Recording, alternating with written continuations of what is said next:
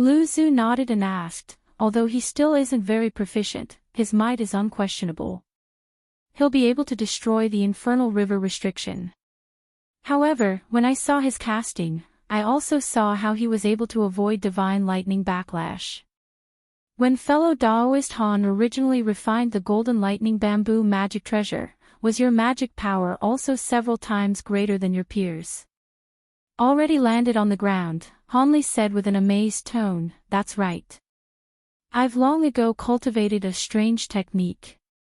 Although my cultivation speed was a bit slower, my cultivation was deeper than my peers. Could it be because of this that I don't suffer divine lightning backlash?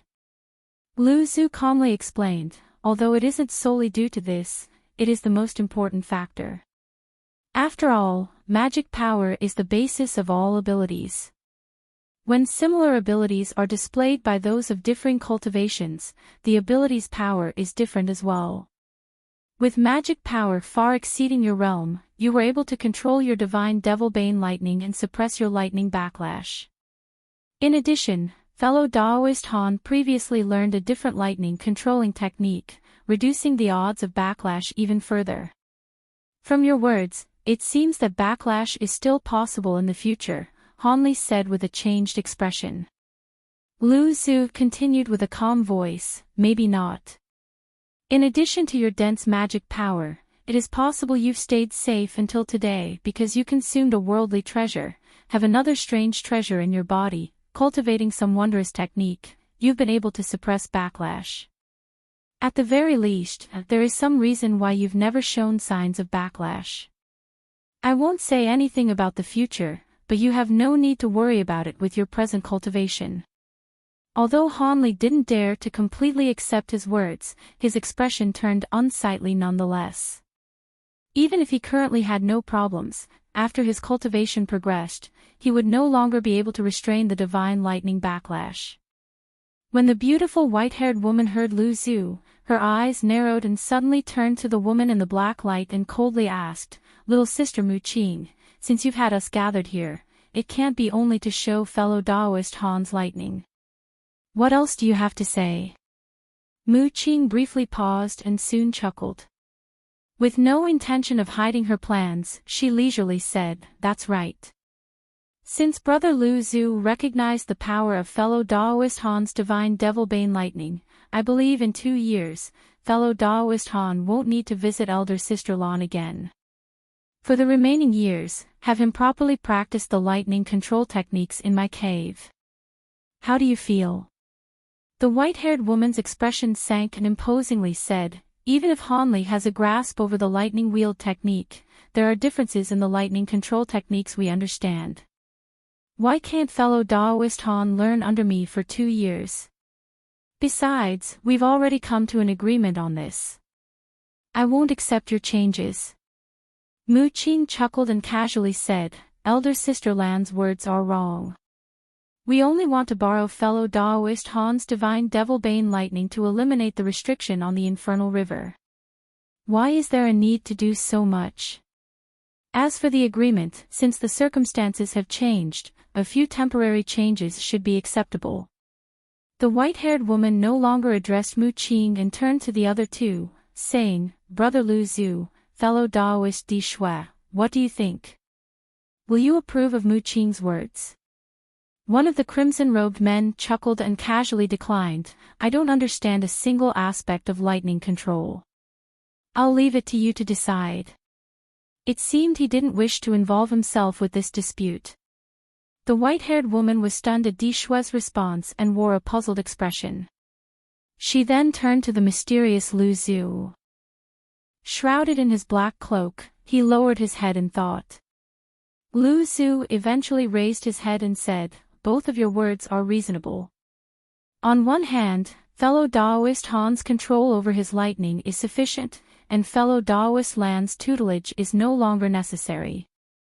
On the other, this matter was already decided in advance and it would be unfair. How about this? I view that the 2 years are unnecessary. How about fellow Daoist Lan only instructs Hanli for a single year, and for the remaining time, he can stay at his own residence. When they heard this, the white-haired woman frowned and Mu Qing grew silent. When Lu Zhu saw they were silent, he said with a cold tone, I know you two are unwilling to accept these conditions, but don't forget what's important, entering the infernal river. If you harbor resentment and make a mistake during this matter, then all your pettiness will cause you to lose everything. Could it be that you truly wish to renounce your once-in-10,000-year opportunity? With that said, the women's expressions stirred, and they couldn't help but exchange a glance. The beautiful woman's expression stirred and her lips stirred, sending voice transmissions to Mu Qing. Once Mu Qing heard this, her expression vastly changed. After a while, she eventually said, What you say is true, but are you willing to hand it over to me?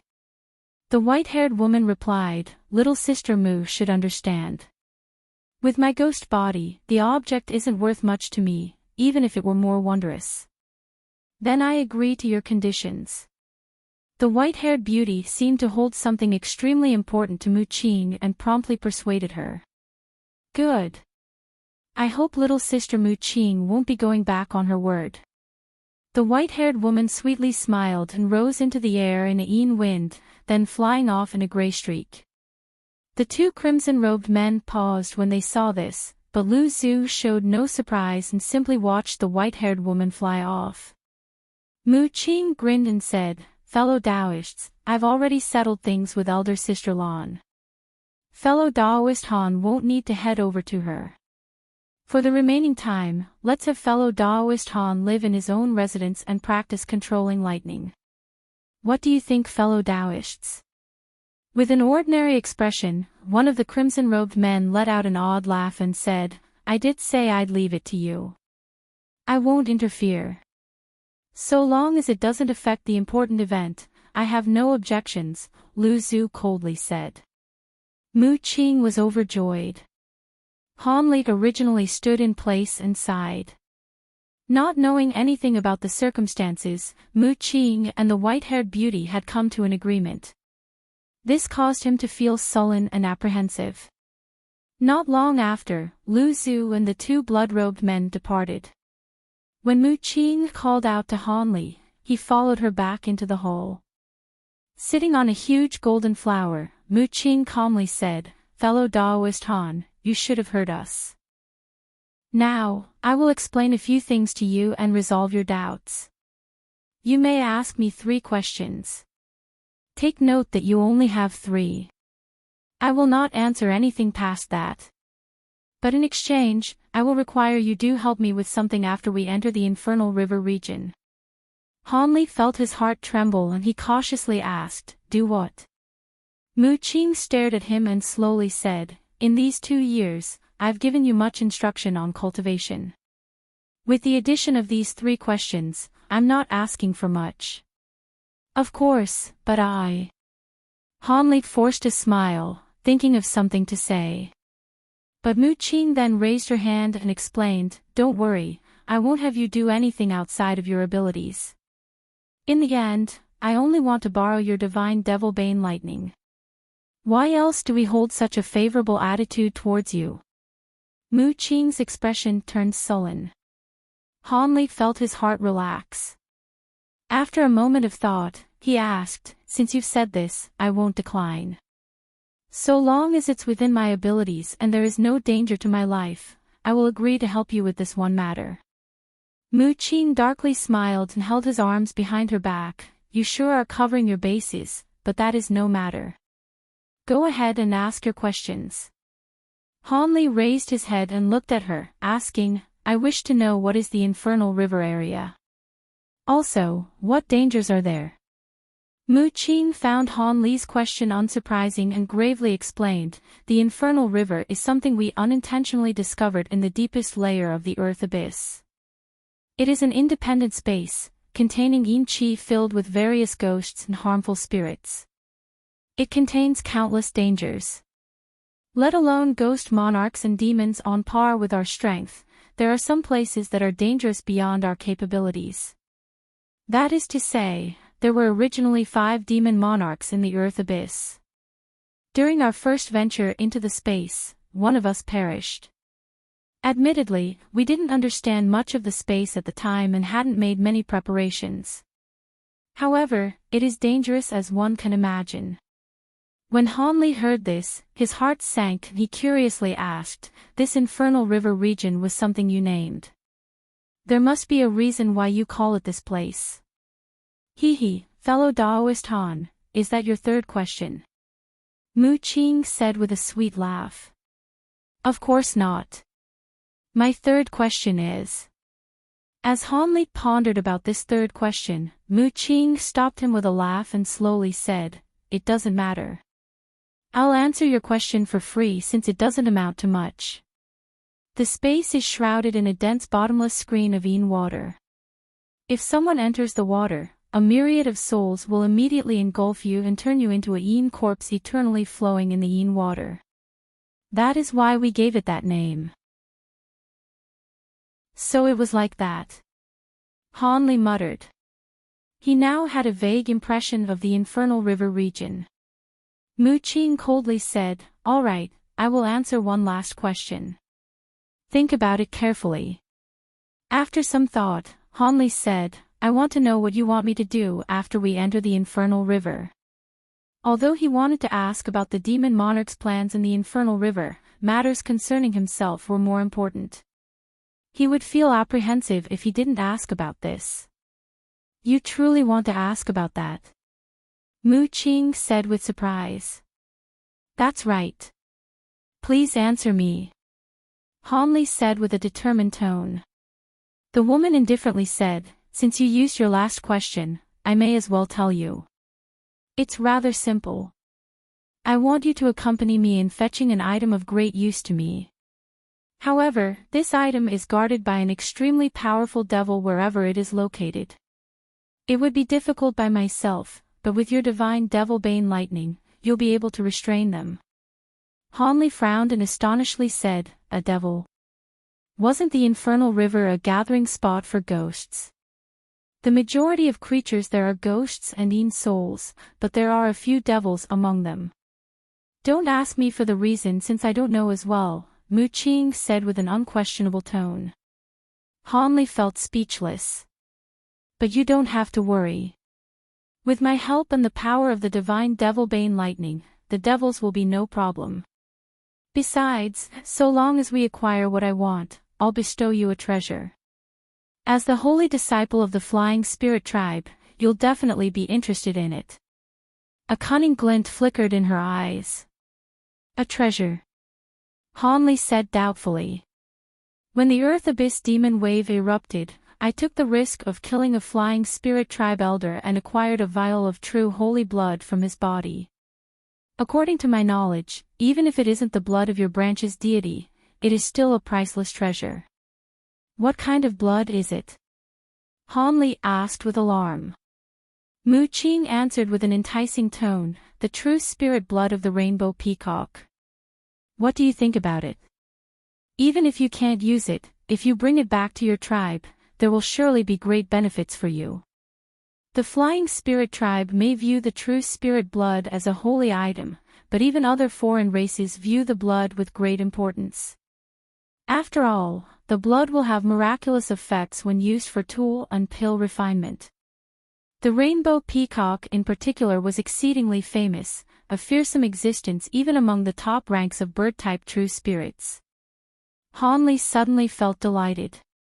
Of the 12 awakening transformations, he knew of 3 transformations, the rainbow peacock transformation being among them. So long as he ingested the spirit blood and cultivated the technique, he could take the form of a rainbow peacock.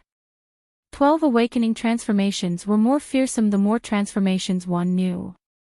According to the technique incantation, for each transformation he learned, the might of his original transformations would increase by 30%. If he fused all the transformation he knew into one, the strength of his transformation would be amplified over 4 times. Of course, the cultivation realm of the transformation would greatly increase as well. This was the basis on how the transformation strength increased. In addition, the transformation would also grant access to true spirit divine abilities. The fearsomeness of the awakening transformations were clear to see. The rainbow peacock's rainbow divine light was especially famous in the spirit realm. Rumors said that objects of the 5 elements were restricted wherever the divine rainbow light passed. It had a similar result to Han Li's divine essence-fused light, but the discrepancy of their true power was vast. Han Li's expression remained the same, but his eyes betrayed a trace of delight that hadn't escaped Mu Qing's notice. She smiled and continued, "It seems fellow Daoist Han would be quite satisfied with the rainbow peacock true blood. How about this? I'll present a bit less than half of the true blood over to you first. Afterwards, I'll give the other half to you." With that said, Mu Qing slapped the golden lotus beneath her, causing it to spit out a small bright red vial. She grabbed it and tossed it at Han Li. With an odd look on his face, he caught the vial and promptly opened its lid. A clear cry immediately sounded from the vial, followed by the glow of rainbow light as if something were about to fly out from it. Pop Han Li quickly sealed the vial without hesitation. In that instant, he used his spiritual sense to sweep past the vial's interior. Although he hasn't seen this kind of true blood before, from its astonishing aura it should be the genuine thing. "Many thanks for the spirit blood, Senior." Han Li didn't refuse out of politeness and bowed in thanks. Mu Qing nodded and chuckled, "When the time comes, don't forget to lend me your aid. You may leave now. So long as you don't head to the 3rd level or above, you may choose any place in the Earth Abyss to cultivate. In several years, we'll finish our preparations and call for you." Han Li wore a pensive expression for a moment and saluted her without saying anything else. Azure light wrapped around his body and he flew off in an azure streak. Several flickers later, Han Li vanished from the hole. Mu Qing glanced in the direction Han Li departed and watched him until he was out of sight. A short moment later, the woman suddenly formed an incantation gesture with a single hand. Suddenly, the golden lotus underneath her flashed black and a black light formation appeared in midair. Mu Qing then vanished from the top of the gold lotus in a blur and the black formation disappeared along with her. At nearly the same time, Mu Qing appeared in front of the gate to the Jade Song courtyard inside her wood essence cave. She raised her head and took a look at the gate placed under layers of restrictions and seals. She then walked forward in a blur, showing no hesitation.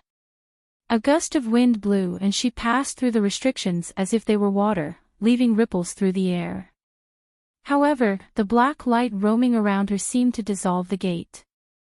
In the next moment, Mu Qing appeared on the other side of the huge gate. She now stood in front of a huge medicinal garden filled with various huge flowers. These flowers were astonishing large, ranging from a foot long to 10 meters wide. There were also flowers that were still buds and those that were fully open. In any case, every flower was emitting an astonishing spiritual QI. Between the huge flowers, there seemed to be a zigzagging path inside them. Mu Qing walked on this small path without hesitation and slowly made her way through them. After walking through many flowers for the time it took to finish a cup of tea, she arrived in front of a bright green grassland absent of flowers. At the heart of the grassland, there was a huge black pine tree standing there. The tree was about 200 meters tall and was incredibly thick, but its outer appearance was also quite odd. At the center of the tree, there seemed to be an invisible boundary. Half of the tree was fragrant and lush. The other half of the three were dried out and withered, lacking any leaves as if it were dead. As Mu Qing looked at the huge tree, she walked up 30 meters away from the tree with an odd expression. At nearly the same time, the lush half of the huge tree suddenly lit up and a cloud of black mist flew out, directly wrapping around her. When the black mist wrapped around her, the black light surrounding her shed away to reveal a slender bewitching figure. Her true appearance was revealed to be a beautiful dark-skinned woman. The woman might not be considered an outstanding beauty, but the rich baleful qi gathering at her forehead was capable of striking fear in those that saw it. After staring at the huge tree for a while, she coldly shouted, "Old Jean, are you there? Gold light flashed from the air and a golden figure appeared in front of her. He saluted the woman and said, "Welcome, master. I've always been here." The golden figure was a meter-tall dark ape that sparkled with golden light. He wore 2 short swords on his back, had a short beard, 2 pitch-black eyes, and a solemn expression. Mu Qing raised her hand up at the ape and warmly said, "Please rise, old Jean. During this time, has anyone spied on this place?" The ape answered, "No. I've followed your body closely these past 2 years and I've discovered nothing odd." Mu Qing sighed and said, "Very good. Thank you for your trouble, old Jean. You should know that while my abilities are on par with the others, my spirit tree's soul body has a fatal weakness. I have no choice but to have you protect me." After some hesitation, the ape worriedly asked, "Since Master understands, I am at ease. But before you head to the infernal river, will you be leaving your tree body here?" Mu Qing calmly answered, "I've considered it. I'm prepared to carry my spirit tree body with me." The ape wore an uneasy expression and said, "Master, how can that be? There are many dangers in the infernal river. If Master is trapped or something unexpected happens, you'll be able to revive yourself after some time. But if you're trapped in the infernal river, you would lose that opportunity. Furthermore, your spirit tree body can't survive long in storage space. Since the infernal river is a barren place, you won't be able to plant it there." Mu Qing shook her head, walked up to the tree, and gently stroked its trunk. "Don't worry. Since I dare to bring my body into the infernal river, I have high confidence I'll be able to survive. For this reason, I especially refined a storage pearl capable of holding my spirit tree for several years. Otherwise, I wouldn't feel at ease taking my body to the outside. Even if your abilities are great, only a step away from mine, if someone is determined to conspire against me, you still wouldn't be able to protect my body for long." Hearing her resolute tone, the ape pondered for a moment and said, "Since Master has decided, I will follow the Master into the infernal river and lend you my strength." Mu Qing sweetly chuckled and said, "Don't mention it, I have something else in mind. After all, I may have acquired many capable subordinates over these past years, but you are the only one I trust. After we enter the infernal river, all I need you to do is watch over that youngster Han. Of course, I'll also have you protect him whenever he is in danger." A cold glint flashed from the ape's eyes and he asked, "Him? In 2 years, Master will be bringing him along." Mu Qing nodded with a serious face, "That's right. Not only will he be greatly useful in destroying the restriction on the infernal river, but he is also someone crucial in restoring my body's essence qi." The ape slapped his chest in confirmation and said, "I will look after this person properly." Mu Qing muttered to herself for a moment and said, "Before I officially enter the infernal river, there is no need for you to worry about this person. Even if we don't do anything, the others need this person to break the seal to the infernal river. They wouldn't do anything to harm themselves. But I'll have to trouble you to look after him after we enter." "Master, don't worry. I, Jean Ling, understand," the ape solemnly answered. Mu Qing let out a sigh and wore a cunning expression, "Good, then I am relieved. For the time being, I'll have you look over this place. I'll call for you when we set off." In the huge world underneath the blood flame palace, 2 crimson-robed men were standing side by side. In front of them was a mountain-large purple flame puppet. At that moment, the puppet's 4 front eyes were open. They flickered with a strange crimson light and were staring at the 2 men. The men were completely still and were looking into the puppet's eyes, appearing completely fascinated. A long while later, a deep sigh sounded from one of the puppets. "Mu Qing and that ghost woman have come to some sort of agreement, using that brat to jointly divide the Devil Tomb treasure. Fortunately, I already anticipated this and had that Han brat help refine the Devil Bane armor. So long as that brat brings those spirit servants with him, I'll be able to control them. Even if Lu Zhu and the others are sly, it's hard to think that they abandoned their plans for the two-headed devil fiend. With my main soul and the puppet fused together and my second soul left behind on the devil body, I have nothing to fear from divine devil-bane lightning. So long as I enter the infernal river and acquire that to increase my puppet's grade, I'll finally be able to draw on the puppet's support to advance in the Grand Tao. Hee, I naturally won't let those two women get their hands on the Devil Tomb's treasure. An unfamiliar man's voice sounded out from the giant puppet, causing a faint tremor throughout the ground. The two men's eyes became clear and silently stood in place. On a particularly deep layer of the earth abyss, a black wind was wildly blowing in the canyon. The white-haired beauty floated in midair and fiddled with something in her hand. She glanced down and swept her gaze. In the black wind blowing underneath, she saw countless figures standing inside it. Each figure was 10 meters tall and they wore a strange black armor, concealing their faces. The white-haired beauty looked downward for a while and withdrew her gaze, instead looking at the item in her hand. She had been fiddling with a faint green pearl. The pearl emitted an exceptionally pure wood spirit chi. Her face wavered as if there was something she couldn't decide. At the center of the mysterious mountain range on first level of the earth abyss, there was a shrine that was 300 meters tall. There was a huge gray eyeball on top of it, releasing countless gray thoughts into the surrounding air and absorbing the nearby yin chi. Wearing a black cloak, Lu Zhu watched this indifferently with his arms held behind his back. He raised his head and stared deep into the sky, motionless. His hands outside his cloak were extremely coarse and had gray cracks on their surface. On the other side, an azure streak flew past a pitch-black wilderness. He was Hanli, an azure-robed youth that had just left Mu Qing's cave. His body was still imprinted with the mark of the 4 demon monarchs, and he couldn't hide his location from them. Regardless, Hanli thought to look for a remote location and soon descended. Any thoughts of escaping only appeared in his dreams. So long as the mark was still there, he wouldn't have any chance of escaping from the demon monarchs. The demon monarchs hadn't given him much time.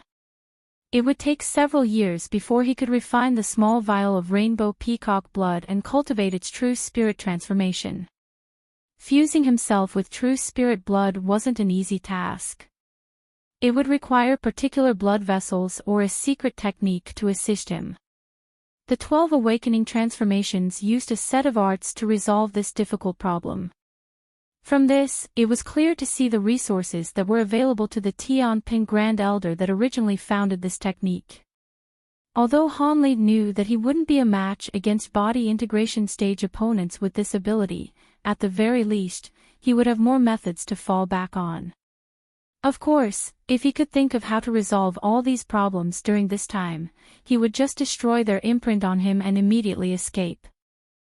Although Mu Qing had only chatted about matters related to the infernal river, it must be incredibly dangerous for a body integration stage demon king to perish. As Hanli inwardly pondered this, he flew for over half a month and eventually arrived at a small-scale mountain range. The mountain range was already far away from the residences of Mu Qing and the others. The spiritual qi was also rather dense on the mountain, and it wasn't a place where high-grade demons gathered. Hanli flew around this mountain range for some time before nodding in satisfaction and landed in the height of the mountains. Several hours later, Hanli easily carved out the mountain and established a simple cave residence. He entered the cave and immediately placed down restrictions, releasing white mist around the huge mountain. After Hanli entered the seclusion room in his cave residence, he sealed the door and planned on entering seclusion. As time slowly passed, the mountain range passed through the seasons, from spring, summer, autumn, and winter, bringing lush vegetation and snow. Mu Qing and the others seemed to have forgotten about Hanli for the time being and were busy with their own affairs. Then 2 years later, Hanli sat cross-legged on a mat as he fiddled with a common wooden stick. The stick was blunt on one side and smooth like a knife on the other. There were green and mysterious markings on its surface. After much maturation, this was the profound heavenly fruit that Hanli didn't know what to do with. These past few years, Hanli used the mysterious small bottle to pour liquid on it, and after many years, the fruit hadn't changed much on the outside. It simply concealed milky white specks of light deep within it and grew several times thicker. The light also appeared far more provoking.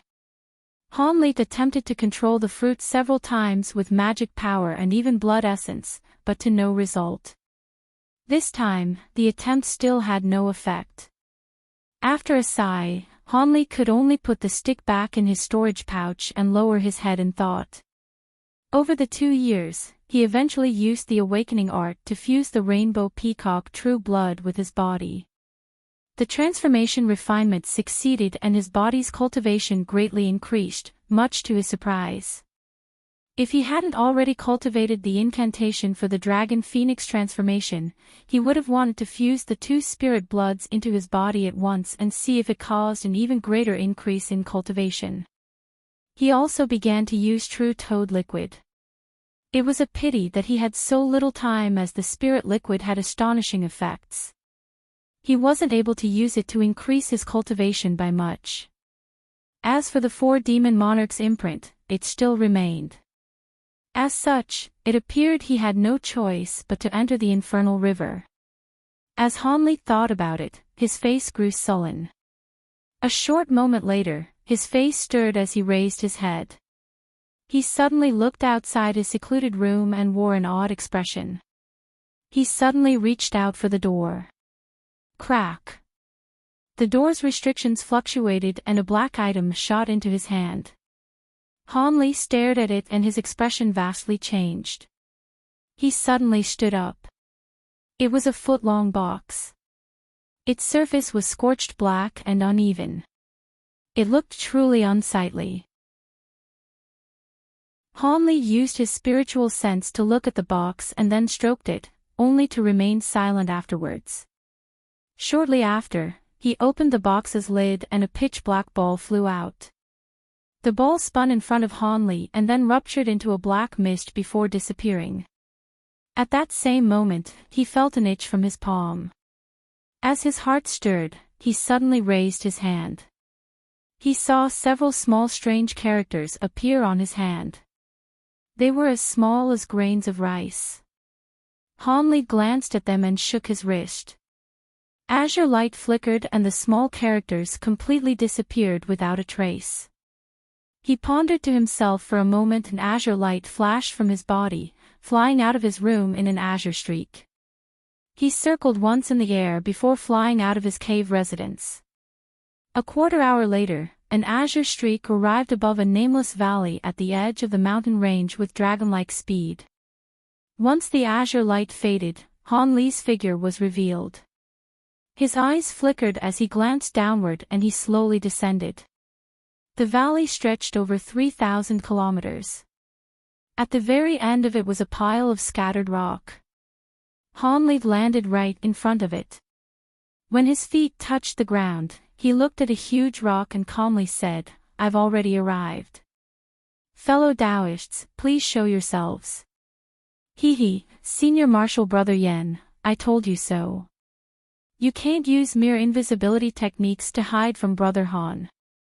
I already knew fellow Taoist Han's abilities were unordinary, but I may as well test him. After a few giggles, 2 pleasant female voices chatted near the huge rock. Afterwards, the mist of gray light blurred and 2 beautiful young women appeared there. One of them had snow-white skin and appeared like a goddess. The other appeared dainty and charming. They were Yuan Yao and Yen Li. The black wooden box he received inside his cave residence was refined from the soul-nurturing wood he originally acquired from Heaven Void Hole. He recognized it at a glance. Using some mysterious technique, they were able to secretly send it to his secluded room. Hanli glanced at the 2 women with an odd expression on his face. He then slowly asked, "So it was you 2 fellow Taoists? Lady Yuan, I haven't seen you since we've last met in the scattered star seas. Are you in good health?" Yuan Yao withdrew her smile and sighed. Brother Han, are you teasing little old me? Do I and my senior martial sister look to be in good health? Han Li sensed an astonishing yin qi being emitted from their bodies and he frowned. Ah, my words were mistaken. However, I see that you two aren't ghosts.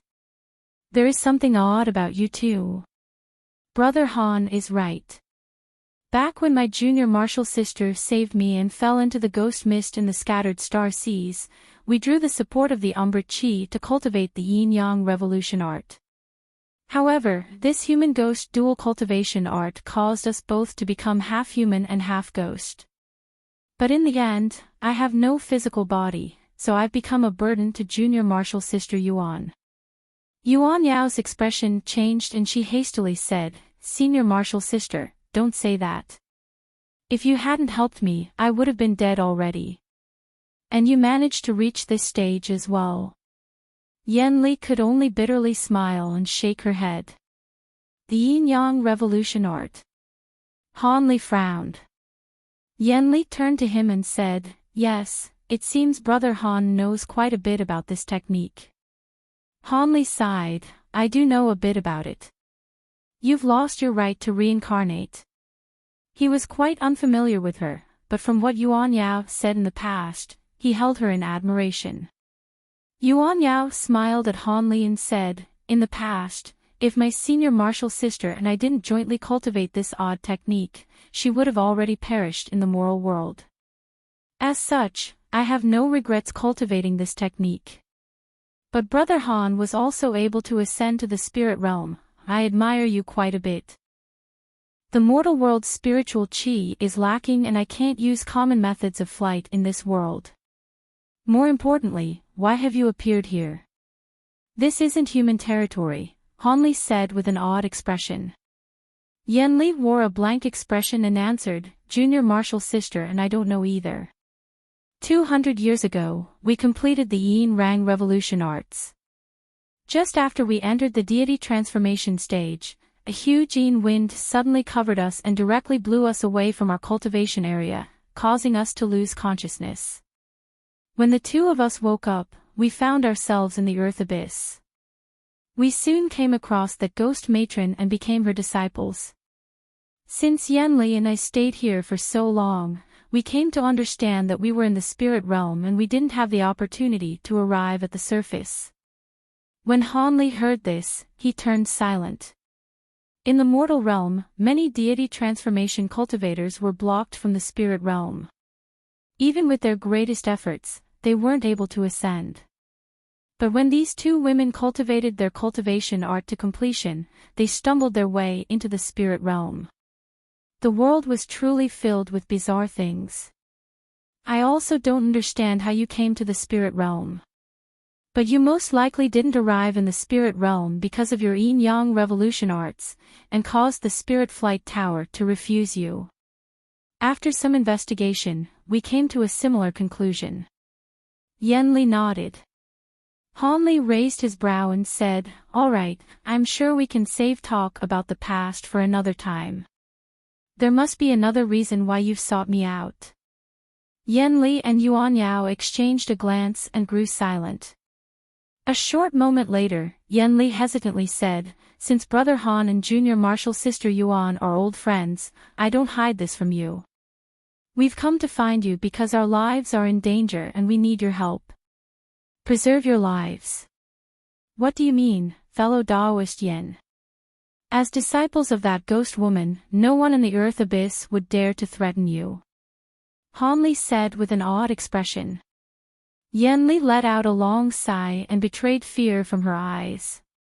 The one after our lives is the ghost matron herself. Her. Lady Yuan, is this true? Han Li felt his heart tremble. Although he sensed they weren't lies, he asked Yuan Yao for confirmation. Yuan Yao sullenly nodded, Brother Han, if we had any other choice, we wouldn't have risked her discovering us as we sneaked out to see you. Nevertheless, Brother Han doesn't need to worry about anything. For the matter of the Infernal River, she is personally refining a great yin-armored ghost monarch and should not come out for some time. This is our only opportunity to save ourselves. Normally, we wouldn't be able to leave the Earth Palace. Brother Han had assisted Junior Marshall's sister in the past and acted as her protector while she was reviving my soul. She has spoken of you many times. This time, we have no one else to ask for help. I hope that you'll be able to save our lives. With that said, her eyes turned pink and she pulled Yuan Yao towards her and they both saluted Han Li. Han Li's expression changed and he shook his sleeve. An invisible force suddenly divided the air. As they saluted, Yuan Yao and Yan Li felt the nearby air freeze and the two were forced to break their salute. The two were delighted. Han Li's abilities were beyond what they had anticipated, and if Han Li helped them, they would be able to escape. Han Li didn't accept their salute. His expression changed for a long while as he hesitated, eventually replying with a deep tone, "The two of you think too highly of me. You should understand my circumstances as well. I am restricted here and do not have the ability to face that ghost. Furthermore, for what reason will she take your life? Have you verified this?" Yan Li said, "If it truly is a misunderstanding, it would be extremely fortunate. In truth, we personally discovered that the ghost was concealing a calamity heart. I won't bother with the specifics, but I can tell you that when the ghost matron took us in as disciples, she was thinking of the pure yin qi we condensed from cultivating the yin-yang revolution arts. The ghost has a technique that can consume both our souls and yin qi, arousing a surge in her cultivation." As she spoke, she couldn't help but tremble. Also, our investigations have found that the ghost matron has also had disciples with ghost bodies in the past who quietly disappeared. This is evidence of our assumptions. Yuan Yao said with a paled expression. Han Li went silent for a moment and his gaze wandered. "Even so, you can't count on me. That ghost matron won't let me go. Even if I have some value, after I enter the infernal river, my life will be hard to preserve." Yan Li smirked and slyly said, "There is no need for Brother Han to worry about this. My little sister already thought of something that only asks from a token effort from you. Furthermore, if Brother Han helps us, he'll also have an opportunity to escape. We have a method to quickly dispel the mark on your body inside the infernal river." "What? You truly have such a thing?" Han Li's expression vastly changed and his heart was thoroughly moved. Yan Li sweetly smiled and said, "For something this important, how could I lie to you? Furthermore, I can tell the method to Brother Han ahead of time, and can determine if it's true or false." Han Li stroked his chin and glanced at Yuan Yao. He then determinedly said, "Good. If the method is genuine, I'll do all I can in my power and take the risk of helping you two escape." "We sure found the right person. Brother Han, listen well." Yan Li's face brightly lit up upon hearing his reply and she began to speak to him in voice transmission. As Han Li attentively listened to her, a pensive expression appeared on his face. As Yuan Yao quietly stood at the side, her eyes glistened while she looked at Han Li's face. When Yan Li finished her voice transmission, Han Li let out a long sigh and said, "This technique will do. However, I fear that I'll only be able to do this inside the infernal river with the help of you two." Yan Li giggled and said, "That's right. The yin qi in the infernal river only resonates with pure yin qi in our bodies. Of course, the ghost matron can also do this, but she won't remove the mark I placed down." Han Li nodded and said, "Good, but I have to ask, how do you want me to help you?"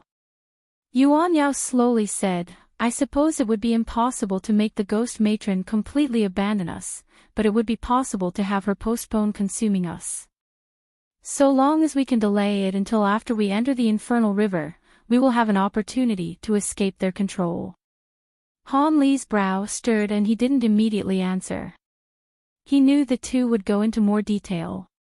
As a result, Yan Li immediately continued, "The ghost matron and the other monarchs view Han Li's assistance with great importance. So long as we leak out that we were old friends of deep importance and Brother Han openly displays affection towards little sister Yuan in front of the ghost matron, she would temporarily spare us, even if she had some doubts. Be affectionate towards Lady Yuan. Shocked, Han Li quickly shot a glance at Yuan Yao. Despite the many years she cultivated, when Yuan Yao heard Yan Li's words, her face flushed with a deep red, revealing a lovely appearance. If it's only with words, I will do it. However, the ghost matron and Mu Qing have already come to some sort of agreement. I don't know how effective this will be, Han Li warned. There was something like that. Yan Li's face slightly changed and she wryly laughed. Yuan Yao's expression faintly changed and she wryly laughed. If that's true, there is some risk. But apart from this plan, we have nothing else. We'll only be able to rely on our luck, and how heavily the demon monarchs view Brother Han. After some thought, Yan Li solemnly said, let's go with that. Fellow Daoist Han has confirmed our words, so we may as well speak of more serious things. We'll have the ghost matron believe that Brother Han is infatuated with junior martial sister Yuan. In this case, the ghost matron should be somewhat apprehensive and shouldn't dare to harm us.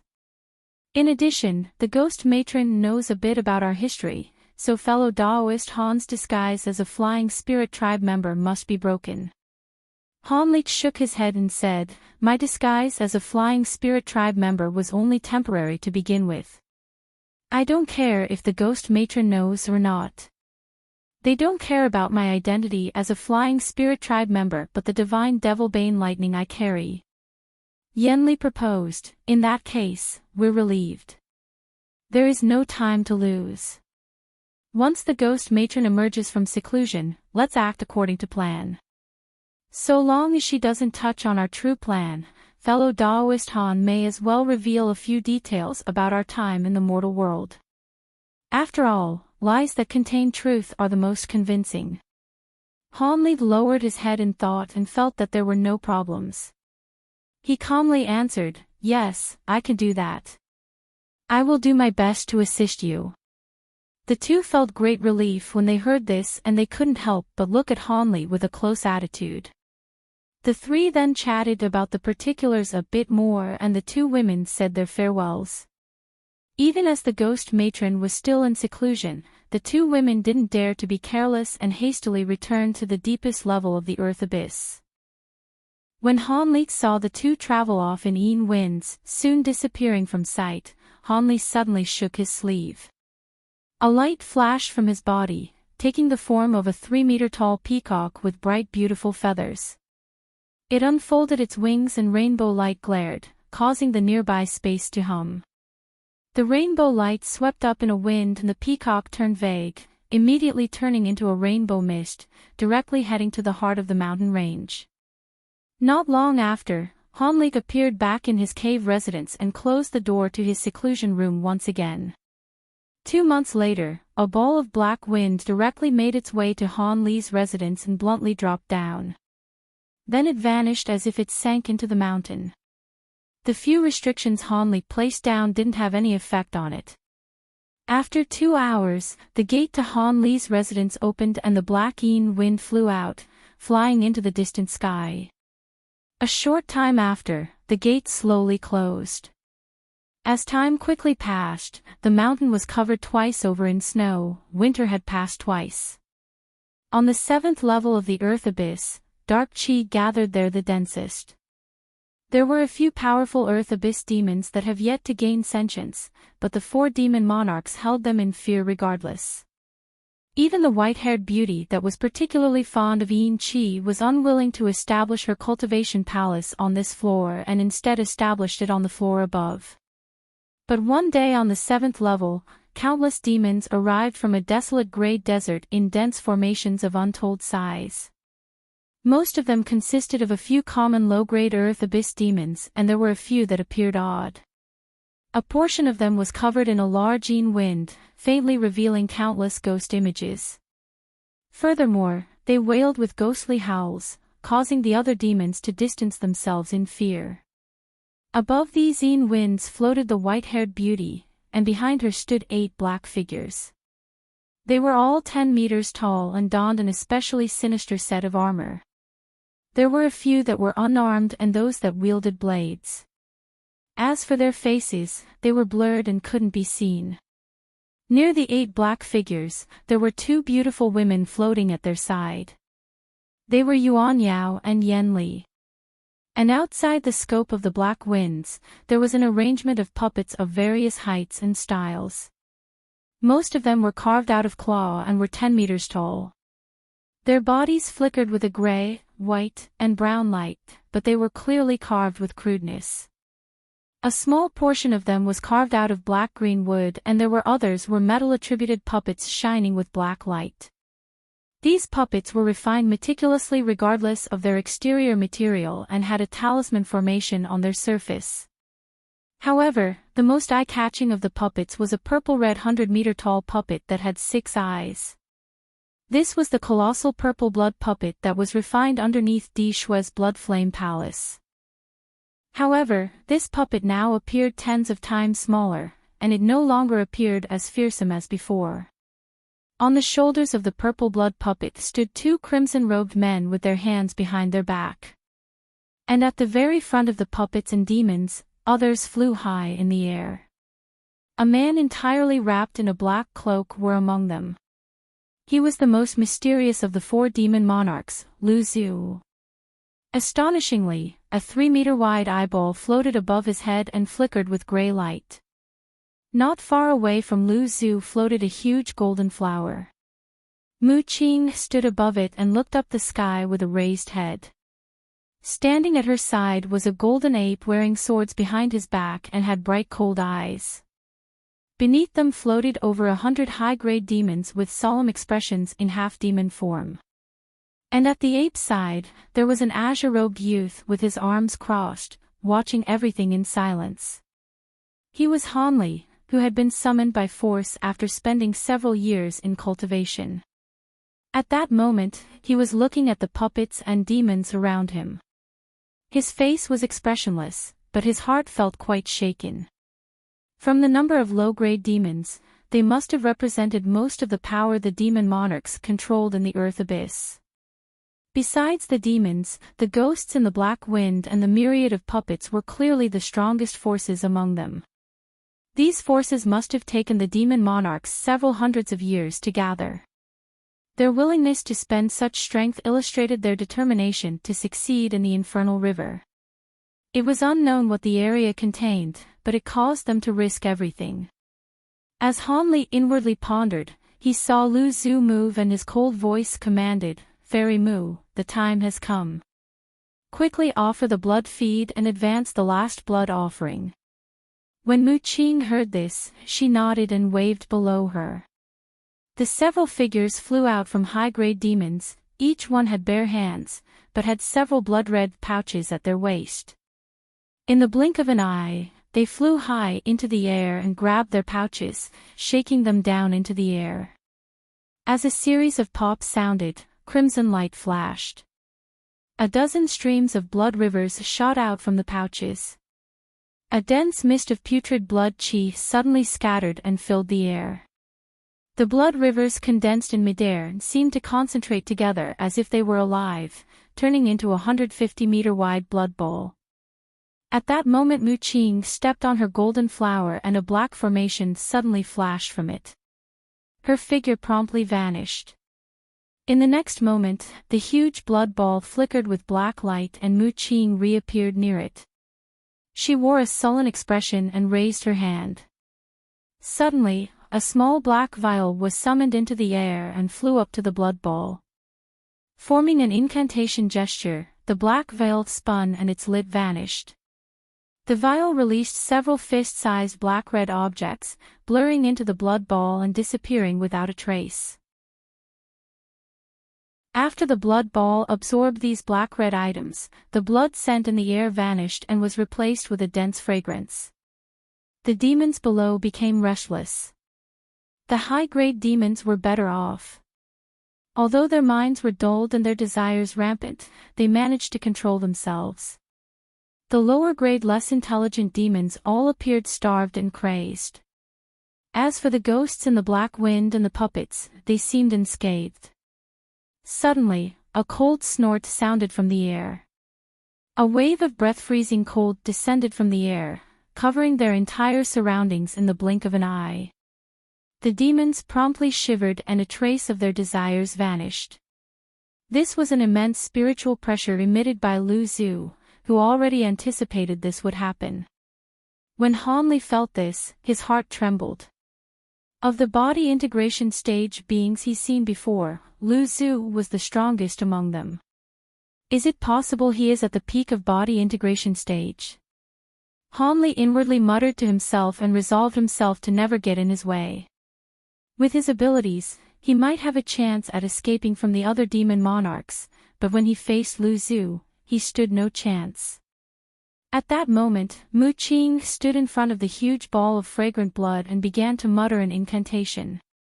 The other high-grade demons began to flee downward as if they were running for their lives. At nearly the same moment, the blood ball let out a muffled explosion, causing the nearby space to fluctuate. Balls of silver clouds began to form in the air and they began to spiral, turning into a huge vortex. The vortex was nearly 30 meters wide and contained roiling silver mist. It grew increasingly brighter before it let out a series of ruptures as if it were about to tear through space.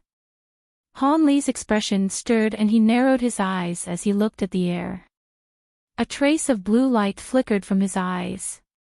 The others didn't notice, but Han Li was able to see the vortex's interior clearly with his bright-sight spirit eyes. In the deepest point of the vortex, the silver mist began to compress and wrinkle like paper as it violently shook. The strange sound of violently fluctuating space burst out. Suddenly, glass-like cracks mixed with the sounds of explosions, and Han Li narrowed his eyes. The space within the vortex ruptured and black light flashed within it. Suddenly, a furry silver arm suddenly stretched out from it and began to swipe several times through the air, and soon a similar arm appeared next to it. Two jet-black fingernails struck out from the huge silver hands as they attempted to stretch open the black light to create a larger hole. The space within 300 meters began to shatter in tiny pieces. The silver vortex wailed, turning into specks of silver starlight before disappearing. In its original spot was a black hole that appeared 10 times larger. The pair of huge hands connected to the edge of the hole was still. At that same moment, a pair of huge green eyes glinted from the dark. Apart from the 4 demon monarchs, everyone who saw this felt their blood run cold. Mu Qing's expression sank and the black light formation underneath her flickered, vanishing from her position next to the blood ball. A short moment later, she reappeared in front of her golden ape, and her expression faintly relaxed. The sounds of rumbling repeatedly sounded out from the large black hole. When Han Li heard this, he was greatly surprised, but when he looked around, he was startled. When the nearby demons heard this strange scream, their bodies began to sway. The lower-grade demons powerlessly fell to the ground, but the higher-grade demons managed to remain standing. Even the 4 demon monarchs erected flashing light from their bodies to resist the effects. As for Han Li, he was entirely unaffected by this. He was amazed by this result, but this also drew the attention of the 4 monarchs. The white-haired woman yelped and her lips curled as she thought of something. As for Lu Zhu, he coldly shouted, "Don't be surprised. This youth has a personal magic treasure crafted from divine devil-bane lightning, and he hasn't stayed in the earth abyss for long. Since his body isn't corrupted by dark aura, it isn't odd he isn't scared by the void fright devil's scream."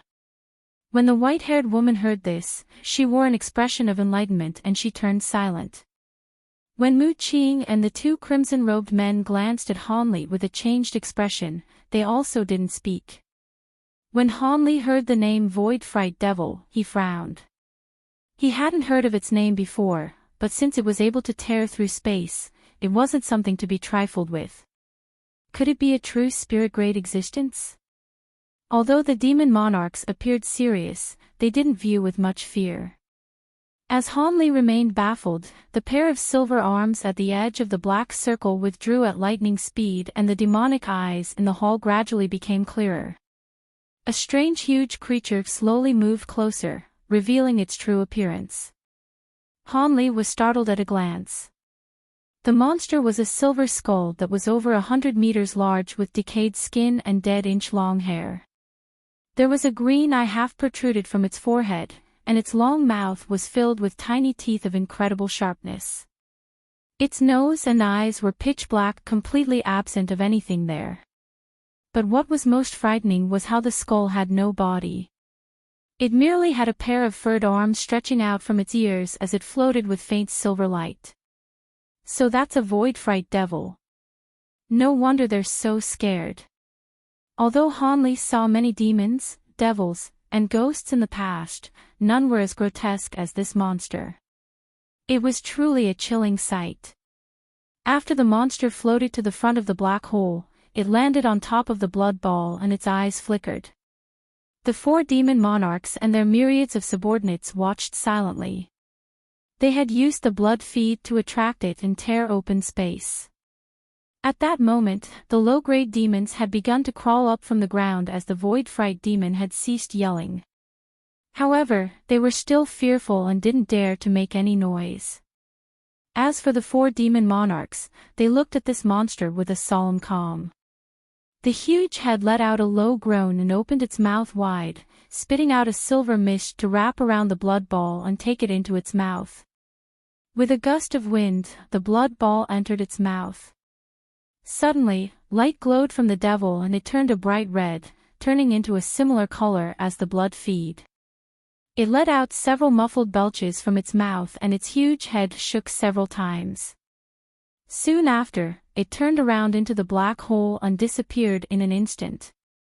The Void Fright devil actually left. The 4 demon monarchs took no further action. They simply remained high in the air near the black hole. Mu Qing smiled and she flipped her hand, producing 3 sparkling blood-red pearls, each the size of a thumb. Lu Zhu shook her shoulders and black light flickered. Another 2 arms emerged from his back. One of the arms was holding a triangular black badge while his other arm held a blue textile shuttle. With his original arms grasped in an incantation gesture, the air crackled, and a black beam of light shot out from his mouth into the silver mist. Boom!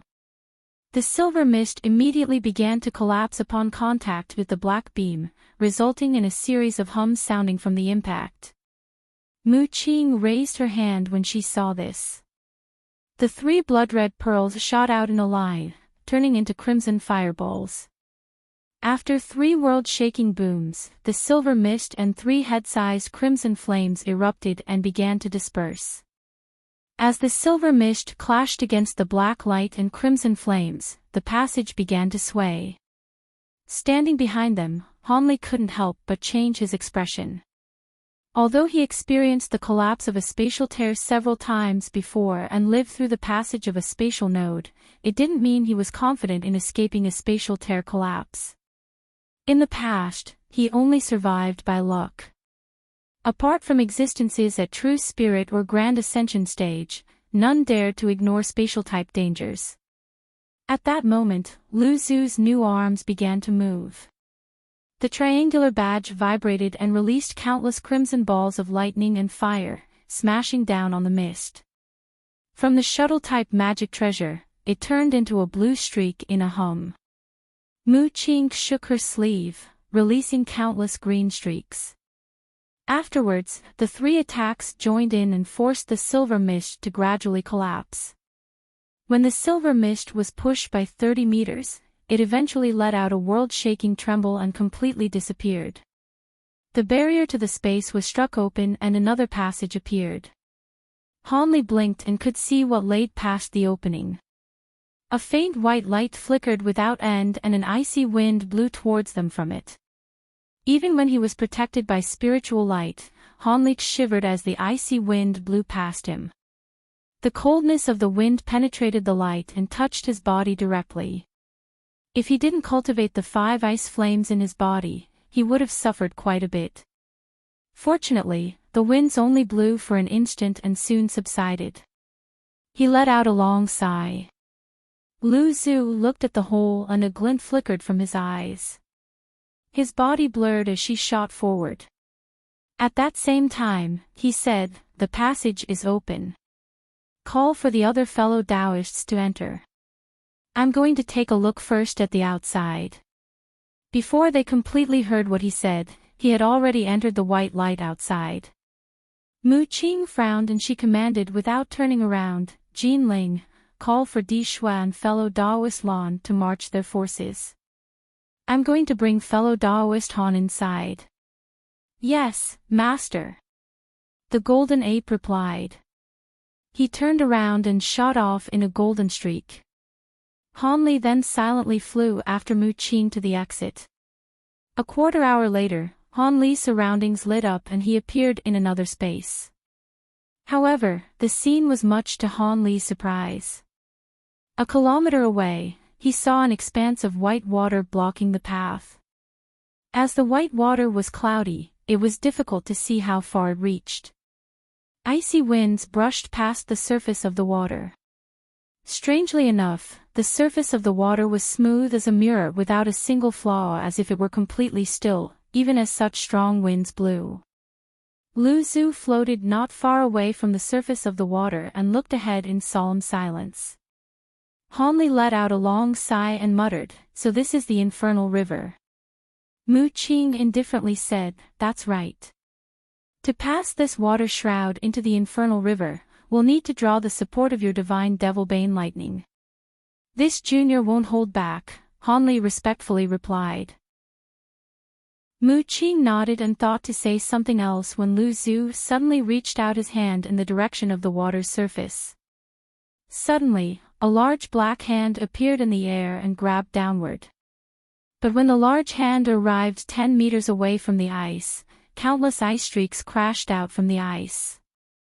As the sounds of space tore, the ice streaks tore thousands of holes into the hand, causing it to vanish. "What's that?" Han Li said with alarm. Mu Qing eventually turned her head and explained, "That is a monstrous fish in the infernal river. It is as slender as a needle and lives on the water's surface. It can launch flying attacks tirelessly and can't be underestimated. However, they are only the most minor dangers inside the infernal river. So long as you protect yourself with spiritual light with enough cultivation, you will be able to enter the water. The other danger is if a school of fish launches a continuous attack on you. You would have to kill them all." When Han Li heard this, he felt enlightened. At that moment, something sounded from the back of the passage. Han Li turned his head and saw 2 crimson-robed men standing on the shoulders of the purple blood puppet. The white-haired beauty was also there, accompanied by 8 black figures, Yuan Yao, and Yen Li. Afterwards, seemingly endless armies of demons, puppets, and armored ghosts followed them. In the blink of an eye, the armies occupied most of the air in the passage, floating in dense numbers in various places. One of the crimson-robed men directly flew over to Han Li and company. As for the other crimson-robed man, he loudly shouted, "Brother Lu Zhu, how is it? Have the infernal river's restrictions changed at all?" "None. It's exactly the same as we last entered." Lu Zhu withdrew his gaze from the water and turned around. "That is to say, we'll have to do the same thing to get rid of the restriction," a crimson-robed man sullenly said. The white-haired beauty flew over and confidently said, "That is so. However, this time we made more preparations. It won't be as harmful as the last time." Lu Zhu turned to look at Han Li and said emotionlessly, "Yes, the most important point is that we join hands to destroy the restriction and separate the river. As for other dangers, you don't need to take them to heart. All right, let's prepare. Fellow Daoist Han, when the time comes, release you divine lightning and aid us in dissolving the devilish qi that scatters from the water. So long as the devilish qi is gone, we'll be able to part the water without a problem." Han Li bowed and calmly said, "Seniors, don't worry. My lightning wheel technique has been well practiced. I definitely won't interfere with this matter. Hee, that's reassuring. A crimson-robed heartily laughed. The others nodded. Soon after, the 4 demon monarchs waved their hands and suddenly, high-grade demons flocked out, taking out strange tools to establish a spell formation. 8 black figures and a dozen black metal-attributed puppets gathered together and prepared something. As for Hanli, as he floated in midair, he shook his sleeve. Suddenly, 8 small azure flags circled in the air as azure sparks flashed from them, creating a lightning-attributed spell formation around him. At his side, the golden ape looked at Hanli's actions and couldn't help but alarmedly ask, "Fellow Daoist Han, what are you doing?" Hanli casually answered, "Nothing. This is a supplementary spell formation that I researched. Not only will it stabilize the lightning wheel technique, but it will also amplify its might." After Hanli found out that the divine Devilbane lightning could backlash on him when using grand techniques, he felt greatly apprehensive and put in much effort into resolving this. This small spell formation was such a method he researched during his time in seclusion. He used lightning talismans to condense the formation flags and allow them to absorb lightning. Then when placed in his 8-gate lightning draw formation, it would also amplify its strength. If the lightning truly backlashed during the technique, he could use the spell formation to ward off the lightning, buying him time to escape the formation and escape injury. Of course, Hanli could only test if it was truly effective if the backlash truly happened. Nevertheless, Hanli felt more at ease using the lightning wheel technique inside the formation. As for the amplification effect, it was only an excuse. When the ape heard Hanli's explanation, he nodded and said nothing else. Mu Qing and the others glanced at it, but they weren't able to see anything odd about it. After all, the strange part about the formation was its flags, which consisted of lightning talismans. However, Hanli had spent painstaking effort to craft them, so even the vastly powerful demon monarchs weren't able to see through them. The other demons had been drilled before, and in the time it took to finish a cup of tea, the huge formation was placed down in midair. The huge spell formation used tens of various styled tools, including both thick black plates, rulers, rings, the crystals, and the other strange objects. But scattered about, these items still released an astonishing aura and seamlessly fused into a single body. At the heart of the formation, Lu Zhu and Mu Qing stood side by side. The other 8 black figures stood in formation, each one of them standing on each other's shoulders like a human ladder. The white-haired beauty stood in front of the black figures and wore a calm expression. By a crimson-robed man, the purple blood puppet expanded, rising over 100 times in size. A dozen metal-attributed puppets gathered together, condensing into a 100-meter-tall iron puppet. The huge blades in its hands glinted brightly. Fellow Daoist Han, prepare to unleash your lightning wheel technique when we give the signal, Lu Zhu instructed in an implacable voice as he hovered over the center of the giant spell formation. Hanli nodded and made a hand seal, upon which arcs of golden lightning immediately began to revolve around his body. A lightning net appeared before swelling drastically, then transforming into a ball of golden light amid a resounding boom. Golden runes flew in all directions, and the golden ball hovered gently over his palm. At this point, Hanli ceased what he was doing and stood off to the side with the golden ball above his hand. Lu Zhu and the others then began breaking the restriction. Lu Zhu and Mu Qing both began to chant something as the treasure being controlled by several tens of high-grade demon beasts down below began to glow with scintillating light, forming a formation that instantly gave rise to a massive black hole. Boundless World's Origin Chi surged toward Lu Zhu and Mu Qing in a frenzy from the surrounding air. In the blink of an eye, the two of them had been completely enshrouded in rainbow spiritual light, and their bodies shimmered as if they were a pair of divine deities. On the other end, the white-haired beauty stood in front of the 8 black shadows, and brought her hands together before separating them again, producing a small pitch-black bell in the process. The bell was extremely antiquated, and there were even chips missing from the edges. Meanwhile, one of the crimson-robed figures stood atop the shoulder of the purple blood puppet while the other descended on top of the head of the giant metallic puppet that had just taken shape. The purple blood puppet let loose a low roar and rubbed its hand together before producing a purple blood axe that was around 100 feet in length. The surface of the axe was shimmering with crimson light, and the puppet raised it high above its head with both hands, aiming it directly at the river down below. The metallic puppet also raised its giant blade at the crimson-robed figure's behest, and black light began to shimmer over the surface of the blade. At this moment, Lu Zhu finally thrust a palm forward amid an explosive boom. A pillar of black light shot forth from his hand, and this one was several times thicker than the one he'd unleashed in the spatial passageway. As the pillar of light hurtled through the air, the surrounding space warped and twisted as if it were being folded in on itself. The pillar of light disappeared into the water in a flash, and the seemingly dead infernal river initially displayed no reaction. However, as the pillar of black light continued to be injected into the river, the latter finally began to change. Ripples began to appear over its surface, following which the water in the river began to rotate in a frenzy around the pillar of light, and it was only accelerating amid a dull rumbling noise. Mu Qing also sprang into action at this moment. The golden flower beneath her feet rotated on the spot, absorbing most of the nearby light before swelling drastically, transforming into a gargantuan golden mirror that hurtled directly up ahead. The mirror was several tens of feet in diameter, and before it had even come into contact with the water, it was already causing a massive commotion.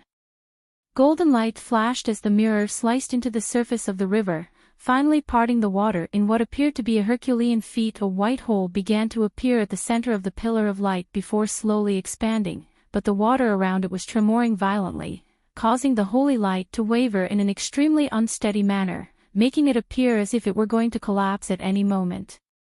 2 loud booms erupted as a giant purple axe and a black saber projection also sped through the air. In the face of the demon monarch's combined efforts, the infernal river was finally completely parted amid an earth-shattering boom, and a chasm that was around several hundred feet tall and over 100 feet wide slowly took shape within the water. However, right at this moment, a strange noise sounded from the nearby water, following which wisps of translucent black threads appeared from within the water, then converged toward the massive chasm. An incredible turn of events unfolded. All of the astonishingly fearsome attacks unleashed by the demon monarchs suddenly dimmed, and their powers were quickly being diminished. "What are you waiting for, fellow Daoist Han?" Lu Zu's cold voice sounded from within the rainbow light. The massive formation that had materialized from the surrounding world's origin chi was rapidly shrinking while sustaining the output of the black pillar of light. The massive golden mirror that Mu Qing had unleashed was also quickly diminishing in size.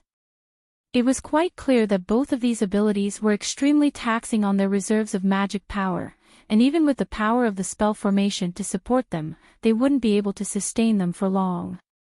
Han Li took a deep breath before flicking his 5 fingers toward the golden ball hovering over his palm. The golden ball shot forth high into the air as a streak of golden light. Meanwhile, Han Li rapidly pointed the fingers on his other hand at the ball of golden lightning, and a massive golden rune appeared. Following a rumbling thunderclap, gale-force winds and dense dark clouds were abruptly swept up in the surrounding area.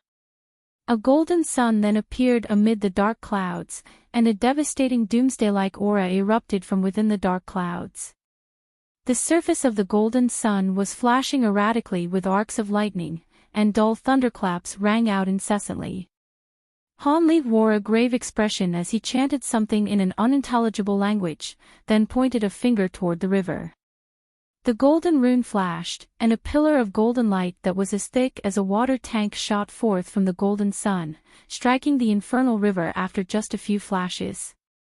A dull thump erupted from the surface of the water, and in the instant that the golden pillar of light struck the water, it transformed into countless arcs of golden lightning that spread in all directions.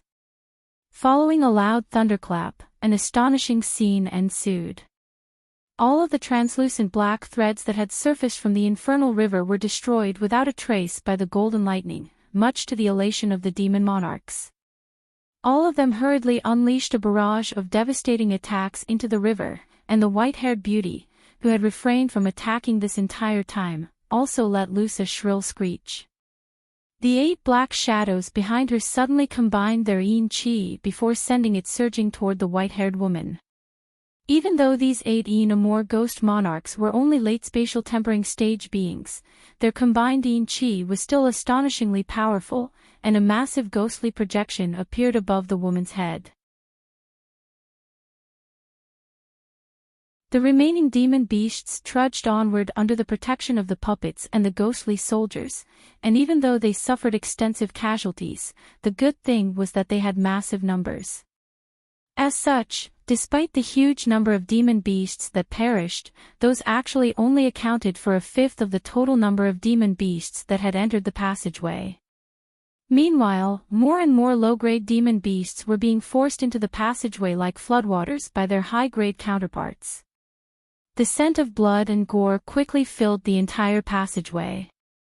All of the demon monarchs looked on from outside the passageway with grave expressions on their faces, but none of them showed any intention of offering their assistance to the demon beasts. Instead, they seemed to be waiting for something. Just as Hanli was pondering their intentions with furrowed brows, a massive black shadow suddenly descended toward the top of the passageway. The previously stable and stalwart black light barrier suddenly began to tremor violently. Following a series of resounding booms, a few massive tentacles broke through the barrier of light like giant pythons, then rushed into the passageway. With just a casual swipe, a dozen or so demon beasts were swept up before being dragged out of the light barrier into the infernal river like lightning. Those demons' beasts were devoured by the massive black shadow amid a string of blood-curdling howls, following which the huge tentacle appeared in the passageway again.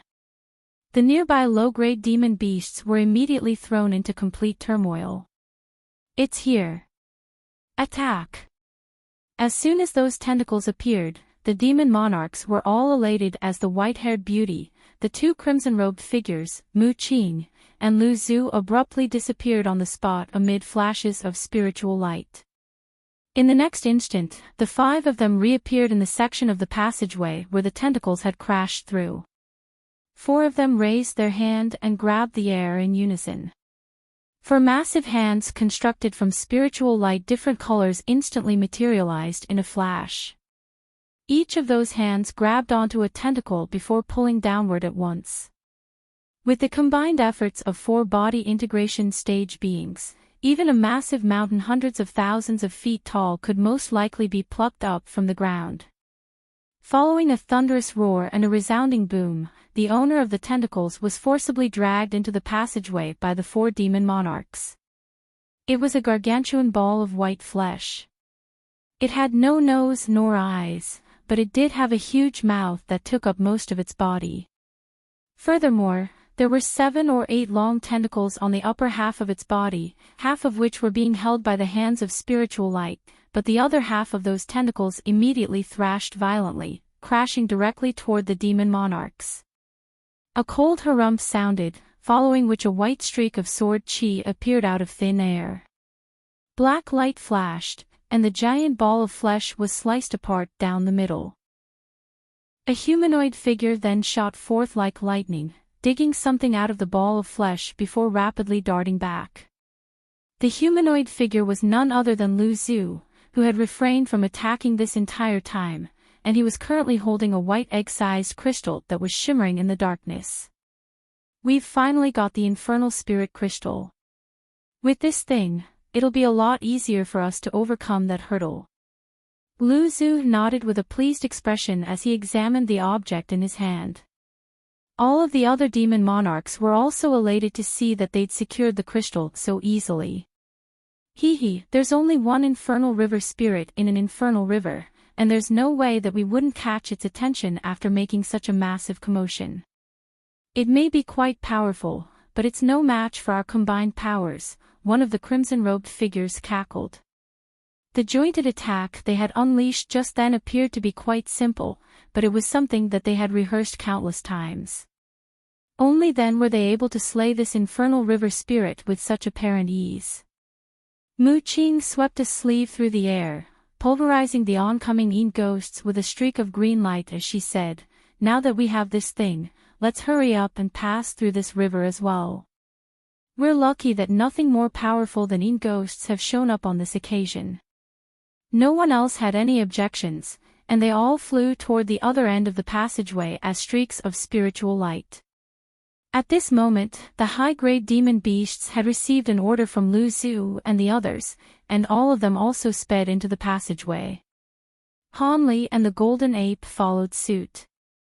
For high-grade beings like Hanli, these silver fish and Yin ghosts were naturally nothing to be feared. Furthermore, they were also flying far more quickly than low-grade demon beasts. Thus, it only took them a few moments to arrive at the other end of the passageway, where they found themselves in a boundlessly cavernous space. At this point, there was still a constant stream of low-grade demon beasts charging into this space through the passageway. After a while, all of the demon beasts as well as the profound ghosts and puppets finally made it through the passageway. The puppet and ghost army was almost completely intact without any casualties, but a portion of the low-grade demon beasts had perished, and many of the survivors were riddled with injuries. Thankfully, all demon beasts had remarkably recovery abilities, so that wasn't a cause for concern. However, the demon monarchs paid no heed to this and were gathered together to discuss something. Meanwhile, Hanli hovered in the air, surveying his surroundings. At this moment, he was at an altitude of tens of thousands of feet, and from his vantage point, he could see that everyone was situated in a bleak barren blank comprised entirely of black soil and dark yellow grass that was a few inches tall. The water from the infernal river formed a white sky overhead that encompassed the entire earth down below. After ascertaining their rough location, Lu Zhu flew over and ordered, "We'll proceed as we originally planned with the Yin armor profound ghost leading the way, and the puppets taking up the rear." Everyone was immediately cast into turmoil as they hurriedly reorganized themselves into the designated formation. Meanwhile, Hanli remained behind Mu Qing alongside the golden ape. Mu Qing was currently standing atop her giant golden flower, and was situated at the center of a group of high-grade demon beasts. Lu Zhu and the white-haired woman led the 8,000 ghostly soldiers at the front, and the two crimson-robed figures were naturally allocated to the rear, where they would control all the puppets. The entire army flew through the air at a rapid rate like a massive black dragon, leaving the passageway behind in the blink of an eye. As soon as they latched onto the body of an earth abyss demon beast, they would gulp down large mouthfuls of blood essence, and it would only take a few gulps to reduce their prey to a shriveled-up corpse. Some of these bats were as large as several tens of feet in size, while the smallest ones were only several feet long. The largest dozen or so bats among them had human faces and bat bodies, and they were capable of blasting crimson light out of their mouths. Any demon beast that was struck by this crimson light would instantly be reduced to dust. In fact, this light was so formidable that even high-grade demon beasts weren't able to take a blast head-on. As such, not only did all of the demon beasts spring into action to retaliate, even the 4 demon monarchs had unleashed their abilities to kill those human-faced bats. Hanli had enshrouded himself in arcs of golden lightning, and the crimson bats would be reduced to clouds of crimson chi as soon as they came into contact with this lightning. At this point, he finally understood why all the demon monarchs held his divine devil-bane lightning in such high regard.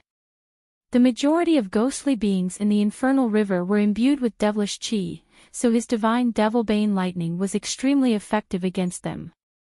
The Earth Abyss army was attacked by a vast number of these crimson bats, but through the retaliation from the 4 demon monarchs, the demon beast, the puppets, and the profound ghosts, the number of bats rapidly dwindled until there were barely any left.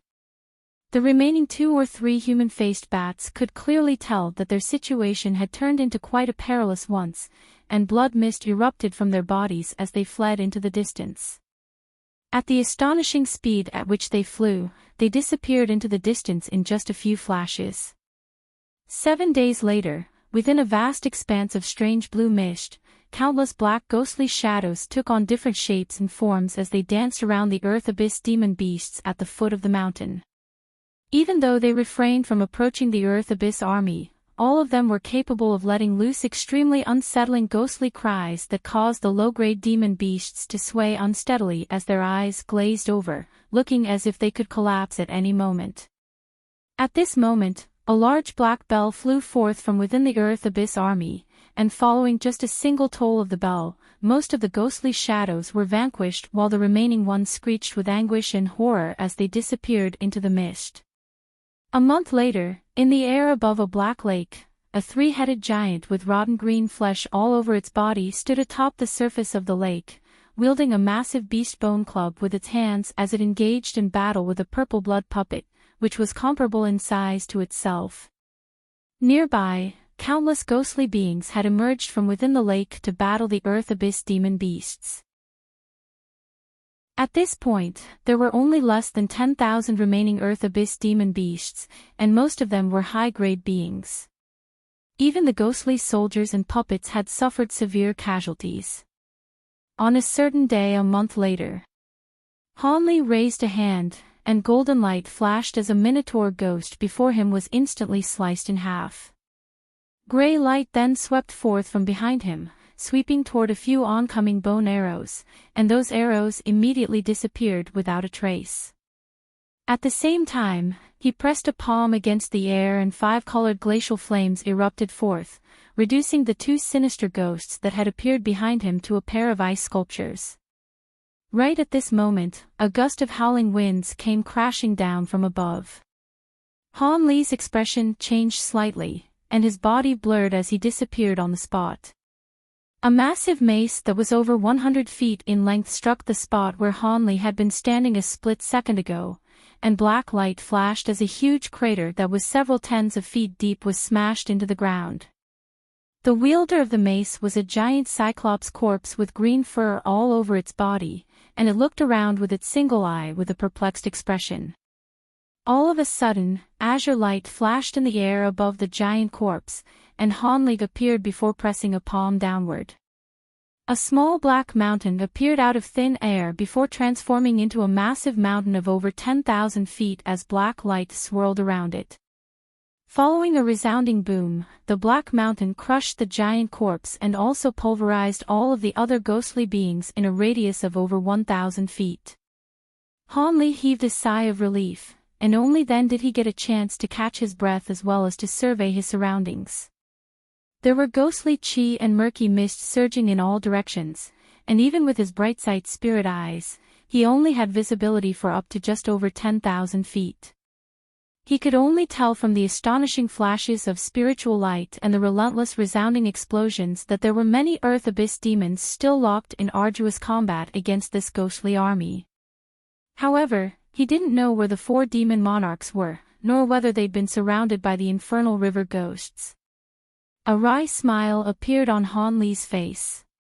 During the preceding month, the first dozen or so days were filled with battles, but the going was relatively good, and they made fast progress. However, in the second half of the month, they passed through a dozen or so areas inhabited by powerful ghosts with special abilities. Even the 4 demon monarchs were wary of such beings, and they had refined the 8,000 ghostly soldiers and over 10,000 puppets in advance to try and force their way through these areas. As for the low-grade demon beasts, there were almost none left in the aftermath of the previous battles. Lu Zhu and the others had already anticipated that this would happen, but they were still feeling rather uneasy. However, it was certainly far too late for them to turn back, so they could only continue onward, making sure to take any extra precautions that they could. On this day, the army arrived at a set of highlands that Mu Qing proclaimed didn't house any powerful ghostly beings. All of a sudden, countless ghostly soldiers converged toward them from all sides, and there were so many of them that it was as if the entire heaven and earth had been dominated by their presence. They were led by over 30 spatial tempering stage ghostly generals, and they unleashed dense mist in unison, surrounding the Earth Abyss army and taking them by surprise to scatter their entire formation. As a result, everyone was forced to fight on their own.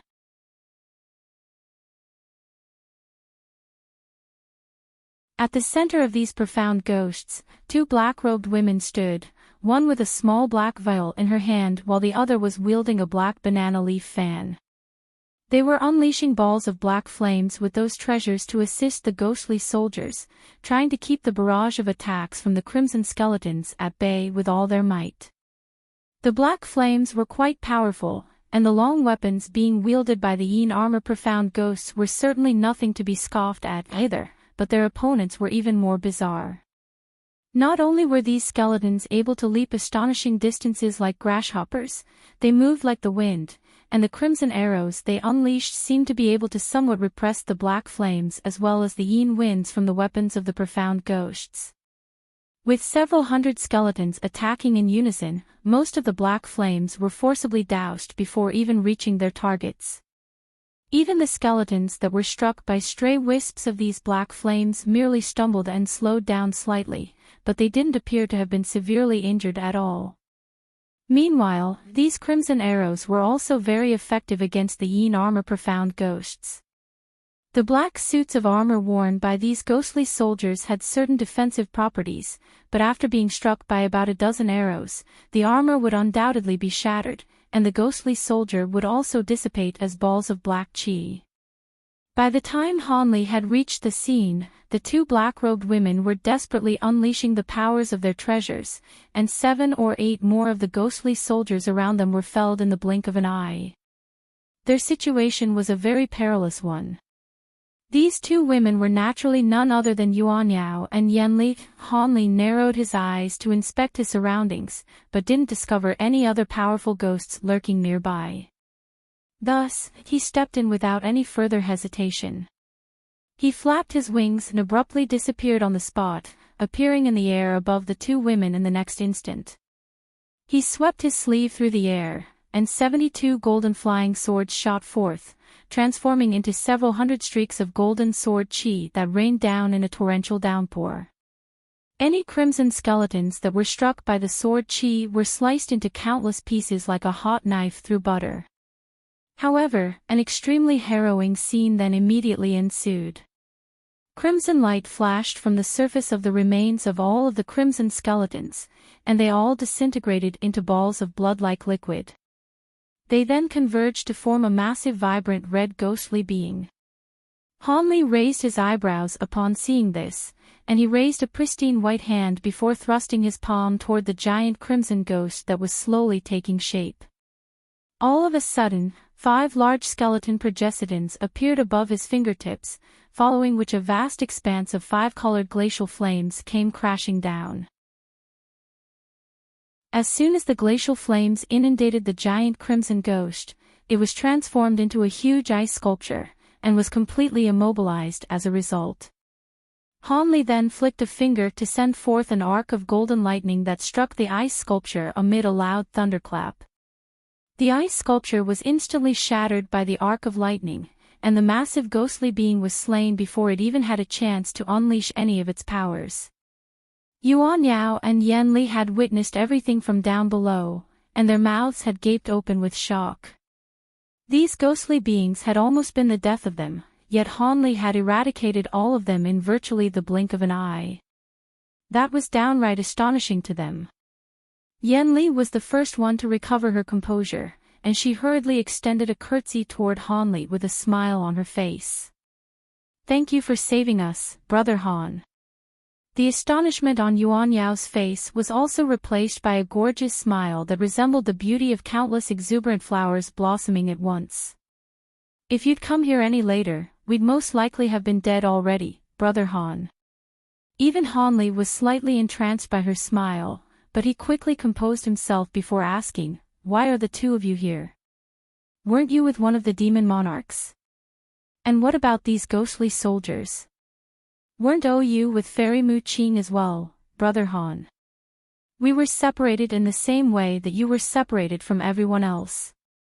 As for these in-armor profound ghosts, the two of us participated in their refinement process, so we're able to control some of them. However, these are all that's left of the profound ghosts under our control, and it was all thanks to their protection that we were able to survive to this point, Yanli explained with a smile. This ambush was most likely led by a ghostly being with an extremely high level of intelligence. Otherwise, there was no way that such a massive and organized trap could have been sprung. They clearly want to kill all of us in one fell swoop, Hanli said with a nod of his head. Yuan Yao's face paled slightly, and she chewed down on her lower lip before asking, "Your analysis is quite plausible, Brother Han. What do you intend to do now? We've been surrounded by far too many ghostly beings for us to kill." Hanli didn't give a direct reply. Instead, a peculiar look appeared on his face as he said, "Have you not noticed? Up to this point, we've only encountered low-grade and mid-grade ghostly beings, but we haven't even seen a single high-grade ghost. What you're saying is..." Yanli faltered slightly before catching the gist of Han Li's words. "That's right, those spatial tempering stage ghostly beings are most likely busy battling Lu Zhu and the others.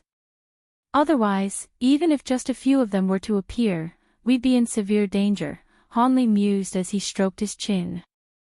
"What are you trying to say, Brother Han? Please make yourself clearer," Yuan Yao prompted. "I simply think that the situation is not looking very good, and it's also quite chaotic, but at the same time, it also presents to us a brilliant opportunity to get away from the demon monarchs," Han Li said in a slow voice. "So what you're suggesting is..." Yan Li's smile faded, and was replaced by a grim expression. "That's right. If we can get out of this place, then the demon monarchs won't be able to come after us. We just have to find a place where purine qi has materialized so we can wipe away the tracking marks in my body. With the size of the infernal river, even if the demon monarchs try to come after us, it'd be like searching for a needle in a haystack," Han Li proposed. Yuan Yao and Yan Li glanced at one another, and both of them were quite tempted by this proposition. After holding a brief discussion through voice transmission, the two women finally made up their minds. "All right, we'll do as you say, Brother Han."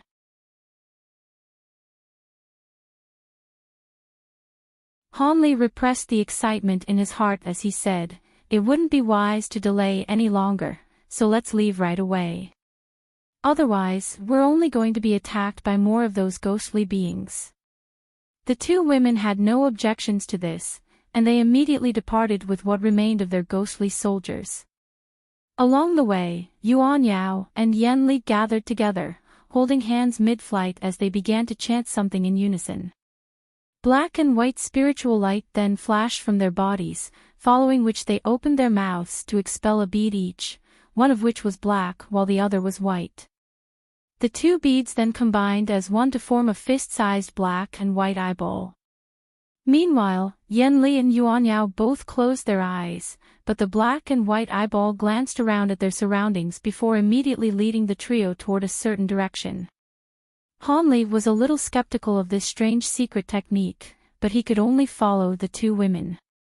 "Brother Han, using our Ghost Dao's secret technique, we'll be able to escape this ghostly mist, but we can't change directions along the way. Otherwise, all of our prior efforts would go to waste," Yan Li suddenly cautioned. Han Li's expression changed slightly upon hearing this, and he asked, "Does that mean that if we encounter any other ghostly beings along the way, we'll have to force our way through them?" "That's right. Now you should know why we were still unable to escape from this mist even with this secret technique," Yan Li replied with a wry smile. As long as we don't encounter any beings of the same caliber as the demon monarchs, we'll just have to crash right through them. All of the truly powerful ghostly beings should be engaged in battle with the demon monarchs anyway, so we shouldn't encounter any substantial obstacles, Hanli chuckled coldly. Even though Yanli had seen Hanli in action not long ago, she was still surprised by how confident he was, and a peculiar look appeared on her face. Hanli immediately identified the skepticism in her eyes, and asked, "Do you think I'm being overconfident, fellow Daoist Yen?" "That's not the case. I'm not overly familiar with you, but I've heard on countless occasions from my junior martial sister about your ability to easily slay beings of the same cultivation base in the human world," Yanli chuckled with pursed lips. Hanli was rather surprised to hear this, and he cast a glance at Yuan Yao just in time to see a faint blush appear on her cheeks. Hanli fell silent thereafter. "Fellow Daoist Han, for you to be so confident surely indicates that your powers are comparable to that of a spatial tempering stage being, right?" Yanli asked. "As long as we don't encounter any late spatial tempering stage beings, I can put up a fight," Hanli replied calmly. This was not the time for excessive modesty, so he merely told the truth. TSK, I really don't understand how you were able to cultivate your abilities. Back when junior martial sister Yuan and I first met you, you were still a chi condensation cultivator, yet you're now as powerful as spatial tempering stage beings. When I think about it, it feels like I'm in a dream." Yanli clicked her tongue with wonder.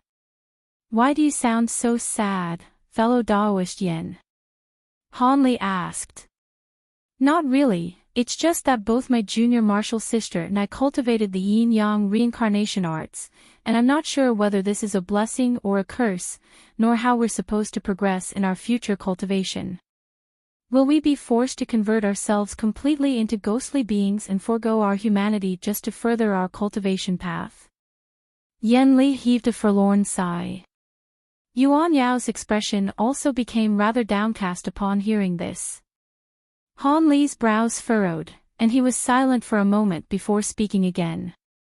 "I don't know much about ghost Dao cultivation arts, but what I do know is that the spirit realm is a land of miracles." A vast expanse of gray light and a burst of 5-colored flames immediately appeared out of thin air above the white shadow, then swept downward in unison. The two powers created an inescapable net that afforded the white shadow no avenue for evasion. Yuan Yao and Yanli were elated to see this.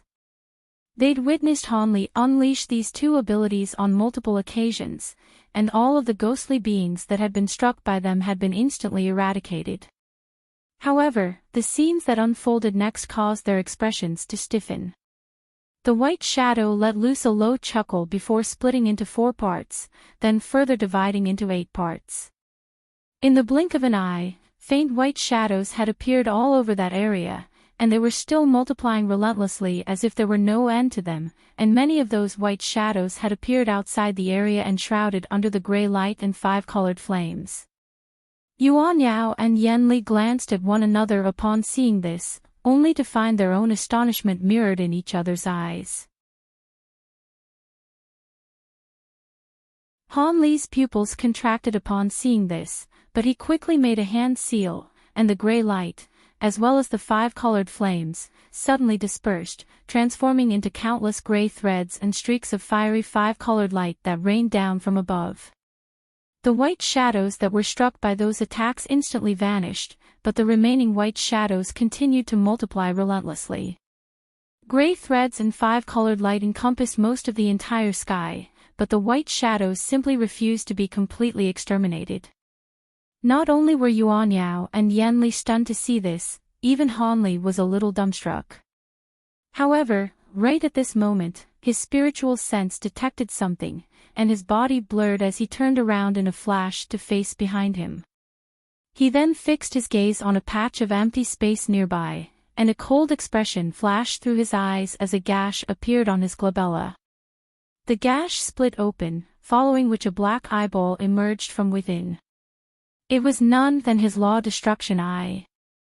Having been nurtured for so many years, the eyeball had become darker and darker, and at this point, the mere sight of it made the beholder feel as if their soul were being sucked out of their bodies. Black light flashed deep within the eyeball, following which a pillar of light as thick as a human thumb shot forth, then disappeared into that patch of space in a flash. A resounding boom erupted, and the nearby space twisted and warped. Immediately thereafter, a black ball of light that was several tens of feet in radius appeared out of thin air, then disappeared in a flash. At the same time, a white shadow stumbled out of that patch of empty space, then hurtled back to over 100 feet away. At this point, the white shadow was no longer as blurry and indistinct as it had been before. Instead, its appearance had become very clear. It was a woman dressed in a set of white robes. The robe was shimmering with light and completely pristine and spotless, seemingly having remained completely unscathed in the aftermath of that explosion. The woman herself was quite tall and slender with a curvaceous body and a head of glossy black hair. Due to the fact that she had her head lowered, Hanli was unable to glean her true features, but she appeared to be quite a beauty. Hanli appraised this woman through narrowed eyes, and a wary expression appeared on his face. He had just attempted to sweep his spiritual sense toward her, only to have it repelled by her white robes, thereby thwarting his attempt to ascertain her cultivation base. However, he could tell from that previous clash that this was most definitely not some kind of normal high-grade ghostly being. Just as the woman had been forced out of space by Hanli's law destruction eye, the white shadows on the other end that were relentlessly multiplying finally all disappeared. Hanli waved a hand without even turning his head, and the gray light along with the 5 colored flames in that direction also vanished. A burst of unsettling giggles suddenly escaped from the woman's mouth, and she raised an arm before grabbing the air toward Hanli in a seemingly harmless gesture. However, her arm along with the sleeve of the white robe abruptly disappeared amid a flash of white light. Hanli couldn't help but falter slightly upon seeing this, but before he had figured out what was going on, the arm that had just vanished suddenly reappeared right in front of him. The sleeve on the arm was rolled up, revealing a set of white bony claws that flashed over to Hanli's neck as if by instantaneous teleportation, then made a vicious grab for his throat. Cold light of around an inch in length shimmered from the tips of each of the 5 claws.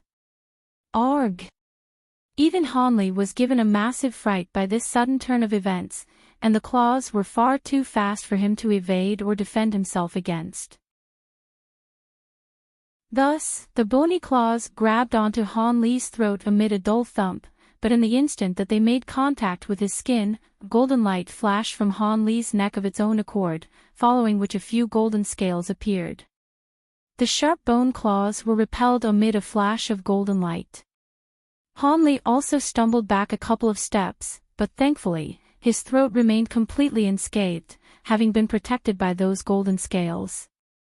A thunderous expression appeared on Hanli's face as he rapidly swept a sleeve through the air, sending forth a streak of golden light that instantly swept up the white arm. Golden light flashed as the entire arm was completely inundated by streaks of sword chi. The golden sword chi struck the arm with all their might, but they were only able to cause a few ripples to appear on the white sleeve of the robe while the arm itself remained completely unscathed. Hanli's expression changed slightly and he immediately opened his mouth to blast forth a ball of silver flames. However, it was too late. The white-robed woman had recovered from the shock of her failed attack and she shrugged her shoulder, upon which the white arm that had been detached from her body abruptly disappeared, leaving the silver fireball to strike nothing but empty air. At the same time, white light flashed by the white-robed woman's side, and her arm returned to her body. Hanli took a deep breath upon seeing this before rustling a sleeve, and 4 or 5 azure beads rolled soundlessly into his hand. At the same time, spiritual light flashed from his wrist, and a palm-sized spirit beast bracelet appeared in his other hand. This ghostly woman possessed extremely bizarre and troublesome abilities, and Hanli didn't want to take any further risks. As such, he was planning to immediately summon his weeping soul beast, then assist the beast by attacking the white-robed woman with his lightning beads to end this battle as quickly as possible. This was not a time where he could afford lengthy delays. The white-robed woman seemed to have realized that Han Li was quite a formidable opponent, and she wasn't in a hurry to attack again. Instead, she slowly raised her head to reveal her true appearance. Arg! Yan Li and Yuan Yao had just been flabbergasted by the rapid series of blows traded between Han Li and the white-robed woman, and both of them suddenly let loose involuntary cries of surprise upon seeing the woman's true appearance. Han Li also drew a sharp breath at the sight of her facial features. An extremely terrifying half of a face was laid out before his eyes. One half of the face was covered in shriveled eerie green skin, while the other half of the face was comprised of fair delicate skin and half of a pair of supple red lips, the kind that one would expect from an exquisite beauty. The ghostly being's eyes were both green and completely emotionless, appraising Han Li in a cold manner.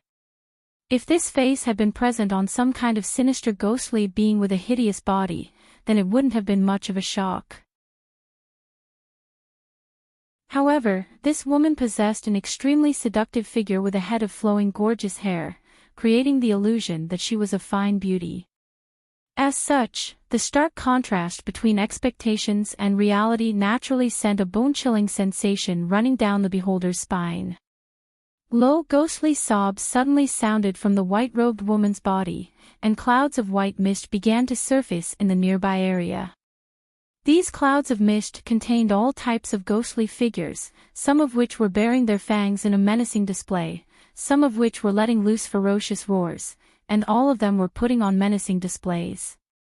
Han Li's heart jolted with shock, and azure light flashed from his spirit beast bracelet as he sprang into action to summon his weeping soul beast. However, an earth-shattering roar suddenly erupted deep within the mist at this moment, and the roar was so thunderously loud that Han Li's ears were ringing in its aftermath. Even the clouds of ghostly mist were surging erratically from that explosive roar, and the two women accompanying Han Li were completely petrified. That voice didn't belong to any of the four demon monarchs, so there was most likely some other powerful ghostly being nearby. Han Li's expression darkened as that thought occurred to him, yet before he had a chance to formulate a plan, an inexplicable turn of events suddenly unfolded. As soon as the white-robed woman heard this roar, green light flashed from within her eyes, and the ghostly weeping emanating from her body abruptly cut off. Following a brief hesitation, the white mist around its body quickly swept toward it as a gust of white winds, and it hurtled directly toward the direction where the roar had erupted from. Han Li naturally wasn't going to chase down this opponent, but his eyes were flashing with indecision as he cast his gaze toward the direction where the thunderous roar had just erupted from. "Brother Han, what should we?" Yan Li couldn't help want to ask something, but Han Li immediately cut her off. "Let's get out of here as quickly as we can. It's quite possible that one of the demon monarchs is nearby. Otherwise, that ghostly woman wouldn't have dropped everything to go and assist her companion." Yuan Yao and Yan Li found this to be quite a plausible theory, and the trio immediately flew away along with the ghostly soldiers. On this occasion, no more ghostly beings appeared to hinder them, and the mist up ahead was thinning at a noticeable rate. 2 hours later, the three of them finally emerged from the mist. All three of them were ecstatic to see this, and they immediately prepared to fly away into the distance. However, right at this moment, an unfamiliar male voice suddenly sounded from high above them. I didn't think that anyone would be able to make it out of my restriction. Looks like I underestimated your abilities." Han Li and the others were all shocked to hear this, and they raised their heads in unison, upon which all three of them were stunned by what they saw. In the air over 10,000 feet above the nearby ghostly mist, there were two groups of beings locked in a tense confrontation. One of those groups was comprised of none other than the white-haired beauty and Mu Qing, as well as a dozen or so high-grade demon beasts and the 18 armor ghost monarchs. There were thousands of ghostly soldiers situated further away, and they were all organized in an orderly formation as gusts of winds and bursts of baleful qi erupted into the air around them. However, they were faced with several times the number of beings they had on their side, comprising an army of around 7,000 to 8,000.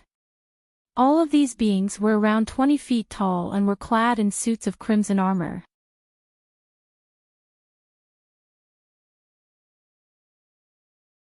Yuan Yao and Yan Li's faces immediately paled at the sight of the white-haired woman. "Oh, so there's a couple of semi-ghostly beings among the three of you. No wonder you were able to emerge from my restriction." The purple-armored general was somehow able to immediately identify Yuan Yao and Yan Li's constitutions, and he lost interest in them as a result. He then turned his attention toward Han Li, and the latter was immediately struck by a bone-chilling burst of spiritual sense sweeping toward him, attempting to completely see through his entire being. Han Li's brows furrowed as he activated his great development technique to repel most of the armored general's spiritual sense. At the same time, he also swept his spiritual sense toward the man. As a result, Han Li's expression changed slightly as he discovered that the body of armored general was extremely cold, and was not a body of flesh and blood, but there was no ghost energy within it either. He then swept his spiritual sense toward the other two generals as well as the crimson-armored soldiers behind them, and he discovered that aside from the carriage-drawing beasts, all of them were also completely devoid of life. "These are puppets." Han Li was shocked as he arrived at this verdict. These puppets seemed to have already controlled the ghostly beings of the infernal river. Setting aside the crimson-armored soldiers, the three armored generals each had different auras, and they'd most likely been possessed by the souls of extremely powerful beings. Furthermore, the fact that the two demon monarchs hadn't attacked these puppets yet was a clear indication that both sides were evenly matched. Otherwise, such an impasse couldn't be maintained as the two women would have destroyed their opponents already. Lu Zhu and Di Shuai weren't present, so they were presumably still trapped within the ghostly mist, battling the powerful ghost that had unleashed that thunderous roar earlier. "Get over here." Mu Qing suddenly waved a hand toward Han Li. There was certainly no chance for them to escape in this situation, so Han Li could only do as he told, flying over to the two demon monarchs before cupping his fist in a respectful salute. "I pay my respects to my two seniors. Fellow Daoist Han, why isn't Jean Ling with you? Where is it right now?" Rather than asking about why Han Li and the others had escaped from the ghostly mist, she instead inquired about that golden ape. "I'm not sure. Brother Jean and I were forcibly separated by the ghostly beings in the mist," Han Li replied truthfully. "Is that so?" Mu Qing's brows furrowed upon hearing this. Han Li glanced at the puppets they were facing off against, and asked, "Senior Mu, what are these beings? Were they the ones that set up this ghostly mist?" "Fellow Daoist Lan and I have only just recently escaped from this mist as well. We were just about to unleash some techniques to break this restriction, only to be forced into this confrontation by those beings, and we haven't had a chance to ask them anything yet. However, I didn't see these things last time I was in here, so I think they're just like us in that they also came into the infernal river from the outside." Mu Qing was clearly also rather perplexed. Han Li's expression changed slightly upon hearing this. "As you've figured out already, we're facing an army of puppets, but there's certainly nothing to be scoffed at. Those three puppet generals are all extremely powerful, and even if fellow Daoist Lan and I were to attack in person, we're still not confident in our ability to kill them," Mu Qing said in a grave voice.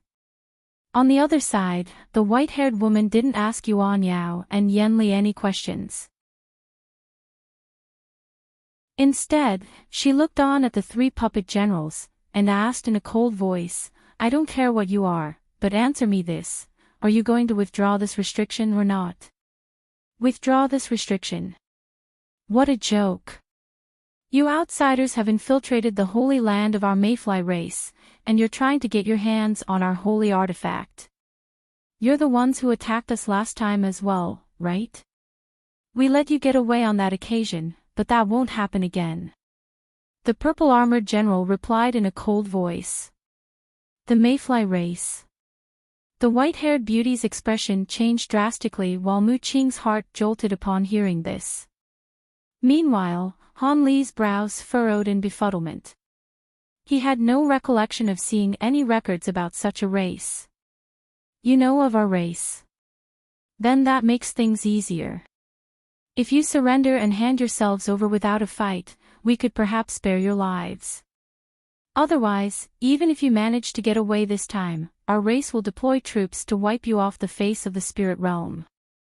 The purple-armored general was initially slightly taken aback, but a menacing tone then crept into its voice.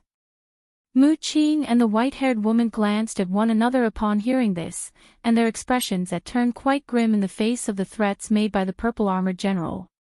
The two of them then began to transmit their voices to one another in a silent conversation. The purple-armored general merely chuckled coldly upon seeing this, but did nothing to stop them. As the voice transmission continued, an indecisive look appeared on the white-haired woman's face, and Mu Qing's brows were also tightly furrowed.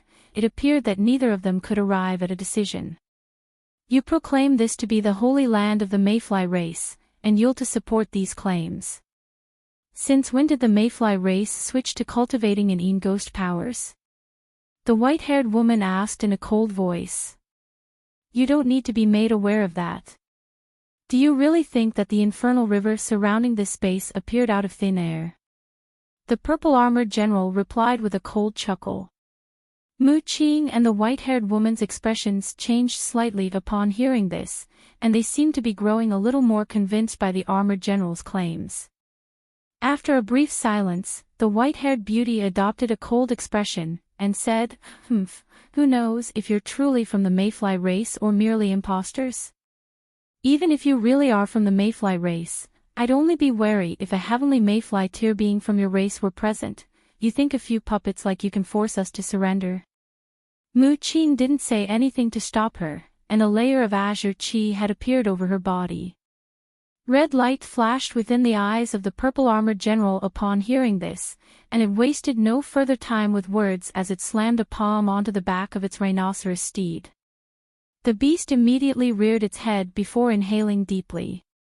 All of the surrounding air seemed to have been sucked away by the rhinoceros, following which it opened its mouth with a low roar. A ball of azure light then shot forth amid a piercing flash of light, heading straight for the two demon monarchs.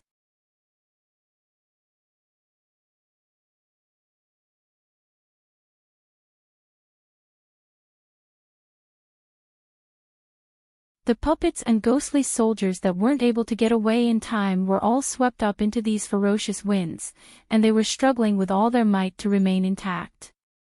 However, the winds were simply too powerful to contend with, and after a series of explosions and howls of anguish, almost all of the puppets and in-armor profound ghosts were instantly eradicated into nothingness.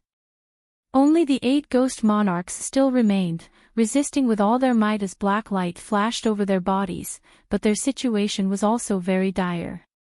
The white-haired beauty's expression darkened upon seeing this. All of a sudden, she let loose a sharp cry, and all 8 ghost monarch immediately let loose shrill cries of their own to resonate with her. They then barely managed to transform into balls of black light before hurtling toward the same spot. Brilliant black light erupted, and the 8 balls of light combined into one. Ripples then ran along the surface of this ball of light, following which it transformed into a gargantuan ghost that was several hundred feet tall. As soon as this ghost took shape, it fled toward a certain direction, escaping the area encompassed by the vicious winds in just a few flashes before rushing directly toward the white-haired beauty as quickly as they could. At this moment, the 3 puppet generals were appraising the windstorm with contemplative looks in their eyes, seemingly in deep thought about something.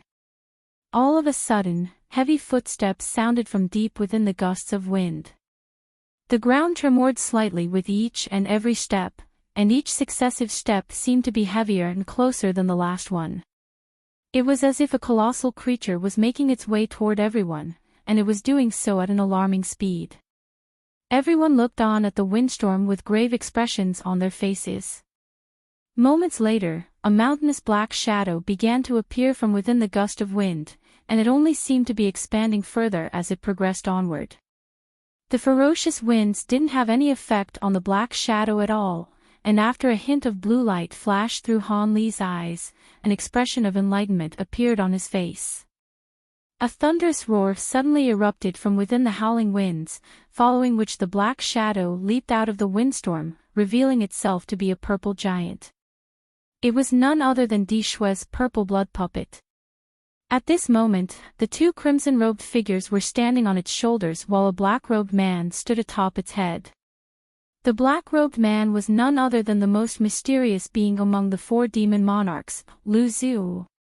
The white-haired beauty was elated to see this, yet before she had a chance to say anything, green light suddenly flashed through the eyes of the three puppets in the distance, and the three-eyes puppet exclaimed, "How did you two come out alive? Where's everyone else?" "Everyone else? You mean these things?" Lu Zhu said in an indifferent voice before sweeping a sleeve through the air, and four round objects suddenly tumbled down from above the purple blood puppet's head. Han Li focused his gaze on those objects to find that they were all crimson heads that were wearing strange helmets. "You killed all of them?" "That's impossible. The four of them are even more powerful than us three, and they had so many ghostly beings to assist them." The purple-armored puppet was completely incredulous as he looked at the heads on the ground. "Hee, if your true bodies were here, 7 golden mayfly tier beings really would pose a stern challenge, even for me. However, you're all merely puppets, and you'd be lucky to be able to unleash even half of your power in your current state, so of course you're no match for me. Fellow Daoist Mu, fellow Daoist Lan, kill them all." Lu Zhu instructed with a sinister chuckle, and astonishing killing intent erupted from his body. The three puppets were all horrified to hear this, and one of them yelled, "Split up and run." The three puppets then urged their steeds into action in unison, instantly transforming into 3 streaks of light of different colors that fled toward different directions. Following just a few flashes, they were already several thousand feet away.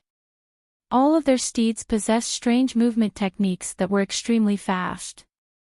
However, Lu Zhu and the others seemed to have a tacit understanding between them. The white-haired beauty let loose an unsettling chuckle before hurtling toward the purple-armored puppet as a plume of azure smoke, followed closely by the body integration stage gargantuan ghost, which flew through the air as a ball of black light. Mu Qing stomped a foot onto her golden flower, and a black formation of light appeared out of thin air, following which both she and her flower disappeared. In the next instant, she reappeared far closer to the twin-headed puppet than she was a moment ago. One of the crimson-robed figures let loose a long roar, and the purple blood puppet strode forward as purple and red flames erupted all over its body, covering a distance of over 1,000 feet with just a single stride, pursuing the three-eyes puppet. Thus, all of the body integration stage beings disappeared in the blink of an eye, leaving behind only Han Li, Yuan Yao, Yan Li, and a dozen or so high-grade demon beasts. Right at this moment, Yan Li transmitted her voice to him. "Take this opportunity to get away, fellow Daoist Han. These demon beasts won't be able to stop you."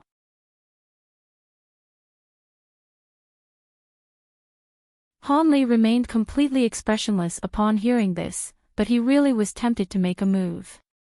However, he then cast his gaze toward a certain direction, and what he saw there immediately made his heart sink.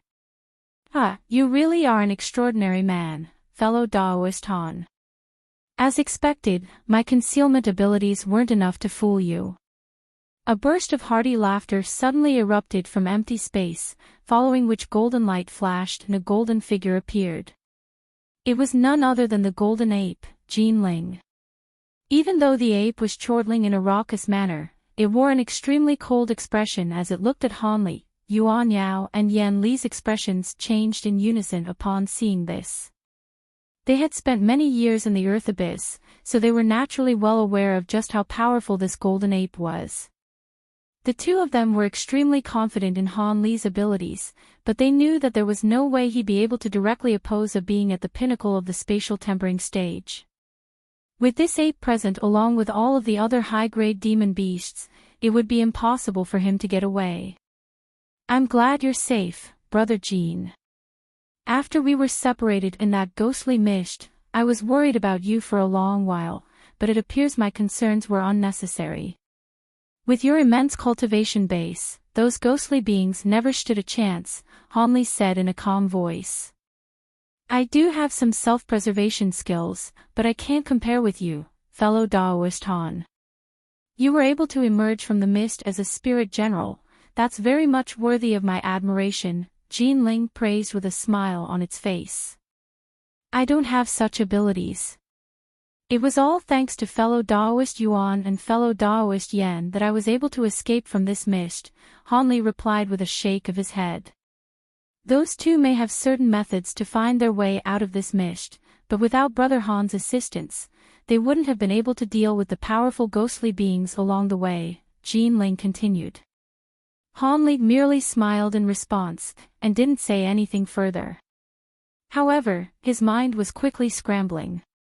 He was confident that his powers were not inferior to Jin Ling's, and even weighing those high-grade demon beasts into the equation, he was still confident that he had a 70% to 80% chance of getting away. However, that was only if he were to escape on his own. If he were to take Yuan Yao and Yan Li with him, then that probability fell to less than 50%. This was not a worthwhile risk for him to take. In any case, this infernal river was an extremely perilous and unpredictable place, so it was best to find another opportunity in the future. Thus, Hanli made his decision and began to chat with Jin Ling. Seeing as Hanli seemed to have no intention of getting away, the golden ape also relaxed a little, and the two of them engaged in a pleasant conversation as if they'd been good friends for many years. Just as they were conversing with one another, a ball of green light suddenly sped back toward them from afar.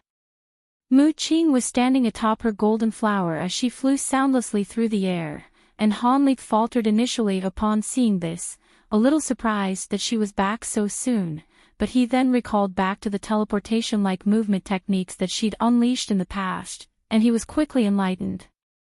Following a few flashes, the ball of green light appeared overhead before fading to reveal Mu Qing's slender figure.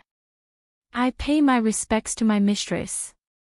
The golden ape immediately extended a respectful bow.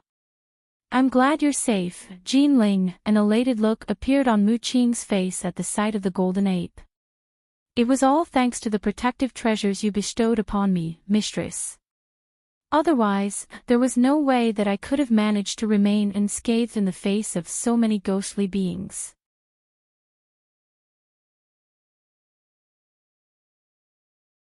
However, this fly-like projection wasn't only flapping its wings, it was also blasting countless thick pillars of crimson light out of its compound eyes.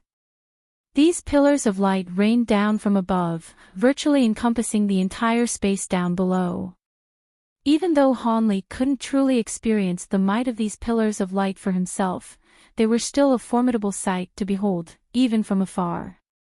Beneath the massive net constructed from these intertwining pillars of light, there were two beings evading these pillars of light with all their might.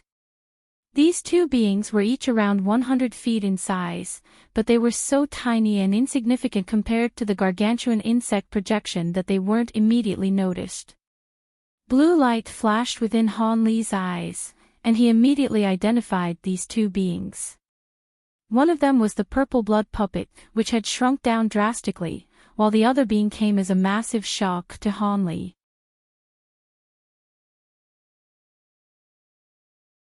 This was an inky black monster with 6 feelers extending from its head and 6 blade-like limbs. This being wasn't much smaller than the purple blood puppet, and its entire body was covered in steel-like strands of hard fur. Its 2 eyes were long and thin and shimmering with an eerie red light, while the 2 pairs of bird wings on its back were flapping rapidly. It was also a massive strange insect. The insect and the purple blood puppet remained unaffected by the sharp screech even though they were so close to the insect projection, and they were flashing through the air like wraith-like apparitions. On many occasions, the pillars of red light seemed to have punctured their bodies, only for those to revealed as mere afterimages. As the purple blood puppet was taking evasive measures, it produced a massive axe and unleashed a relentless barrage of crescent axe projections.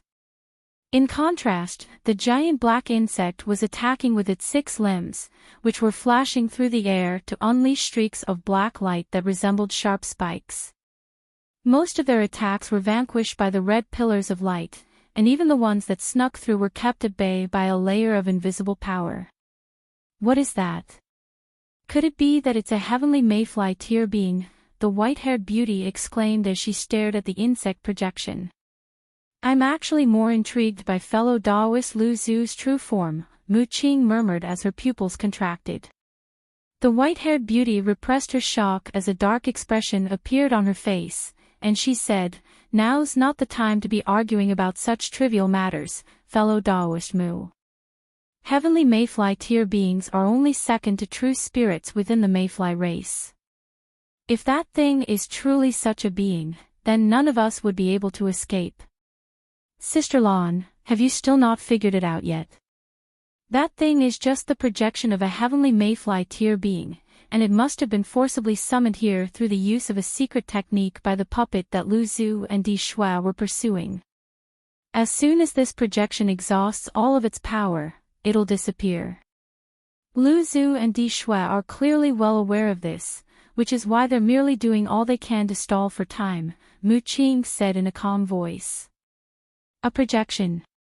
The white-haired beauty faltered upon hearing this before carefully appraising the gargantuan fly up ahead. Only after a long while did she heave a sigh of relief as she said, "That is indeed just a projection. It possesses only around 1/5 of the power of a true heavenly mayfly." Furthermore, none of the actual being's spiritual sense had been imbued within this projection.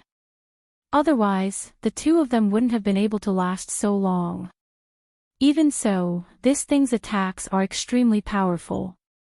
If the puppet or Lu Zu were to get hit by any one of those attacks, they'd be in real trouble.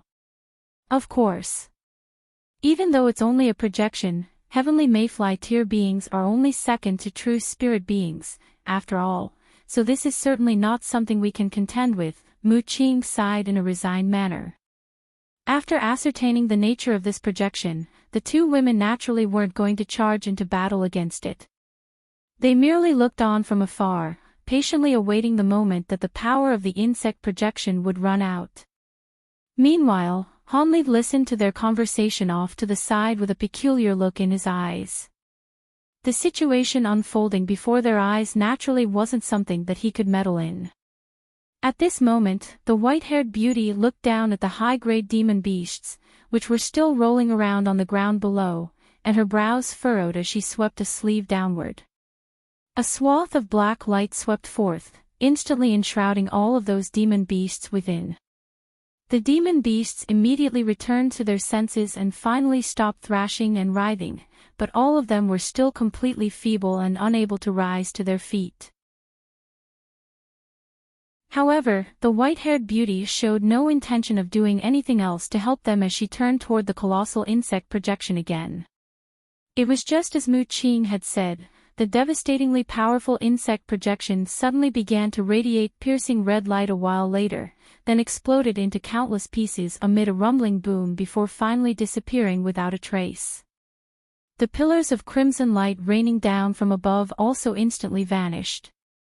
The strange black insect and purple blood puppet both heaved a massive collective sigh of relief before standing still on the spot to recover both their composure and energy. After a brief period of recuperation, both of them flew toward Mu Qing and the others. Moments later, the purple blood puppet and the black insect appeared in the air overhead. Even though they had determined well in advance that this insect was none other than Lu Zu, both Mu Qing and the white-haired beauty were still staring at it with grave expressions. Crimson light flashed from the shoulders of the purple blood puppets, following which the two crimson-robed figures appeared. They'd been hiding within the puppet's body this entire time. Meanwhile, black light swirled around the black insect's body and it quickly shrank before adopting a human form. It was none other than Lu Zu, except his black cloak had disappeared, thereby revealing his true appearance. Han Li's heart jolted with shock as he cast his gaze toward the man. Lu Zu's facial features were mostly identical to that of a normal man, and he possessed quite a youthful face. However, He had a pair of green compound eyes that shimmered with a cold light, creating a very unsettling sight to behold. It really is fellow Taoist Lu Zhu. The white-haired beauty heaved a long sigh of relief. Was that ever in doubt? Lu Zhu asked in a nonchalant manner as he hovered in mid-air with his hands clasped behind his back. Brother Lu Zhu, seeing as you possess the body of a spirit insect, are you related in some way to the mayfly race? Mu Qing asked. The mayfly race? I originally hailed from that race. Are you satisfied with that response? Lu Zhu replied with a faint smile. Both Mu Qing and the white-haired beauty's expressions both changed drastically upon hearing this. So you knew of this place in advance, yet still intentionally led us to this place. The white-haired beauty's voice immediately cooled significantly. I'm afraid that you've wrongly accused me here, fellow Taoists. I was aware that the mayfly race had a holy land, but at the time, my cultivation base was far too pitiful to be informed of its specific location. After that, I stayed in the earth abyss for countless years, and I've been stuck at my current cultivation base for almost longer than I can remember. From what I've heard, even true spirits are fearful toward the insect seas deployed by the mayfly army. Conversely, unleashing insect seas is extremely taxing to the entire race, so they wouldn't do so unless the circumstances were extremely dire. I didn't think that the two of you would know so much about our mayfly race. Indeed, it would only take a single heavenly mayfly tier being to destroy all of us, so there's certainly no need to deploy an insect sea. That's enough on this matter for now, let's get away from this place. It won't be a simple task for the mayfly race to deploy more beings to this place, and that process would take them at least several months. That's enough time for us to find the divine elixir, then return the way we'd come. We did suffer some severe casualties at the hands of those ghostly beings, but we've also slain many of the high-grade ghostly beings in the infernal river, so the rest of our journey should be a lot smoother. By the way, how many more ghostly soldiers and puppets do we have at our disposal? Lu Zhu asked.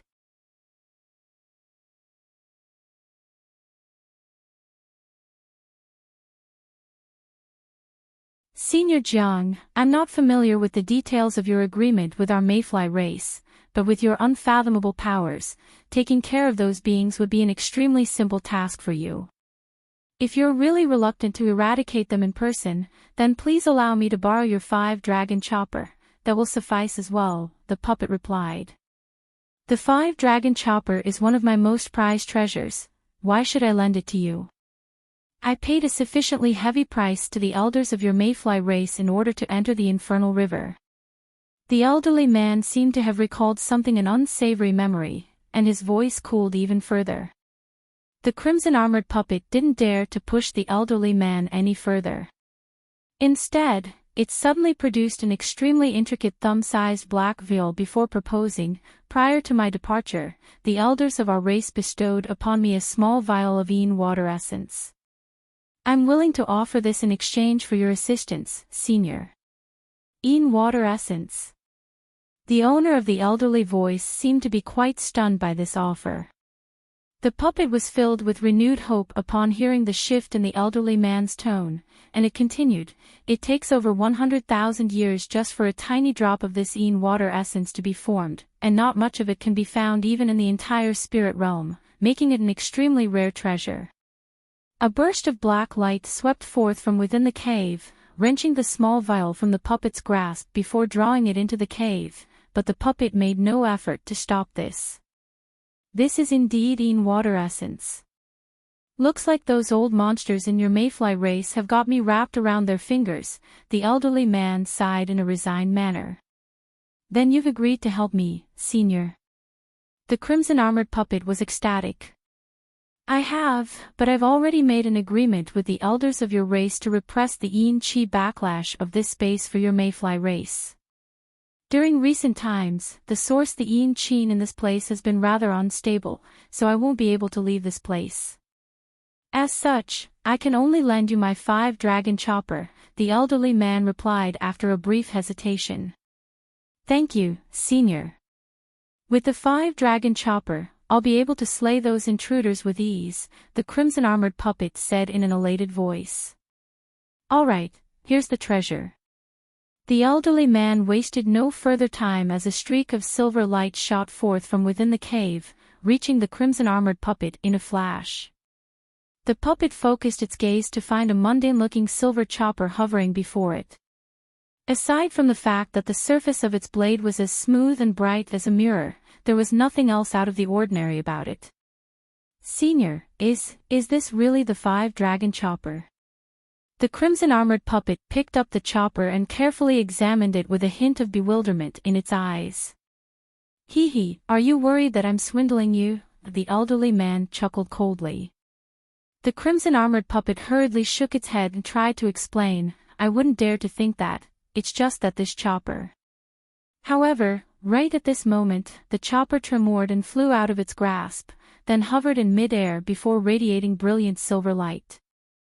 Immediately thereafter, several clear dragon roars erupted from the chopper, following which 5 massive WIRM projections slowly emerged along its blade, presenting an intimidating yet spectacular sight to behold. I refined this 5-dragon chopper many years ago from the souls and remains of 5 immensely powerful WIRMs I'd slain while traveling on other continents. Back when it was first forged, it was immediately instated on the chaotic myriad spirit roll, and even now, it's still among the top few handful treasures on that spirit roll, the elderly man declared in a proud voice. Apologies for my foolishness, Senior. I'll immediately return this treasure after I take care of those intruders. The crimson-armored puppet was ecstatic upon seeing the WIRM projections manifested by the chopper, and it immediately made a hand seal, following which the chopper disappeared up its sleeve as a streak of silver light.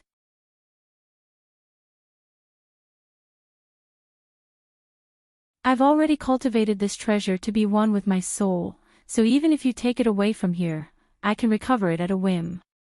On top of that, you won't be able to make use of the treasure's full power, especially not in that puppet body of yours.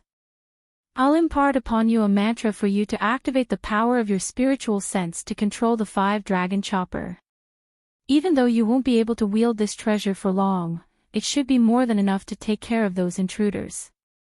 However, if you choose to do this, the spiritual sense that you've infused into this puppet will be severely damaged. Are you sure you want to take this course of action? The elderly man asked. Green eyes flashed in the puppet's eyes upon hearing this, and it quickly replied, if we don't stop these outsiders, I'll be punished by the elders of our race even if I were to make a safe return. I'd rather take the risk and sacrifice this portion of my spiritual sense if required. Good. Seeing as that's the case, I'll teach you the mantra right away, the elderly man chuckled before his voice trailed off.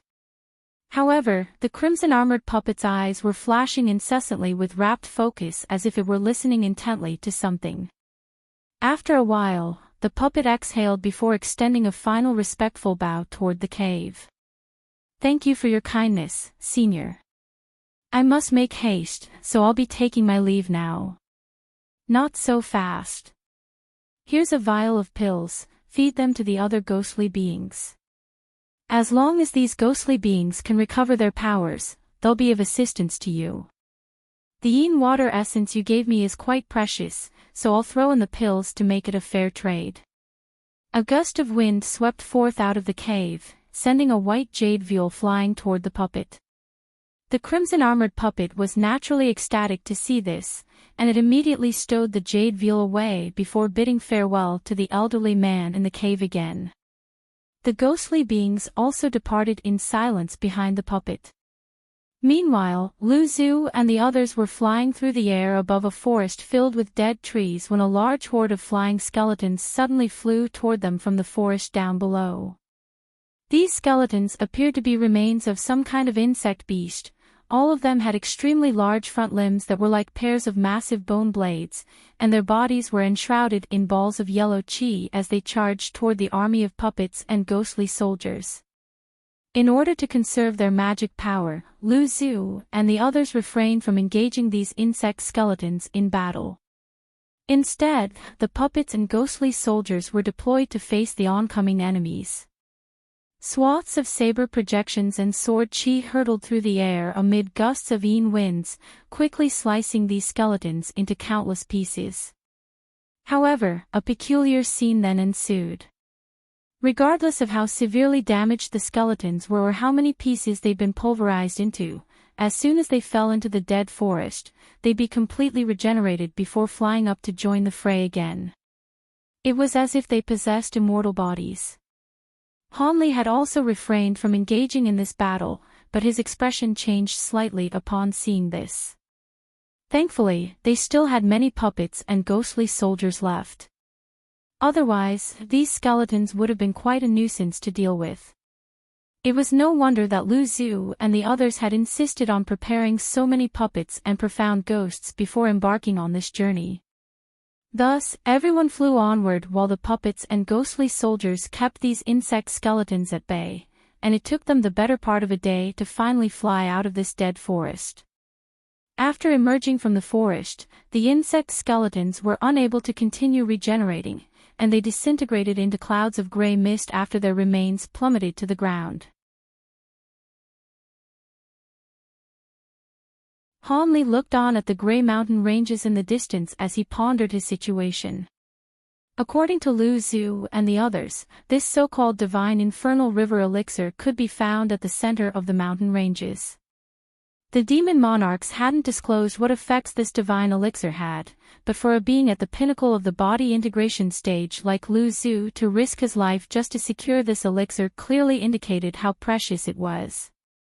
However, seeing as this was the holy land of the Mayfly race, there were definitely going to be powerful restrictions around the source of the elixir, and it was most certainly not going to be an easy task to secure it. All of a sudden, Han Li discovered that the demon monarchs all seemed to be looking at him. All of them wore different expressions on their faces, and it seemed that they were engaged in a heated argument. Mu Qing was shaking her head emphatically while a cold light had appeared in Lu Zhu's eyes. The white-haired beauty wore an indecisive look on her face, while expressions of the crimson-robed figures remained a mystery to Han Li as their faces were enshrouded under layers of crimson light. Han Li's heart immediately sank upon seeing this. He didn't know what these demon beasts were talking about, but if the discussion involved him, then it definitely wasn't a good thing. Han Li forcibly repressed the unease in his heart as he cast his gaze toward the mountain ranges with a contemplative look on his face. After a long while, Lu Zhu's cold voice suddenly sounded. "Come over here, fellow Daoist Han, we have something we need you to do." Han Li pursed his lips and slowly flew over to them. "What do you need from me, senior?" Han Li asked as he cupped his fist in a salute. Lu Zhu was appraising Han Li completely expressionlessly while both Mu Qing and the white-haired beauty wore rather strained expressions. "Please have a look at this, fellow Daoist Han." Lu Zhu suddenly raised a hand to offer up the black bead for Han Li's inspection. Han Li faltered upon seeing this object, and he felt that it was rather familiar, so he drew closer to get a better look at it. However, as soon as he focused his gaze on it, black light flashed from the black bead, and a thin beam of black light shot forth from it like lightning. Han Li's heart jolted as he immediately tried to take evasive measures, but the air abruptly constricted around him as if had been turned into iron and steel, completely immobilizing him. Mu Qing and the white-haired beauty had just raised a hand each to unleash a restriction on him. Han Li's body was immensely powerful, but there was no way that he could struggle free of a restriction conjured up by two body integration stage beings at once. Thus, the beam of black light disappeared into his glabella in an instant. Black light flashed over Han Li's face, following which his eyes became completely vacant, and he no longer tried to resist. Arg! Yuan Yao and Yen Li were naturally extremely alarmed to see this. However, before the two of them had a chance to do anything, crimson light flashed in front of them, following which the two crimson-robed figures appeared. They then immediately plastered a crimson talisman onto each woman's shoulder, and those talismans instantly exploded, transforming into two plumes of crimson threads that enshrouded the two women in the blink of an eye. One of the crimson-robed figures then made a hand seal, and the crimson threads instantly disappeared into their bodies. Yuan Yao and Yan Li felt their bodies go numb before they lost control over their motor functions, but their consciousness were still fully alert. Their eyes were filled with fury and horror, yet they couldn't muster up any facial expressions, thereby giving them an extremely wooden appearance. My body control talismans can control all bodily functions, including even one's spiritual qi.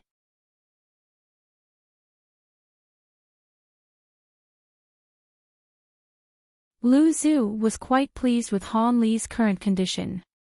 This eyeball of a Ci beast was something I obtained many years ago. Unfortunately, this treasure contradicts with the cultivation arts I'm using, so I couldn't fuse it into my body, and I could only refine it into a captivation treasure. Brother Lu Zhu, this brat's cultivation base isn't very high, but he possesses a lot of strange abilities. Are you sure he's under your control? Fellow Daoist Mu and I have already given up on the treasure in the devilish tomb. We don't want anything to go wrong, the white-haired beauty asked as she looked at Han Li with a grim expression. Rest assured, fellow Daoist Lan, Ci beasts are true spirit beings that can compare to the likes of true dragons. A captivation treasure refined using its law destruction eye is extraordinarily powerful, and even beings like you and I would be susceptible to its effects, let alone a deity transformation cultivator. If you don't believe in me, I can use the treasure on you so you can experience its power. We trust you, fellow Daoist Lu Zhu. It's just that I still think it's a real pity that we've had to give up on the treasure in the devilish tomb. In order to secure the treasure there, Big Sister Lan and I have made many preparations in advance, but that'll all go to waste now. Mu Qing sighed with a wry smile. The so-called devilish tomb is merely the burial site for a few powerful devils that unintentionally infiltrated the infernal river, only to be slain by the elders of the Mayfly race at the time. Those devils did indeed possess incredible abilities. As for the treasures you're referring to, those should be their remains, some special parts of which may have attained spiritual nature after being nurtured for so many years by the yin qi in this place. However, those treasures can't compare to the divine elixir. Don't forget that if you consume the elixir, then apply it all over your bodies, the amount of world's origin qi that you control will increase by several fold. In that case, it really wouldn't be a pipe dream for us to further our cultivation paths. If we're lucky, we could even have a shot at ascending to the true immortal realm, Lu Zhu said with a rare hint of excitement in his voice. I understand all that, Brother Lu Zhu, but one of the treasures in the devilish tomb is extremely important to me. Otherwise, why would I have spent so much time and effort recruiting Han Brat to my side? Mu Qing was still feeling a little forlorn. Regardless of how important those treasures are to you, we have to employ some special methods if we want to secure the divine elixir before the Mayfly race reinforcements get here. Only through doing this will we be able to break the restriction as soon as possible and lure the infernal lightning beast away.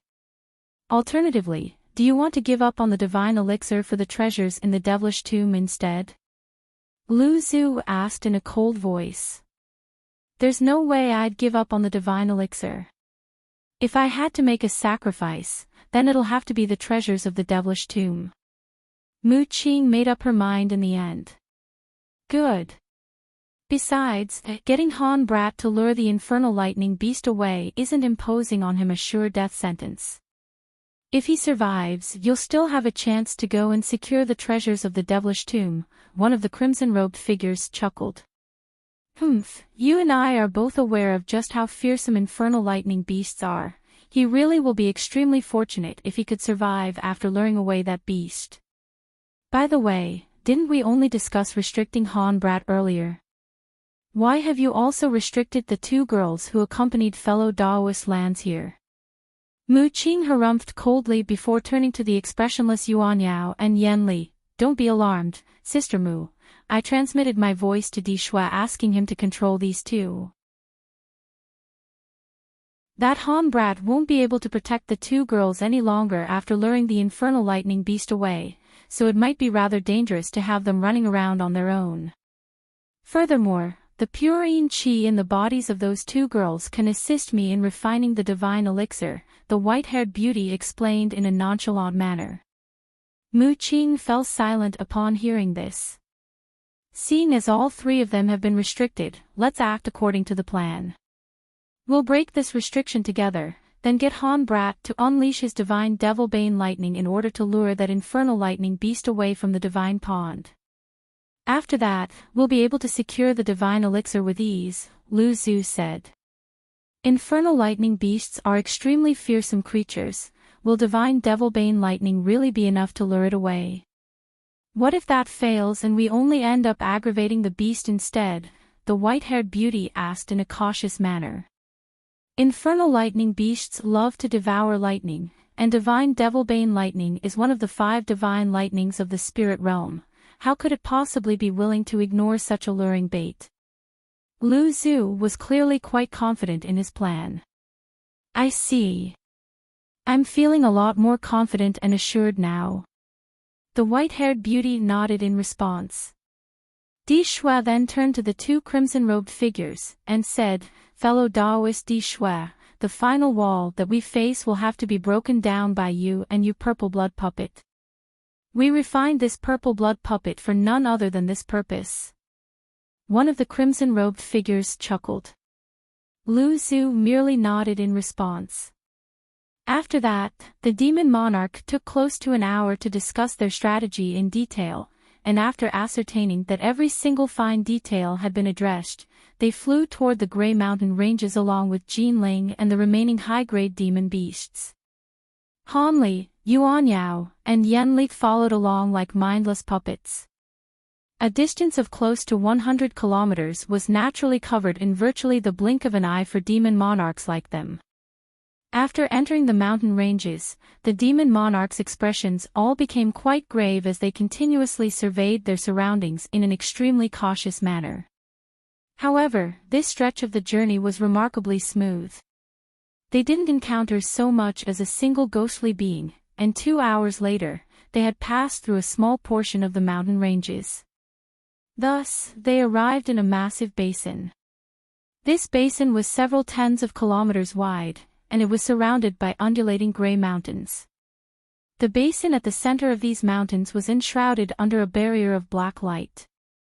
This light barrier was extremely dark, making it impossible for anyone to glean the situation beyond it. Lu Zhu and the others paused in mid-air as they began to carefully appraise this light barrier. It's a good thing that we destroyed most of the ghostly beings here last time we were here.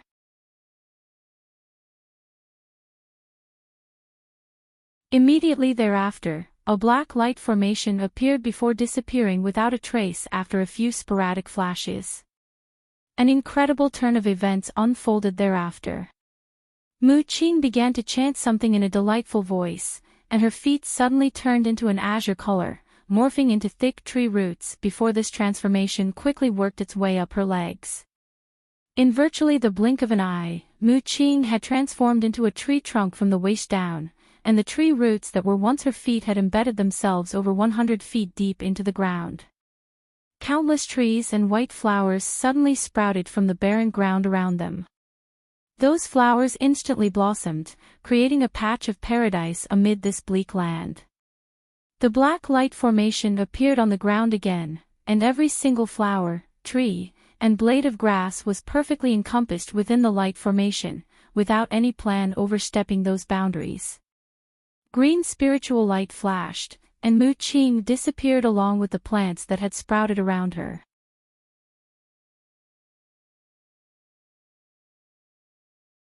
Lu Zhu immediately swept his spiritual sense toward Mu Qing's location upon seeing this, and his eyes immediately lit up in response to what he discovered. Good. Your concealment formation really is quite extraordinary, fellow Daoist Mu. As long as the infernal lightning beast doesn't focus its search on this specific area, there's no way that it'll be able to find us. Lu Zhu then waved a hand and flew toward the green light barrier, followed closely by the two crimson-robed figures, the purple blood puppet, and the white-haired beauty.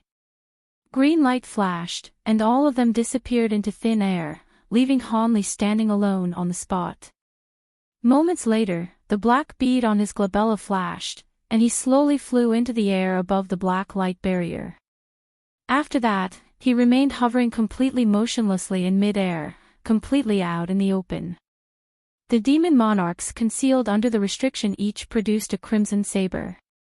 The short sabers were no more than 3 feet in length, and their design was quite peculiar.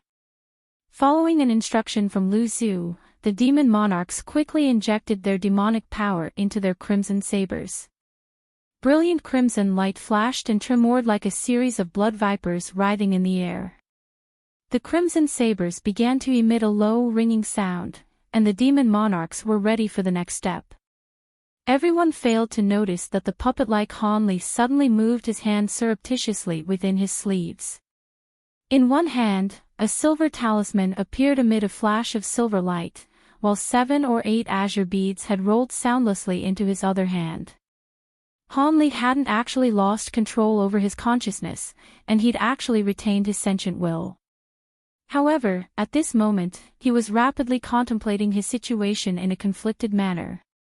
Back when Mu Qing and the others had immobilized him, thereby forcing him to accept the black bead that flew into his body, he'd thought that he really was in deep trouble.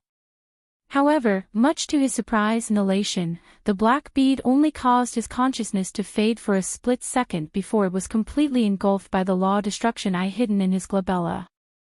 Thus, his consciousness returned, and Hanli himself had initially also been rather perplexed about this. Only after hearing from Lu Zhu that this black bead was the law destruction eye of a Ci beast did he realize what had happened. He already possessed a law destruction eye of his own, so it naturally wasn't strange that his law destruction eye was capable of nullifying and absorbing an ability unleashed by a treasure of the same nature. There was nothing wrong with Lu Zhu's plan, nor his execution, but never would he have thought that Hanli would possess a law destruction eye of his own. After a brief period of contemplation, Hanli decided to go along with what they were doing, pretending to be under their control while searching for an opportunity to free himself. However, he was stunned to hear that they were going to use him as bait to lure away some infernal lightning beast. It was the first time that Hanli had heard such a name, but the demon monarchs were clearly all extremely fearful of this beast, and that was more than sufficient indication of how fearsome that thing had to be. He naturally didn't want to act as bait to draw away such a dangerous creature, but if he were to do anything that went against Lu Zhu's will, they'd immediately realize that he wasn't actually under their control. Seeing as they had a captivation treasure like the eye of the Ci beast, they almost definitely had other treasures and secret techniques that they could use to control Han Li's spiritual sense, and he may not be so lucky next time. Even though he could use his provenance true devil arts to lock his spiritual sense away deep into his soul, the demon monarchs could destroy his soul out of sheer frustration, and that would be an even worse outcome for him. Han Li remained completely expressionless, but his mind was racing rapidly. At the same time, he was experiencing the immense spiritual power surging within his body. He didn't know what kind of talismans Di Shui had plastered to his body, but he suddenly felt his blood heat up, and the spiritual power within his body instantly increased significantly. That was quite astonishing to Han Li. Even though these secret techniques that temporarily enhanced one's cultivation base often resulted in negative after effects, in this dire situation, it wasn't a bad thing to receive a power boost. At the very least, the benefits most likely outweighed the potential drawbacks. On top of that, the all-encompassing flag that had been given to him was most likely also quite an extraordinary treasure, as evidenced by the white-haired beauty's reluctance to part with it. He didn't know if this treasure couldn't be refined or if the white-haired beauty had intentionally refrained from refining it, but it had no residual spiritual sense marks residing within it. White light flashed, and the small flag appeared in Han Li's palm. He then swept his spiritual sense toward it to find that it was extremely easy to use, and he would most likely be able to easily unleash its powers. Seeing as Lu Zhu had asked the white-haired beauty to give him this treasure, it was quite clear that it would be able to at least be able to somewhat assist him in withstanding the infernal lightning beast's attacks. Otherwise, there would have been no need to even bother with something like this. With this treasure combined with the trump cards that he was carrying, it wouldn't be impossible for Han Li to escape from this infernal lightning beast. The infernal lightning beast was most likely not going to be an extremely fast being, thereby allowing him to open up some distance between it and himself. Otherwise, there would be no point in the demon monarchs using Han Li as bait if he were merely going to be chased down and killed in seconds.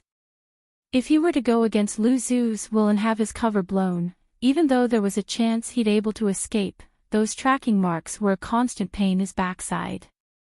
As such, it was better to take a risk and continue pretending to be under their control. As long as he could escape from the infernal lightning beast and separate himself from the demon monarchs, he'd be able to temporarily repress the tracking marks, thereby making it impossible for them to ascertain his location. After that, he could find an opportunity to rescue Yuan Yao and Yan Li. They were the keys to his freedom. Even though Han Li's face remained completely expressionless, he had finally made up his mind. Right at this moment, Lu Zhu and the others finally sprang into action. Following a low cry, the crimson sabers were all thrust forward in unison, blasting forth several thick pillars of crimson light that struck the black light barrier with ferocious might. It was quite clear that these crimson sabers had been prepared by the demon monarchs solely for the purpose of breaking this restriction. As soon as the crimson pillars of light struck the light barrier, it created imagery much like stones being hurled into still water. The entire light barrier suddenly began to ripple and emit a faint ringing sound. All of a sudden, a low beastly growl erupted from within the light barrier, followed by a string of explosive thunderclap that was drawing closer and closer. Lu Zhu's expression darkened, and he quickly withdrew his crimson saber as he yelled, "That thing's coming, stop." The other demon monarchs also hurriedly withdrew their attacks. Almost at the exact same moment, Mu Qing's crimson saber disappeared in a flash, following which she made a hand seal. Green light flashed from her tree-like lower body, and she activated the formation underfoot. An enormous burst of invisible power erupted, completely concealing their auras. From a distance, it appeared that there was nothing there. At this moment, black light flashed from Han Li's glabella, and he received another instruction from Lu Zhu through the Law Destruction Eye. Han Li rubbed his hands together in a wooden manner, and a loud thunderclap erupted as a layer of golden lightning surfaced around his body. He then rustled a sleeve to send the small silver flag flying through the air. Without requiring any hand seals or incantations, the flag immediately transformed into black and white spiritual qi that surrounded Han Li, forming a series of yin-yang projections of different sizes. At the same time, Han Li's thunderstorm wings appeared on his back, and he spread them open, preparing to fly away at any moment. All of a sudden, silver light flashed from the surface of the black light barrier, and the barrier was suddenly torn apart by a bolt of silver lightning that was as thick as a water tank. The arc of silver lightning then circled around in the air, and there seemed to be something lurking within it. Before Han Li had a chance to get a good look at it, Lu Zhu's urgent instruction was transmitted directly into his spiritual sense, asking him to flee with all his might. Han Li immediately spread open his wings upon receiving this instruction, and he disappeared amid a gentle breeze. Only then did the arc of silver lightning recede to reveal a black demon beast that was around the size of a horse. The beast's outward appearance was quite similar to that of a wolf, but its back was covered in scales, and it had a single silver horn growing on its head. Its eyes were golden in color, and there were 4 thick arcs of silver lightning revolving around its body. This was none other than the infernal lightning beast that Lu Zhu and the others had been so fearful of. It didn't appear to be all that vicious, but as soon as it appeared, its eyes were immediately drawn to Han Li, who had already fled to several thousand feet away. In fact, it had been drawn to Han Li's divine devil bane lightning. A hint of scorching yearning appeared in the infernal lightning beast's eyes as soon as it caught sight of the golden arcs of lightning around Han Li's body, and after assessing its surroundings to ensure that nothing was amiss, it let loose a low snarl, then crouched down before springing forth as an arc of silver lightning. The beast had unleashed some kind of secret technique to blast arcs of lightning out of its limbs to drastically enhance its speed, and after just a few flashes, it was close to reaching Han Li. Han Li didn't turn around to look behind himself, but he could sense the ferocious beast approaching him from behind. His heart constricted as he cussed internally. This beast was most likely only lacking in speed in the eyes of the demon monarchs. For Han Li, its speed was definitely quite staggering. As such, he didn't dare to hold back any longer.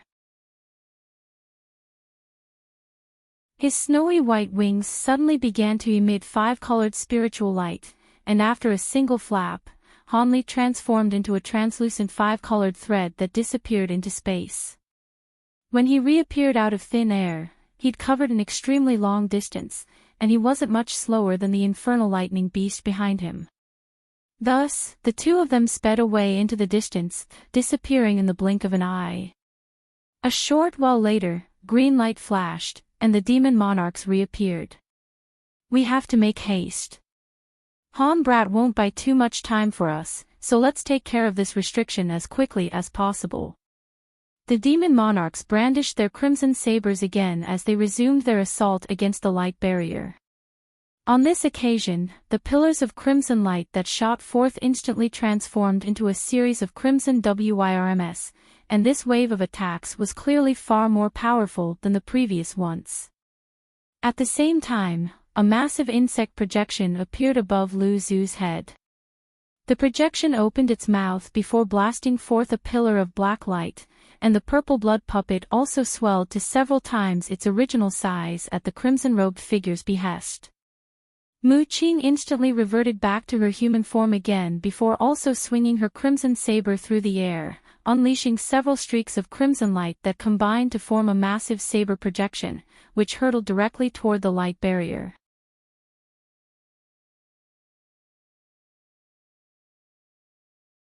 The pillars of crimson light created violent ripples over the surface of the black light barrier, causing it to flash erratically.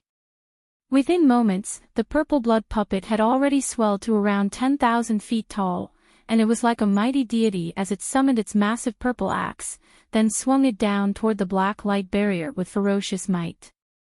A series of rumbling booms akin to thunderclaps erupted as countless axe projections struck the same spot on the light barrier. As for the white-haired woman, she was only injecting her power into her crimson saber with all her might without unleashing any additional abilities. The restriction barrier was extremely powerful, yet it was still unable to withstand the combined attacks from so many body integration stage beings. As such, a hole with a diameter of over 100 feet was blasted into its surface, and even though the hole immediately began to seal itself, there was more than enough time for the demon monarchs to pass through.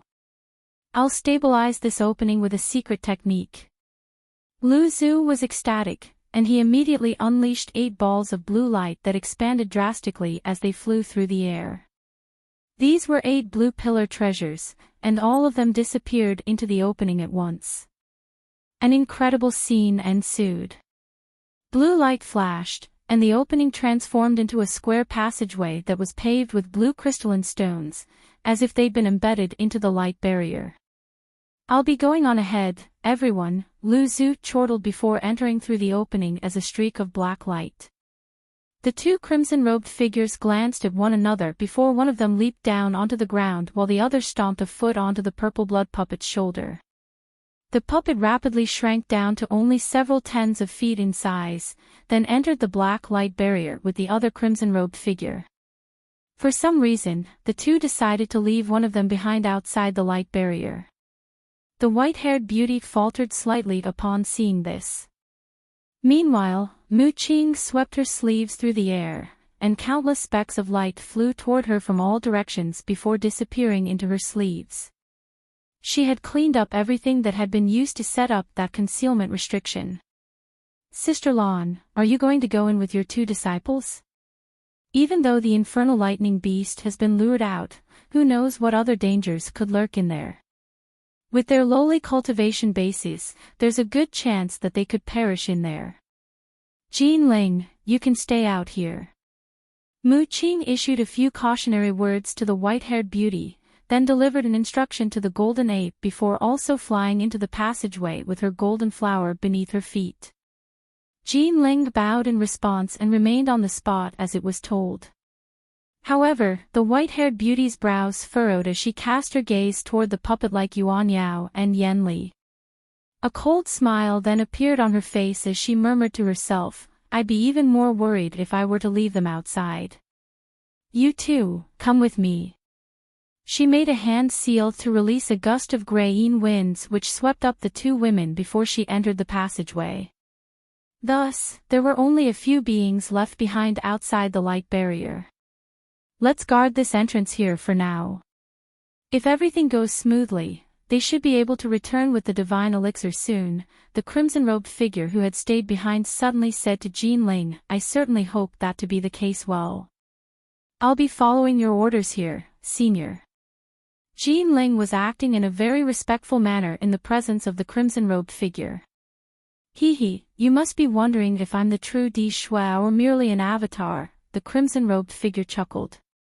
Surely you jest, senior. My mistress has told me in the past that you're capable of splitting up your soul, so both bodies could be said to be your true body, and both could be said to be avatars as well, so there's no difference between the two, Jin Ling replied calmly. The crimson-robed figure faltered slightly upon hearing this before chuckling to himself, Fairy Mu sure knows about me. At this point, there were still 3 high-grade demon beasts remaining outside the light barrier aside from Jin Ling and Di Shui. All 3 of those demon beasts had adopted their human forms and were standing not far away from the 2 of them. The crimson-robed figure cast his gaze toward these 3 demon beasts, and he was just about to say something when his pupils suddenly contracted. His hand shot forth like lightning before making a grabbing motion toward a nearby spot in the air without any premonition. A massive crimson hand that reeked of blood and gore appeared in the air above that patch of space, then swelled to around an acre in size before crashing downward with ferocious might. A streak of silver light flashed through the air, and the massive crimson hand was sliced into 2 amid a resounding boom. A humanoid figure then swayed nearby, and a crimson-armored puppet appeared amid a flash of silver light, appraising the crimson-robed figure and the others in an expressionless manner. Is that a puppet from the Mayfly race? Jin Ling was rather surprised to see such a being appear here. Be careful. This is not an ordinary crimson-armored puppet. A powerful being from the Mayfly race has imbued some of their spiritual sense into this puppet, the crimson-robed figure cautioned in a grave voice. That attack that he had just unleashed wasn't a particularly powerful one, but he was still very surprised to see it being dismantled with such ease. He narrowed his eyes and focused his gaze on that streak of indistinct silver light. The silver light was extremely blurry, and even he couldn't see what was lurking within it. That was slightly alarming to him, and he didn't dare to look away from that silver light even for a single instant. Jin Ling's heart also jolted with shock upon hearing the crimson-robed figure's words of caution and seeing the grave expressions on his face. As such, it also focused its gaze on the crimson-armored puppet. Using its spirit eye ability, it was able to do what the crimson-robed figure couldn't, and identified the object within the silver light. It was a faint silver WIRM that was circling around in mid-air, creating quite a mysterious spectacle. Jin Ling's brows furrowed upon seeing this. It was unable to identify what kind of weapon this was, but it had to be something like a sword or a saber for it to be able to slice through the crimson-robed figure's attack so easily. You must be one of the Mayfly race puppets that got away, right? Seeing as you were able to escape, why didn't you hide somewhere until we were gone? Are you seeking an early death by coming out to face us here? In that case, I wouldn't mind granting your wish and sending you on your way, the crimson-robed figure chuckled coldly. If we weren't battling you in our puppet bodies, do you really think you'd be able to defeat us? In any case, none of that matters anymore. Aside from your group here, everyone else seems to have entered our divine pond. Looks like I'll be able to trap all of you here and kill you in one fell swoop, the crimson-armored puppet said in a cold voice. You think you can kill all of us on your own? The crimson-robed figure chuckled at the absurdity of that notion. That's right, with this 5-dragon chopper, none of you will be able to escape from this place alive. The crimson-armored puppet suddenly raised a hand as it spoke. All of a sudden, a loud dragon roar erupted as a silver chopper that was bright and smooth as a mirror came flying down from above before landing in the puppet's grasp. 5-dragon chopper. I seem to recall this treasure from somewhere. The crimson-robed figure stared at the chopper with furrowed brows. Is that so? None of that matters as you'll all be perishing to this treasure soon anyway. The crimson-armored puppet seemed to be unwilling to waste any more time with words as it raised its saber-wielding hand, then slashed it through the air. Jean Ling and the crimson-robed figure reflexively shot forth through the air to take evasive measures upon seeing this. At this moment, 3 chopper projections suddenly appeared in mid-air, but they were targeting the distance beyond the golden ape and the crimson-robed figure.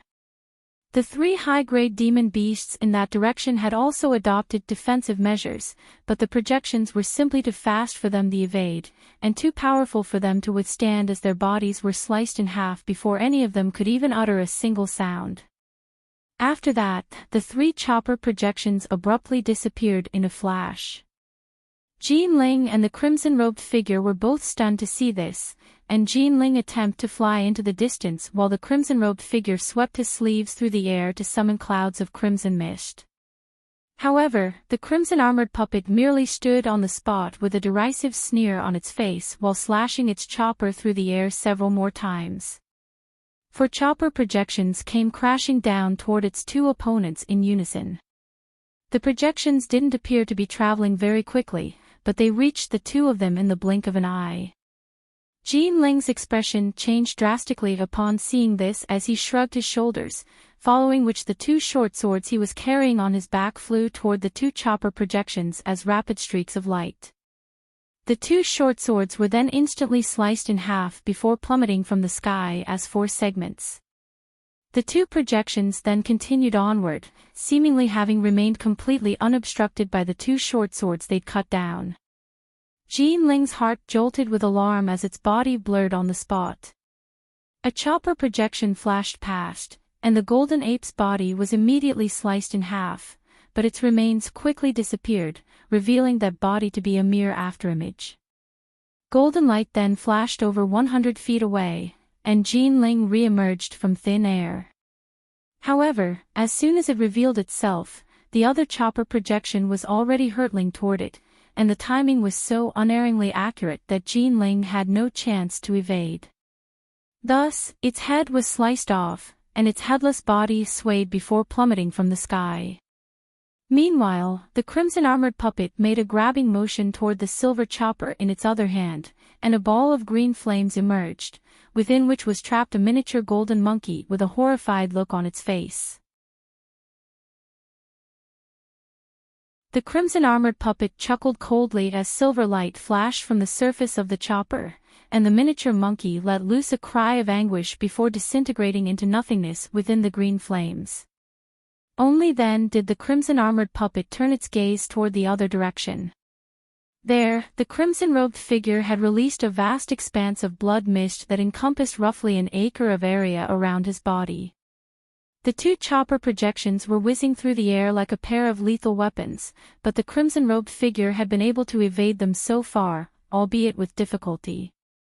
Green light flashed within the puppet's eyes, and it harumphed coldly before suddenly tossing its chopper up into the air. Brilliant silver light instantly erupted from the chopper as countless chopper projections shot forth through the air, and on this occasion, even the crimson-robed figure was greatly alarmed. He immediately hurtled toward the nearby blue passageway, having clearly realized that this saber-wielding opponent was not someone that he could oppose.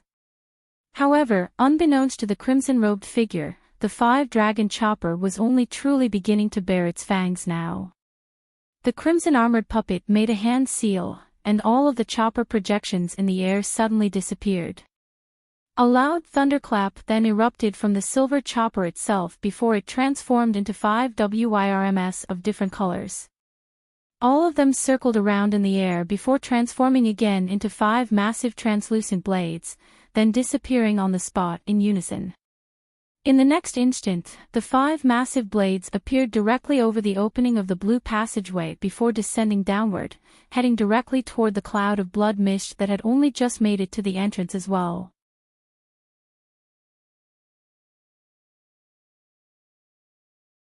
The crimson-robed figure's expression changed upon seeing these giant blades, and brilliant crimson light erupted from its body as it prepared to unleash another ability. However, right at this moment, the 5 giant blades suddenly twisted outward before disappeared on the spot. In the next instant, they appeared at the edge of the cloud of blood mist like 5 massive doors, emitting a vast expanse of 5-colored light. The 5-colored light swept the crimson cloud aside without any impediment, and a horrified look finally appeared on the crimson-robed figure's face. He didn't have time to unleash any other secret techniques, so he could only hurriedly sweep his sleeves through the air while opening his mouth at the same time. A small azure shield, a thin crimson veil, and a round bowl were blasted forth at once. The 3 treasures were radiating scintillating light, and it was quite apparent that they were all extraordinarily powerful treasures. As soon as they were unleashed, they transformed into 3 barriers of light of different colors, shielding the crimson-robed figure within. After doing all that, the crimson-robed figure abruptly inhaled before expelling a few mouthfuls of blood essence, then raised a hand to summon a purple talisman. The talisman disappeared into the ball of blood essence in a flash, following which the ball exploded to form a cloud of blood mist that settled over the crimson-robed figure. Immediately thereafter, a suit of purple armor surfaced over his body. This suit of armor was extremely intricately crafted, and there were arcs of electricity crackling over its surface, making it appear as if it were some kind of ethereal otherworldly treasure. At this moment, the 5-colored light had brushed aside the cloud of blood mist and reached the crimson-robed figure.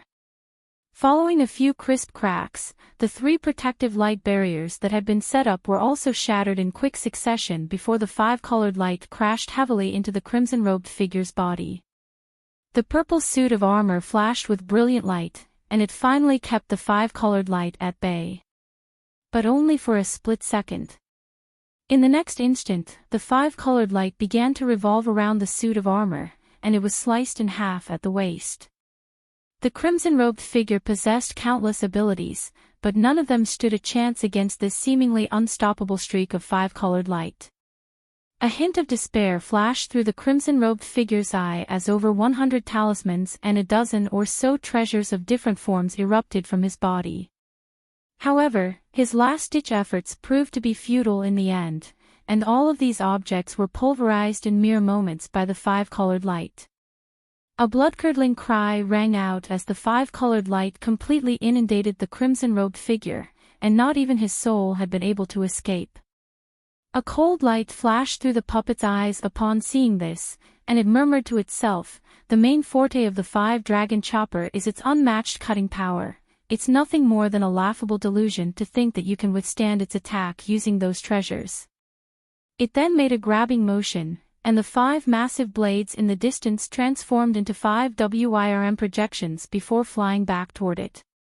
In the end, the 5 WIRM projections converged overhead, to form that shimmering silver chopper again, then descended from above. A hint of elation flashed through the crimson-armored puppet's eyes and it raised a hand to catch the chopper, but the light in its eyes suddenly dimmed, and its body swayed unsteadily as it almost tumbled out of the sky. Thankfully, it managed to right itself amid a flash of spiritual light, but a resigned look appeared in its eyes. It heaved a faint sigh before catching the silver chopper in its grasp again. It gently swept a hand over the chopper's mirror-like surface, and a burst of ringing erupted from its blade. This treasure is indeed extraordinarily powerful, but the rate at which it exhausts my spiritual sense is just as staggering. Looks like I'll have to put an end to everything the next time I unleash its power, the puppet mused to itself with a contemplative look on its face. At this moment, ferocious winds were swept up in the distant sky. A vast expanse of dark clouds descended and suddenly encompassed most of the entire sky. Several high-grade ghostly beings descended amid gusts of winds before landing in front of the puppet. "Have you done everything I asked?" the puppet asked. "Rest assured, Master, we've set up everything required. As soon as you enter the divine pond, we'll immediately seal off the area using the formation.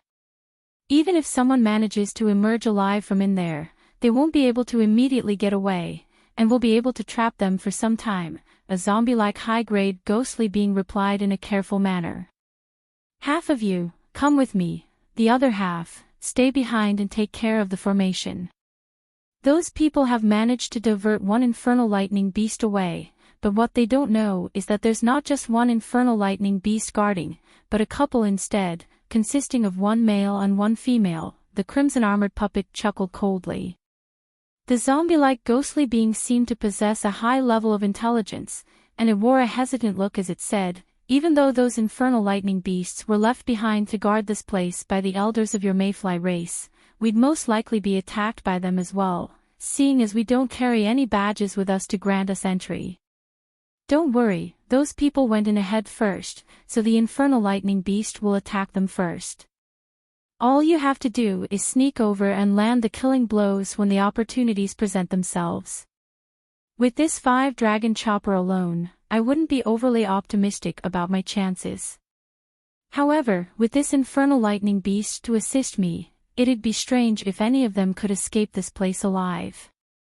As for the other infernal lightning beast, it's a pity that it was lured away, but had it not been for the fact that it had been drawn away, those people wouldn't have ventured into Divine Pond. It wouldn't be difficult to defeat them on the outside, but killing them all would be very difficult, but now..." The puppet chuckled in a sinister manner. All of the other ghostly beings immediately fell silent upon hearing this. A thought then suddenly occurred to the crimson-armored puppet, and it said, "Having said that, we can't just ignore the infernal lightning beast that was led away, either. We need to send people after it, and if that man it's pursuing is quickly killed or if something else happens to make it return in advance, then we have to be informed right away through our myriad distance talisman. Rest assured, Master, we've already sent White Ghost after them. She's the one who's most proficient among us in concealment and movement techniques, so she'll definitely be up to the task," the ghostly being hurriedly replied. "White Ghost? Is that the one who managed to escape with only one arm amputated despite facing the most powerful being among the intruders?" the crimson-armored puppet asked. "That's right. If she was sent out, then we should indeed have no issues. Let's go, the intruders have most likely entered the underground palace below the Divine Pond already," the crimson-armored puppet instructed. All of the ghostly beings immediately heeded its command, and 3 of them entered the blue passageway with the puppet while the other 2 high-grade ghostly beings remained outside. One of them let loose a long howl, and countless black skeletons appeared from within the nearby dark clouds. Hanli waved a hand through the air, and 7 or 8 bolts of golden lightning erupted behind him, heading straight for a ball silver lightning situated over 1,000 feet behind him. It was none other than the infernal lightning beast that had been pursuing it for an immeasurable distance already. At the sight of the oncoming arcs of golden lightning, the beast wasn't intimidated nor fearful in the slightest. Instead, it immediately opened its mouth to expel a burst of silver light. As soon as the divine Devilbane lightning came into contact with this silver light, it was swept up in a soundless manner before being devoured by the beast. The infernal lightning beast licked its lips as bursts of dull rumbling erupted from within its stomach, and its eyes lit up as if it had just enjoyed a rare delicacy.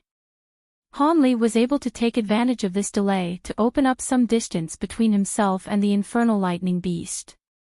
However, the beast wasn't flustered in the slightest upon seeing this. It merely snarled as silver arcs of lightning revolved around its four limbs before setting off in pursuit again. Hanli didn't even have to turn around to know what the beast was doing, as it had done the same thing countless times along this chase. This beast was a sliver faster than him even when he was flying as quickly as he was capable of, so even though he was able to open up some distance, it didn't take long before the beast narrowed the gap again. After that, it would begin to attack him from afar. In the beginning, it would blast bolts of astonishingly powerful silver lightning out of its mouth.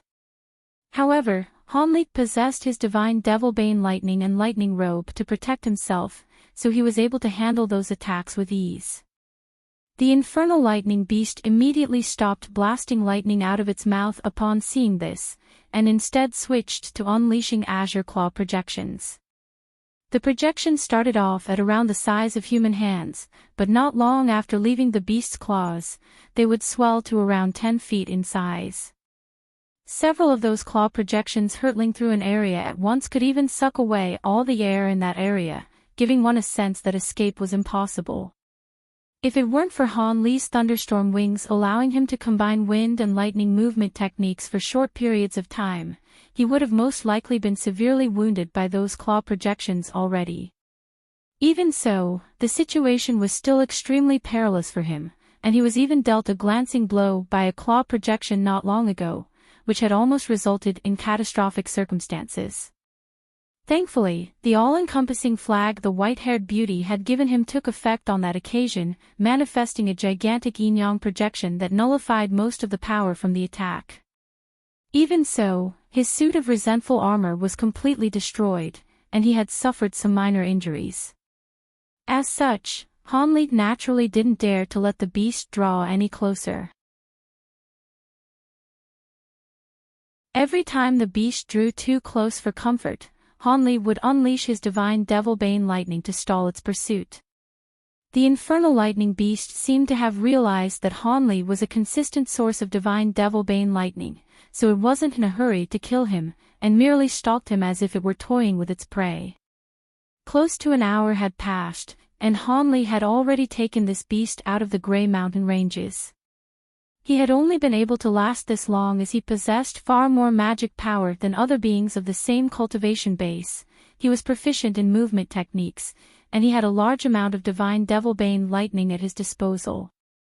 If another deity transformation stage or even spatial tempering stage being were in his position, they would have most likely fallen prey to this beast already.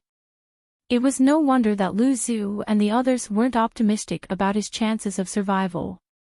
In order to break the restriction on the infernal river, Hanli had already used up a lot of his divine Devilbane lightning, and without a large supply of that lightning left, Lu Zhu and the others would naturally be led into thinking that he wouldn't last very long at all. Hanli was keeping a constant eye on the infernal lightning beast behind him while thinking of a way to escape, seeing as the demon monarchs had most likely already broken through the restriction on their end and no longer had any spare capacity to try and track him down. There was definitely no way that he'd be able to escape from this fearsome demon beast through normal methods. The only things he could rely on were his lightning beads, the 2 new types of talismans he'd refined, and his mature gold-devouring beetles.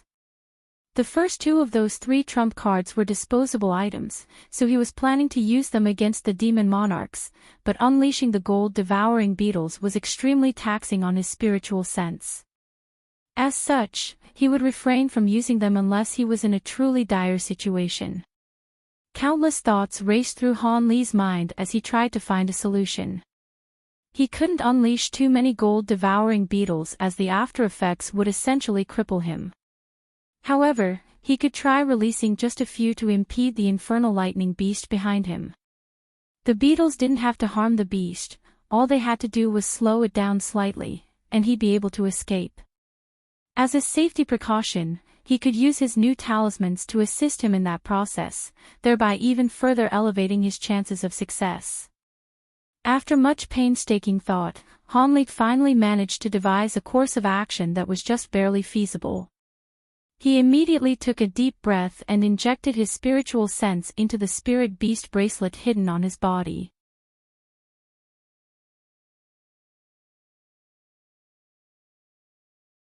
Following a string of resounding booms, Hanli unleashed his divine devil-bane lightning, and just as the infernal lightning beast paused to devour the lightning, he rustled his sleeve to send 3 specks of golden light hurtling through the air. They were none other than 3 mature gold-devouring beetles. The infernal lightning beast had just devoured the arcs of golden lightning with relish when it saw the golden beetles flying toward it. It faltered slightly in response before opening its mouth in a nonchalant manner. An arc of silver lightning erupted forth before splitting into 3 to strike the golden beetles. Thus, the beetles were completely inundated by lightning following 3 loud thunderclaps. However, in the next instant, a hint of surprise flashed through the infernal lightning beast's golden eyes. After the lightning receded, the 3 spirit insects were revealed, and not only had they not been reduced to dust, they had instead swelled to several times their original size as they continued flying toward the beast. Even though the infernal lightning beast's intelligence couldn't compare to that of a human, it had cultivated to an extremely high level, so it certainly wasn't some brainless buffoon. It had identified that these 3 beetles were rather peculiar, and it didn't dare to treat them with disdain any longer as it swept a set of claws through the air. 3 streaks of azure claw projections immediately hurtled forth, swelling drastically mid-flight before striking the 3 golden beetles. The claw projections exploded amid a sharp screech, and azure light inundated the 3 golden beetles.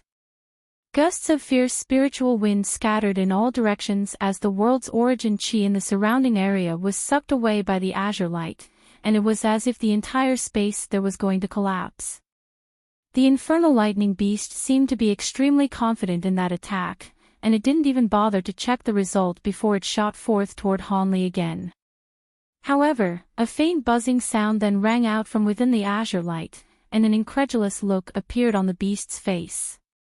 Golden light flashed within the azure light, and the 3 golden beetles flew forth, reaching a spot that was only several tens of feet away from the infernal lightning beast in just a few flashes. Their bodies were shimmering with golden light, and they didn't appear to have been injured in the slightest. The infernal lightning beast was truly shocked this time, and a hint of ferocious killing intent welled up in its heart. It immediately opened its mouth to expel a swath of silver light that swept up the 3 golden beetles. The gold-devouring beetles were capable of devouring all things, but they were unable to immediately eat their way out of this silver light. Thus, the infernal lightning beast inhaled deeply, and the silver light swept back to send the 3 gold-devouring beetles flying into its mouth. The beast gnashed at the golden beetles violently with its sharp fangs, then swallowed them into its stomach. It then crouched down as thunderclaps erupted from its 4 limbs, and it disappeared on the spot as a bolt of silver lightning again.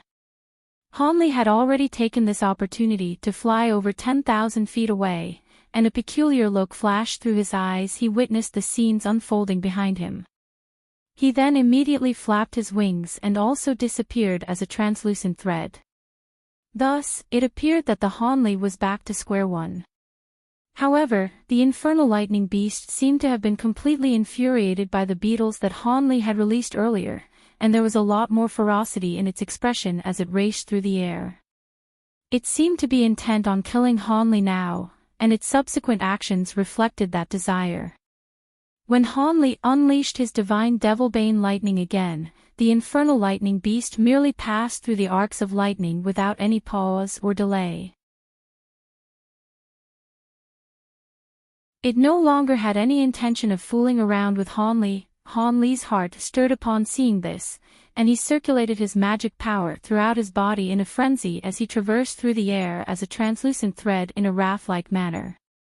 Even so, the infernal lightning beast was quickly closing in on him, and there were soon only just over 1,000 feet between them.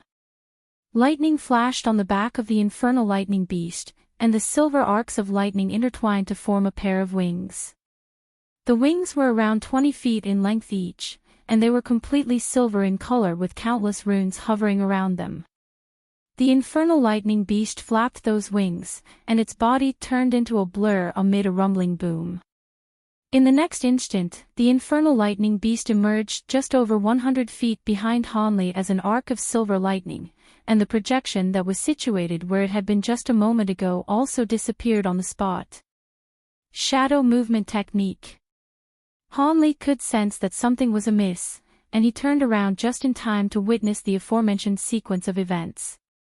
His face immediately paled as a sinking feeling appeared in his stomach. He had not anticipated that this beast would possess such a troublesome movement technique. Shadow movement techniques weren't the fastest movement techniques, but they were definitely the rarest and most mysterious. There weren't even all that many people in the world who had witnessed such movement techniques. If it weren't for the fact that Han Li had conducted extensive research on his own lightning movement technique back in Deep Heaven City, reading through many relevant tomes that were sold in the city, he wouldn't have been able to identify that movement technique so quickly. However, he clearly couldn't afford to stand around and wallow in his astonishment under such dire circumstances. As soon as the infernal lightning beast reappeared, it immediately flapped its wings toward Han Li. The wings of lightning then abruptly disappeared amid a loud thunderclap. Han Li faltered slightly upon seeing this, yet before he had a chance to react, a loud thunderclap erupted overhead, following which a massive net of lightning came plummeting from above, and it was upon him in the blink of an eye.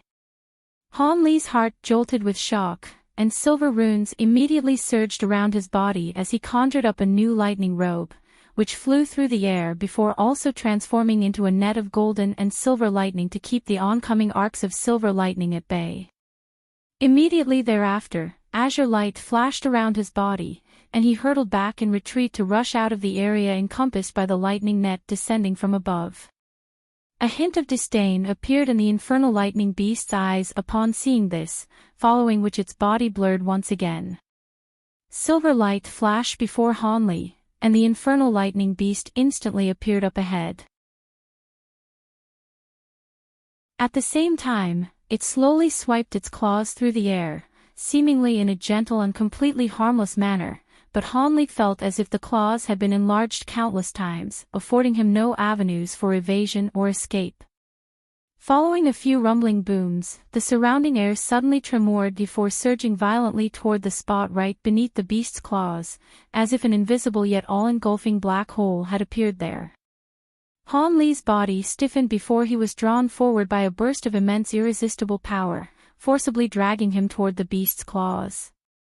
His face paled even further, but a determined look then immediately flashed through his eyes. He suddenly opened his mouth to expel a small golden sword that was around several inches in length, and it only flashed once before transforming into a streak of golden light that hurtled toward the beast's claws. However, not only did the infernal lightning beast not withdraw its claws upon seeing this, a disdainful look appeared in its eyes instead. The streak of golden light crashed into a beast's claws with a loud clang, only to repel back as a small golden sword as the golden light around it faded. Meanwhile, the beast's claws remained completely unscathed, and they hadn't even moved so much as a single inch. Not only that, but the beast's other paw shot forth like lightning to grab the sword in its claws. A vicious look then appeared in its eyes as its entire paw turned pure silver in color, and it brought its claws together with ferocious might to completely crush the golden sword. Not only were infernal lightning beasts blessed with extraordinary strength from birth, their bodies were as powerful as top-grade treasures. With those two attributes combined, it had crushed countless treasures with its sharp claws. As such, it had thought that it would be able to completely pulverize this small sword, just as it had done with countless treasures in the past. However, the golden sword merely tremored in its immensely powerful grasp, and the spiritual light emanating from the sword dimmed a little, but it remained completely unscathed. The beast had severely underestimated how robust Han Li's azure bamboo cloud's warm swords were. This sword had been refined with several types of rare materials by Han Li, and there were very few treasures as robust as it even in the spirit realm. The sword was unable to harm the infernal lightning beast, but the latter wouldn't be able to destroy the sword in a short time either. The infernal lightning beast was quite astonished by just how resolute this small sword was, and before it had recovered from its shock, a burst of golden light suddenly radiated from Han Li's body. He let loose a loud cry, and the golden light intensified in brightness as golden scales appeared all over his body. At the same time, golden light erupted from his back before manifesting a humanoid projection with 3 heads and 6 arms. The projection slowly extended its 6 arms in unison, sending a peculiar fluctuation running through the nearby space like ripples over the surface of a calm lake. With this split second of respite, Hanli flapped his wings, and a gentle breeze blew past as he disappeared on the spot. The infernal lightning beast let loose a low snarl as it clenched its raised paw into a fist, then lashed out at a certain spot in the air around 300 feet away. A resounding boom erupted as a burst of invisible power exploded, sending an invisible shockwave proliferating through the air in all directions. A humanoid figure was forcibly revealed from empty space by its attack, and it was none other than Hanli, who wore a stunned expression as he stumbled out of thin air. This beast had easily nullified his teleportation technique, and its powers were simply unimaginable to him. Hanli immediately shot back without any delay, and at the same time, he swept a sleeve through the air to hurl a dozen or so azure beads toward the infernal lightning beast. Those were none other than the lightning beads that he'd painstakingly refined, and he'd used up close to a third of his entire supply in one go, so he certainly wasn't playing around. A hint of disdain appeared on the infernal lightning beast's face upon seeing this, and its body blurred again as it tried to unleash its shadow movement technique to evade these oncoming lightning beads. However, right at this moment, Hanli suddenly made a hand seal, and the infernal lightning beast was struck by a burst of excruciating pain in its stomach, as if it were being stabbed on the inside. As a result, it was unable to unleash its shadow movement technique, and this split-second delay was all it took for the lightning beads to reach it. The infernal lightning beast was completely bewildered by the agony in its stomach, so it paid no heed to these seemingly nondescript beads. A loud thunderclap erupted as it half-heartedly conjured up a barrier of silver lightning, then hurriedly inspected its own internal condition. The carelessness with which the beast was handling the situation was very much a welcome sight for Hanli, and his eyes lit up as he made another hand seal without any hesitation. The dozen or so lightning beads flashed with azure light, then exploded in unison at his behest. Initially, only a dozen or so balls of azure lightning appeared. Those then swelled drastically in size as a dozen or so bursts of tremendous lightning attribute power erupted forth. A lightning cloud that was several acres in size appeared in an instant, completely catching the infernal lightning beast off guard as it enshrouded the beast's entire body. Lightning flashed violently amid resounding thunderclaps, and a roar of sheer fury erupted from within the lightning cloud. The beast was naturally proficient at devouring lightning, but this attack possessed power equivalent to that of several body integration cultivators attacking at once, so it was naturally unable to devour such immense and volatile power. Furthermore, Hanli was spurring on his gold-devouring beetles with all his might to eat the beast from the inside, thereby severely debilitating it through sheer agony, and it could only withstand the power of the lightning beads with its powerful body alone. The lightning cloud in the sky put the power of azure heavenly lightning on full display as arcs of azure lightning flashed amid deafening thunderclaps that were audible even from close to 100 kilometers away.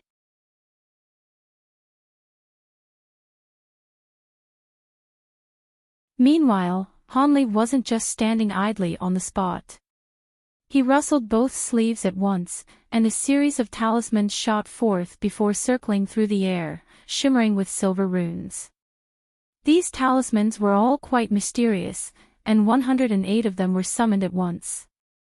Hanli made a hand seal before rapidly pointing his fingers in succession toward the lightning clouds down below with a grave expression on his face. The talismans immediately transformed into 108 streaks of silver light that disappeared right in front of Hanli. In the next instant, silver light flashed above the giant lightning cloud, and the silver runes reappeared. They surged through the air to form a strange diagram that encompassed the entire lightning cloud below. Hanli cast an incantation seal, and all of the talismans exploded in unison, creating a massive silver light formation. Within the formation, a projection of a large palace appeared in a mirage-like manner, as if it weren't actually a part of this world. The palace was shimmering with silver light, and there were countless runes dancing in the air above it. At the same time, heavenly music sounded, captivating the listener with its delightful beauty. However, as soon as the listener tried to listen more closely to the music, it would abruptly disappear. Hanli was ecstatic to see the realization of the formation, and he hurriedly made a hand seal, upon which the formation slowly descended. Right at this moment, a thunderous roar erupted from within the lightning cloud. Following a few earth-shattering thunderclaps, the azure lighting cloud tumbled and surged violently, and several arcs of lightning that were as thick as water tanks forced their way out of the lightning. The huge bolts of lightning circled around within the lightning cloud like a series of menacing giant dragons, and the entire lightning cloud was eradicated within moments. After the lightning cloud was eradicated, the arcs of lightning also disappeared, and the infernal lightning beast was revealed in the distance again. At this moment, the beast was in an extremely sorry state. Not only had its scales become dull and lustreless, the parts of its body that weren't covered in scales had been completely charred black. Only the single horn on its head was still shimmering with silver light, as thin arcs of electricity revolved around it. Those thick bolts of silver lightning had clearly been unleashed by none other than that horn. What was even more surprising was that as soon as the beast was revealed, it immediately opened its mouth to expel a burst of crimson light, within which 3 flashing specks of golden light could be seen. Those 3 specks of light were emitting a faint buzzing sound, and they were none other than his gold-devouring beetles. They had been forced out of the beast's body by its immense magic power. A shiver immediately ran down Han Li's spine upon seeing this. After the beetles had been swallowed by the beast, Han Li had been overjoyed, and as a result, a hint of killing intent had welled up in his heart. Only after witnessing the scenes that had just unfolded did he realize how delusional he'd been. As such, he immediately relinquished any intention of killing this beast. Han Li looked down to discover his azure bamboo cloud's warm sword was hovering beneath one of the infernal lightning beast's paws, and it was shimmering with faint golden light. It was quite clear that the infernal lightning beast had dropped the sword as it was too busy dealing with the attacks from the gold-devouring beetles and the lightning cloud. In any case, the sword didn't appear to pose any threat to it, so there was no need for it to pay it any heed. At this moment, the infernal lightning beast was glowering intently at Han Li with fury and ferocity in its eyes. Having just withstood that devastating string of attacks, it wanted nothing better than to tear Han Li apart with its bare claws.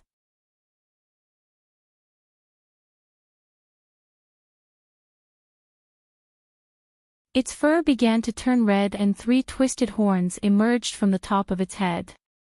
Its glabella split open to reveal a crimson demonic eye, and at the same time, its face elongated as it bared its mouthful of sharp fangs. 3 black bone spikes had also sprouted from its back, each of which was around 10 feet in length with black yin chi swirling around them. The white-robed ghostly woman's horror was even further exacerbated by the sight of the weeping soul beast's transformation.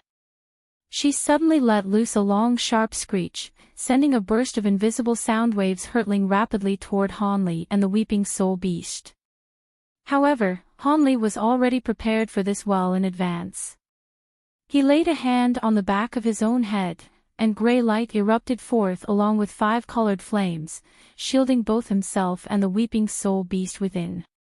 As such, Han Li managed to withstand the soundwave attack with nothing more than a slight pain in his spiritual sense. As for the weeping soul beast, it was completely unaffected. Instead, a sinister look appeared on its face, and it slowly opened the demonic eye on its glabella to shoot forth a bolt of lightning as thick as a large bowl. The bolt of lightning was as vibrant red as blood, and it is able to completely ignore the white light barrier as it instantly punctured the body of the white-robed ghostly woman, who was completely immobilized by the weeping soul beast's soul-devouring light. The ghostly woman let loose a howl of anguish as the crimson arc of lightning bound her body like a spirit snake, then forcibly dragged her through the air, taking her over to the weeping soul beast in the blink of an eye. The beast opened its mouth and devoured her with any hesitation, then furrowed its brows before spitting out a black jade badge. Hanli made a grabbing motion to draw the badge into the grasp before giving it a brief inspection. This is a myriad distance talisman. Even though it was slightly different from the one used by humans, Hanli was still able to immediately identify it. A hint of surprise flashed through his eyes, and a contemplative look appeared on his face. All of a sudden, a burst of loud rumbling intermingled with a furious roar erupted from within the light formation in the distance. Hanli shuddered upon hearing this before hurriedly waving a hand toward the weeping soul beast. The latter shrank down rapidly before disappearing up Hanli's sleeve, and at the same, Hanli stomped a foot onto the ground, transforming into a mighty azure bird as he flew away like lightning.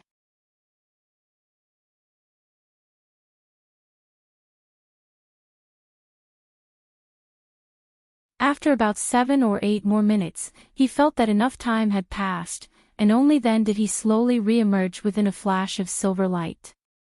Several silver runes flew out of his body, then combined together to form a purple talisman again. Hanli waved a hand through the air, and the talisman disappeared up his sleeve as a streak of purple light. Immediately thereafter, he sped into the distance as a streak of azure light, traveling along the exact same route that the infernal lightning beast had just taken. Not long after that, Hanli arrived back at the black light barrier from which he'd originally set off. The azure light around him faded, and he hovered in mid-air to survey the situation down below, upon which his expression changed slightly. There was an acrid smoky scent in the air, and thousands of sets of ghostly remains littered the ground below, large patches of which had been charred black. It seemed that this place had been ravaged by lightning, and there were winds surging through the air, as well as residual fluctuations from an extremely powerful restriction. It seemed that a restriction had been forcibly destroyed after it had only been set up halfway. A hint of surprise and bewilderment flashed through his eyes upon seeing this. He was naturally unaware of the fact that the crimson-armored puppet and its subordinates had arrived at this place following his departure. After the weeping soul beast had devoured the white-robed ghostly woman, these ghostly beings were completely unaware that the infernal lightning beast was already on its way back. As such, they had no time to take evasive measures and were naturally destroyed by the infuriated beast.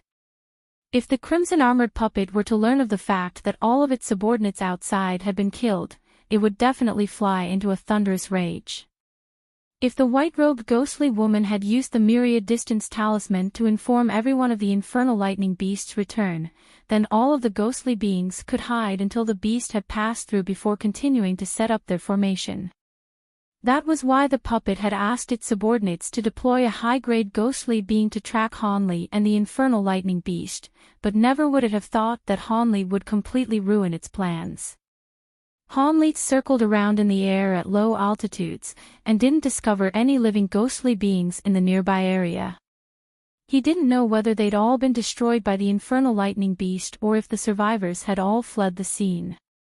However, he didn't delve any further into this issue before turning his gaze toward the shimmering blue passageway, and he began to stroke his chin with a contemplative look on his face.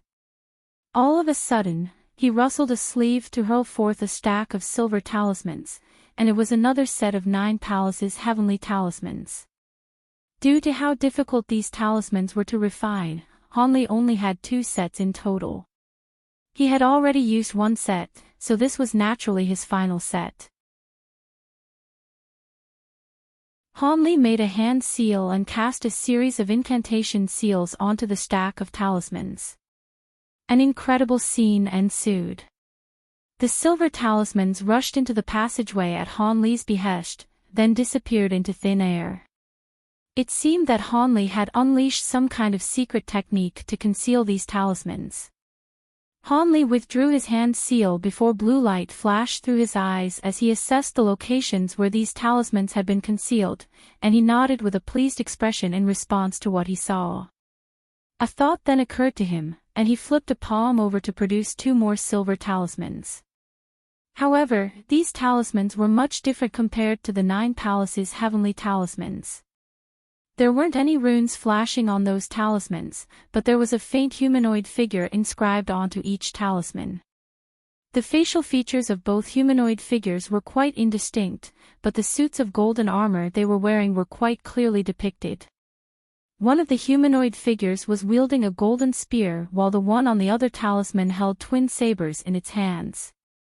What was strange was that these 2 humanoid figures were moving around on the talismans and brandishing their weapons from time to time, as if they were alive.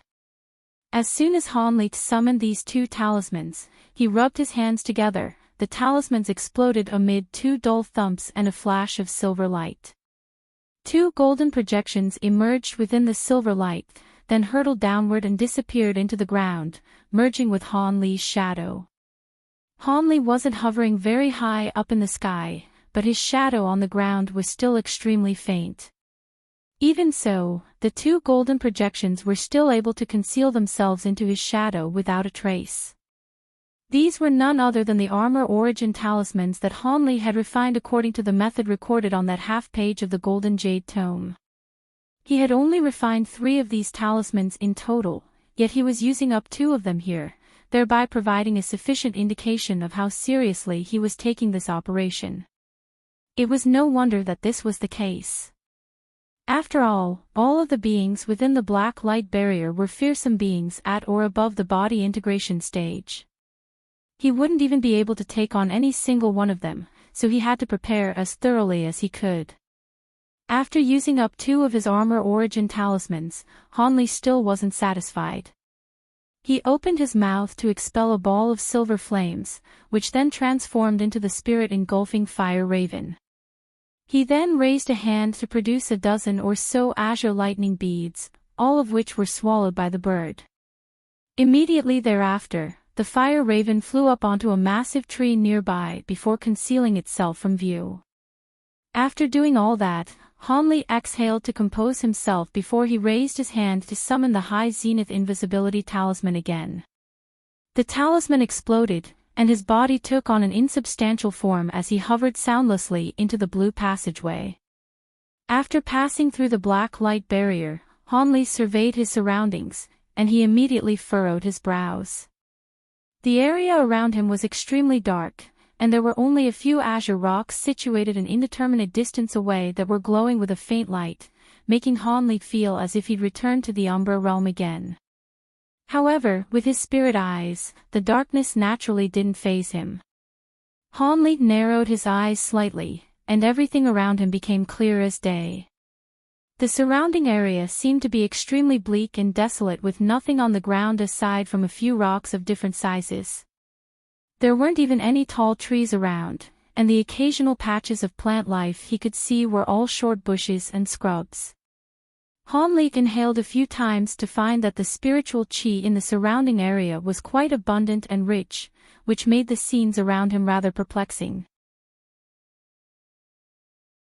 However, he didn't remain in this place to ponder the situation for too long. Instead, he continued onward, venturing deeper into this unknown land. Even though he didn't know where this so-called divine pond was, it certainly couldn't be wrong for him to head toward the center of the restriction. Even after adopting an insubstantial body, Hanli was still traveling quite quickly, covering a distance of close to 10 kilometers in the blink of an eye. Hanli's eyes then immediately lit up as he discovered a palace-like building in the distance. The building was only several hundred feet tall and appeared to have been constructed using ordinary rugged stone blocks. It was the first noteworthy landmark he'd come across, and it indicated that he was heading in the right direction. Thus, Hanli immediately flew toward the palace. The entrance of the palace was a tall and rectangular one that was over 100 feet tall, and a black stone gate had been completely opened outward. Hanli reflexively swept his spiritual sense toward the gate, upon which a peculiar look appeared in his eyes, and he paused on the spot. There were a couple of bursts of powerful yin qi situated on either side of the gate, indicating that there seemed to be a high-grade ghostly being concealed on each side of the entrance. Hanli was slightly surprised to make this discovery, but he was quickly enlightened as he thought of the thousands of ghostly beings that had been destroyed back at the entrance of the blue passageway.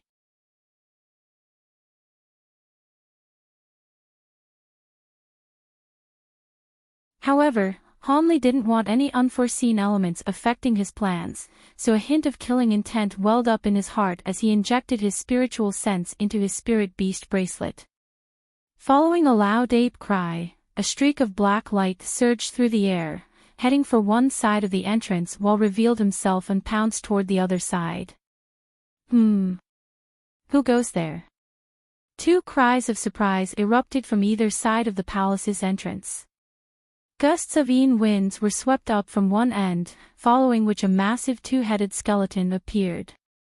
On the other side, the pungent odor of blood and gore wafted through the air as a white-furred zombie with a pair of crimson eyes emerged. The zombie had a pair of green wings on its back that were extremely rank and putrid. Black light flashed, and a giant ape appeared. It then immediately let loose a cold harumph, blasting a burst of yellow light out of its nostrils toward the two-headed skeleton. A burst of eerie cackling rang out from the skeleton's mouth as its arms blurred through the air, creating countless claw projections. This high-grade ghostly being was clearly very confident in its body and wanted to tear the soul-devouring light apart with its bare hands, rather than fleeing the scene like the white-robed ghostly woman had. As soon as the two made contact with one another, the claw projections were immediately vanquished by the yellow light, which then surged onward to sweep up the skeleton's bony claws. Yellow light flashed, and the two-headed skeleton let loose a howl of anguish as its bone claws disintegrated into clouds of black mist. The skeleton was shocked by this turn of events, and it hurriedly attempted to hurtle back in retreat, but it was too late. The yellow light continued onward, sweeping up the skeleton's entire body, transforming it into a dense cloud of black mist that was then sucked into the weeping soul beast's mouth. The beast then let loose a cry of elation before turning to appraise Hanli, just in time to see Hanli hovering above the white-furred zombie while pointing a finger toward the divine essence fused mountain. The mountain had expanded to over 100 feet in size, and it had trapped the ghostly being down below. Meanwhile, two golden armor projections had appeared, and both of them were in the process of withdrawing their weapons from the zombie's body. One of them was wielding a spear with arcs of golden lightning surging along its entire length, and the spear had punctured the zombie's heart, creating a charred wound. As for the dual sabers, they had been withdrawn from the zombie's back, following which a layer of white light flashed, and the zombie's repugnant wings were sealed in translucent glacial ice. Hanli didn't spur on the two projections to kill this ghostly being. Instead, he indicated for the weeping soul beast to do the honors. The weeping soul beast faltered slightly before immediately springing through the air with an elated expression, quickly landing beside Hanli. It unleashed its soul-devouring light from its nostrils again, reducing this zombie into chi as well before devouring it, then thumping its chest with glee. These two were both powerful ghostly beings that had been cultivating within the infernal river for countless years, so they were most definitely rare delicacies for the weeping soul beast. Hanli smiled at the sight of the ecstatic weeping soul beast, and a plan suddenly began to hatch in his mind. He carefully appraised the weeping soul beast before issuing some instructions. The weeping soul beast listened with wide eyes before nodding emphatically. Black light flashed from its entire body, and it transformed into a demon beast with a single horn on its head and arcs of lightning revolving around its limbs. It was a spitting image of the infernal lightning beast that had almost hunted down Hanli earlier, except it was slightly smaller in size. Hanli nodded with a pleased smile upon seeing this before waving a hand toward the infernal lightning beast, and it shrank down to only several inches in size before disappearing up his sleeve. He then brought out his high zenith invisibility talisman again to conceal himself, then entered through the palace gates. The palace consisted of a main hall with a smaller hall on the side, and Hanli went directly into the larger main hall. The interior of the hall was very clean, and it was completely empty aside from a dozen or so thick stone pillars. However, Hanli paid no heed to all of this as his attention had been completely drawn to a small hole that was shimmering with white light at the center of the hall. He slowly made his way over to this hole, then peered into it to discover that it was a smooth round tunnel that led downward on a slanted angle, and there were no stairs or rungs to be seen. Furthermore, Hanli could only see a vast expanse of faint white light within the tunnel, thereby preventing him from seeing what lay at the bottom. After a brief moment of contemplation, Hanli slowly drifted down this tunnel. Along the way, he discovered that this tunnel was extremely deep. Even after descending for over 10,000 feet, there was still no end in sight. However, there were gusts of cold winds blowing toward him from down below, so there was clearly some kind of ventilated place at the conclusion of the tunnel. After descending for several thousand more feet, Hanli's expression changed slightly as he could hear the indistinct sounds of thunderclaps and beastie roars, as well as the occasional earth-shattering boom that made the stone walls of the tunnel around him tremor and quake. Hanli began to slow down in his descent while releasing his spiritual sense to survey the situation up ahead. Moments later, a film of piercing white light appeared down below, and he had reached the exit. After sweeping through the area with his spiritual sense, he found that there was nothing lurking down there. He was reassured by this discovery and landed soundlessly onto the ground below, then quickly passed through the white film of light. On the other side, he found himself in another massive hall that was several times larger than the one above it, and also vastly more lavish in its construction as well. Not only was the floor paved with flawless white jade, there were gems the size of large bowls embedded onto the walls and ceiling of the hall. These gems shimmered with a gentle white light that illuminated the entire hall. The spiritual chi in this area was also a lot more abundant than that of area up above, and there were spirit herbs and spirit flowers of all types of different colors growing in 2 miniature flower gardens on either side of the hall. All of the plants were extremely vibrant and shimmering with faint spiritual light, clearly having been nurtured here for countless years. However, Hanli merely looked away with a disinterested furrow of his brows.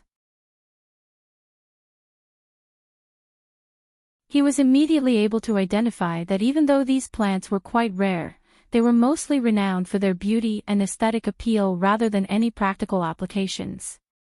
However, Hanli was only able to see most of the hall as a small portion of it was currently enshrouded in dense blood mist and arcs of lightning that were flashing violently. Clumps of blood mist and lightning intertwined with one another at low altitudes over a certain section of the hall, tumbling and exploding incessantly as they fought for dominance. However, it was quite clear that the arcs of lightning were far more powerful than the blood mist.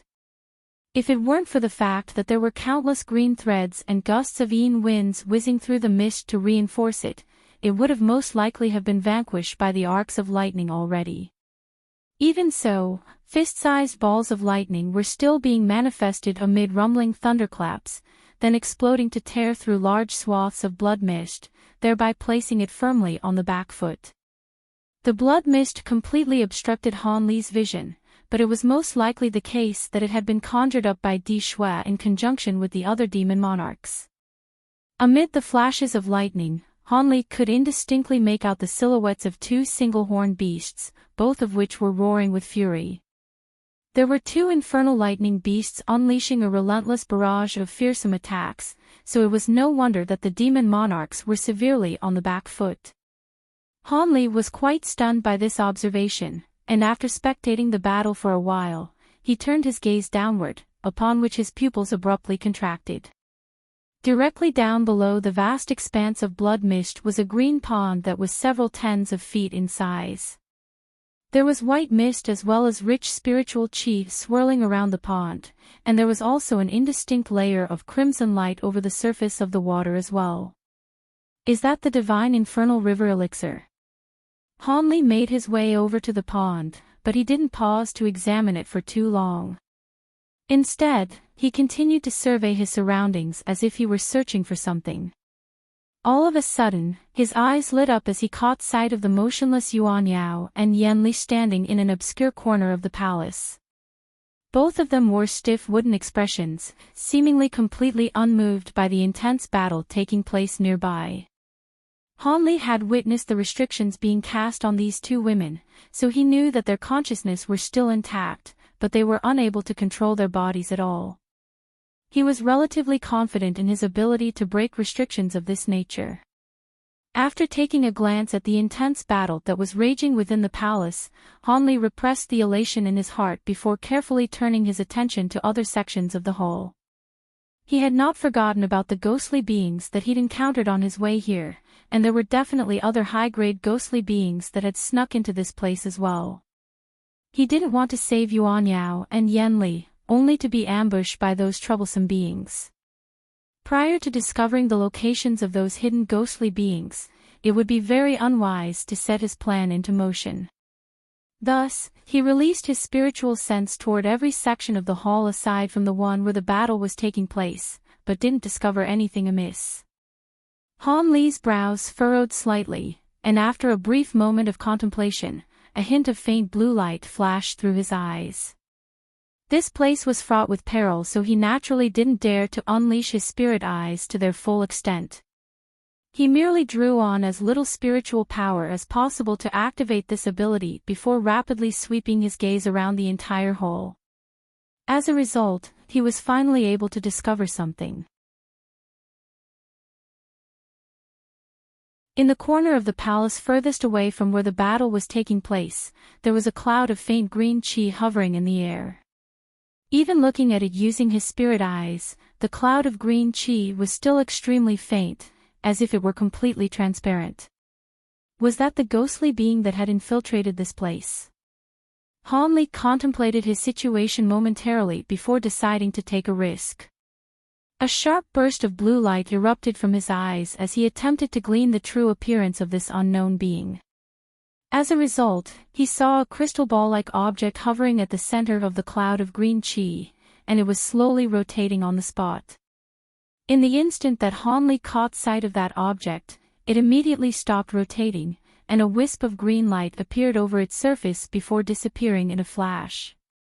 Han Li's expression changed slightly upon seeing this, and the blue light in his eyes was instantly snuffed out.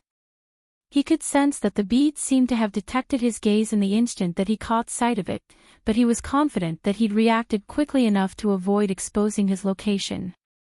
Even if that bead possessed a powerful enough spiritual sense to detect his presence, it wouldn't dare to release its spiritual sense with such reckless abandon to search for him. If it released too little of its spiritual sense, there was no way that it'd be able to bypass the high zenith invisibility talisman's concealment effect, but if too much of its spiritual sense was released, then it would immediately be detected by the demon monarchs and infernal lightning beasts. Han Li was sure that this ghostly being definitely wouldn't engage in such a reckless endeavor. Moments later, a burst of relatively feeble spiritual sense swept over the spot where he was standing, but it completely failed to detect his presence as it continued onward. Han Li heaved an internal sigh of relief in response. However, before he had a chance to consider how he was going to take Yuan Yao and Yen Li away from here without blowing his cover, a thunderous roar suddenly erupted from within the blood mist in the hall, and the battle took a drastic turn.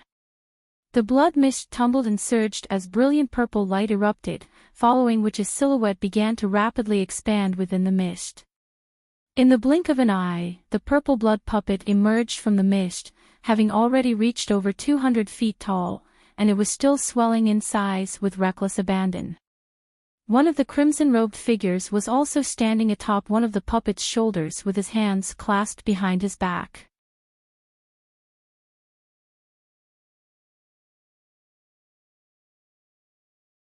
As soon as the massive puppet emerged, crimson light flashed through its 6 eyes, and it abruptly made a grabbing motion to summon a huge crimson axe into his grasp, then swung it through the air with devastating force. The massive axe came crashing down like a small mountain, and even before it had even struck anything, gusts of ferocious winds had been swept upon around it. The silver arcs of lightning down below all tremored violently as a result, looking as if they were going to split apart. A beastly roar erupted from within the lightning, and the arcs of lightning suddenly intertwined with one another as if they had sprung to life. They converged to form a silver lightning sword amid a series of rumbling thunderclaps, then pierced straight up into the air. An earth-shattering boom erupted as the lightning sword struck the blade of the axe, upon which both of them shattered and disappeared into nothingness. Lightning then flashed once again as several azure claw projections that were each around 10 feet in length appeared before hurtling directly toward the purple blood puppet. The crimson-robed figure standing atop the puppet's shoulder harumphed coldly upon seeing this. He opened his mouth to expel a mouthful of blood essence, then made a grabbing motion before swinging his arm through the air. The ball of blood essence transformed into a crimson spear and hurtled through the air at his behest. The crimson spear pierced through several claw projections in the blink of an eye, and was just about to disappear into the lightning down below when silver light suddenly flashed, and a projection of an infernal lightning beast's head that had been expanded to several times its actual size emerged from within the lightning. The projection opened its mouth to devour the crimson spear, then blasted forth an extremely thick arc of lightning in retaliation. The bolt of lightning transformed into a silver WIRM mid-flight, but right at this moment, crimson light flashed within the purple blood puppet's eyes, following which 2 streaks of crimson light shot forth, striking the lightning WIRM with unerring accuracy. Both the lightning and streaks of crimson light clashed and disappeared in unison. Following their first lightning-fast exchange, the purple blood puppet and the crimson-robed figure appeared to be evenly matched with the infernal lightning beast.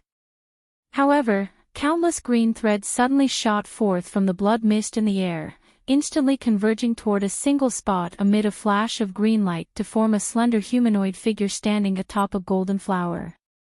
It was none other than Mu Qing. At the same time, fierce winds swept up nearby, and the white-haired beauty also appeared. Both of them wore grave expressions as they scrutinized the projection of the beastly head before them with intense unblinking eyes. A ferocious look appeared on the projection's face upon seeing this, following which lightning flashed violently down below, and another similar projection appeared, except this one was slightly smaller, and the horn on its head was a little thinner than that of the first projection. The white-haired beauty's expression darkened even further at the sight of the 2 infernal lightning beast head projections, and she murmured, "To think that there were 2 infernal lightning beasts here. It had always been a mystery to me how fellow Daoist Zhu had fallen here, but everything makes sense now. What's the point of thinking about such things at a time like this? The divine elixir here is connected to the spirit vein in this place, so we have to buy Lu Zhu more time for him to sever this connection and secure the elixir. The 3 of us have no choice but to risk our lives here," the crimson-robed figure harumphed coldly, seemingly in a rather foul mood. Mu Qing and the white-haired beauty glanced at one another upon seeing this. The crimson-robed figure's attitude wasn't all that strange. After all, any one of them would be absolutely furious if their avatar had been destroyed under inexplicable circumstances. "Fellow Daoist Di Shui, it's been a long time since your avatar was destroyed outside, and that happened before the second infernal lightning beat returned, so there must be a third party involved. They've either remained outside to ambush us as soon as we leave or they've entered this place as well.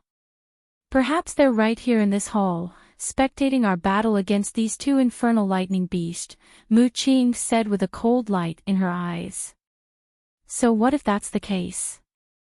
We're too busy fending off these 2 beasts to worry about anything else. Speaking of which, I've been unable to detect the tracking mark I planted in Han Brat's body this entire time, so it looks like he really was killed by the other infernal lightning beast. That's a real shame," the white-haired beauty sighed. "For the infernal lightning beast to return so quickly indicates that Han Brat is most definitely dead, so there's no point in thinking about him now. Our main priority is to take care of these 2 infernal lightning beasts.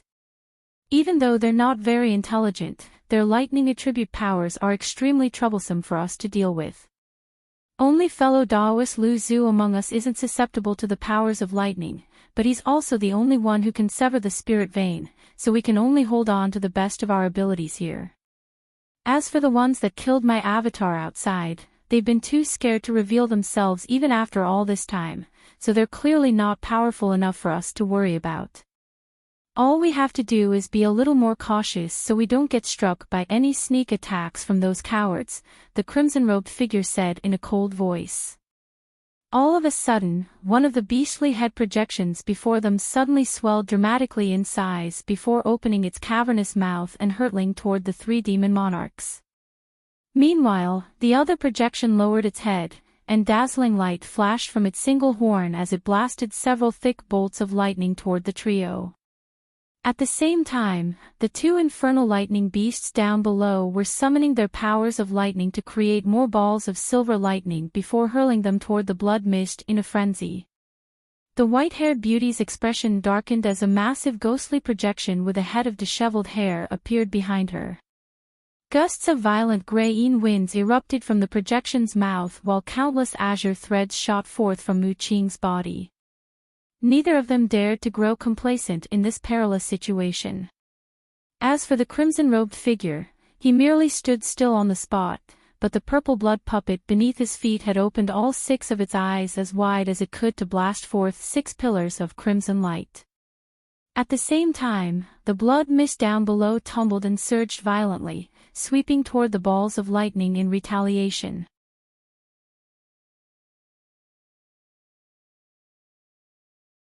If he were to break this restriction now, his cover would immediately be blown, and he couldn't afford for that to happen at this point. With that in mind, Hanli withdrew his gaze before turning his attention toward the cloud of green qi. This thing definitely had something to do with those ghostly beings outside, and Hanli didn't believe for a single instant that it was merely a neutral bystander. This was most definitely not the right time to strike, so he could only engage this mysterious green mist in a contest of patience. As these thoughts flashed rapidly through Han Li's mind, he quickly decided to take a conservative approach. Furthermore, the most important factor to be taken into consideration here was that the most powerful being among the Earth Abyss demon monarchs, Lu Zhu, was still nowhere to be seen. Prior to ascertaining Lu Zhu's location, Hanli definitely wouldn't dare to take any reckless risks. Thus, Hanli turned away from the cloud of green qi and fixed his gaze on the strange pond in the hall, wondering if Lu Zhu was situated deep within this pond. After all, this pond was the only place that anyone could hide within this palace. Unfortunately, the mist hovering around the pond was capable of cutting off one's spiritual sense, so Hanli was unable to glean the situation within the pond. He could only sense that the white mist was imbued with abundant spiritual qi, the purity of which he had never seen before. He felt as if just inhaling a lungful of this mist would save him several days of arduous cultivation. This was why Hanli immediately determined that the water in this pond was the so-called divine infernal river elixir. Hanli was initially quite perplexed, wondering why the demon monarchs didn't simply scoop up the elixir in the pond before running away. After all, despite how powerful the two infernal lightning beasts, there was no way that they'd be able to keep the demon monarchs from securing the divine elixir, particularly when they were situated directly over the pond. However, Hanli quickly understood why this was the case after a brief moment of contemplation. The pond either had some powerful restriction set up around it that even the demon monarchs were wary of, or some other prerequisite had to be satisfied before they could try to secure the elixir. Perhaps Lu Zhu's absence had something to do with this. With that in mind, Hanli was even more intent on waiting for the situation to unfold further. Thus, he stood still beside the two women, waiting for the outcome of the battle above the green pond or for the cloud of green qi to finally do something. Even though he couldn't repress the tracking marks in his body for too long, it was quite apparent from the intensity of the battle raging within the hall that it wasn't going to be a prolonged one either. An opportunity could present itself at any moment. Sure enough, after a short while, the two infernal lightning beasts had finally lost their patience and begun to truly attack with all their might.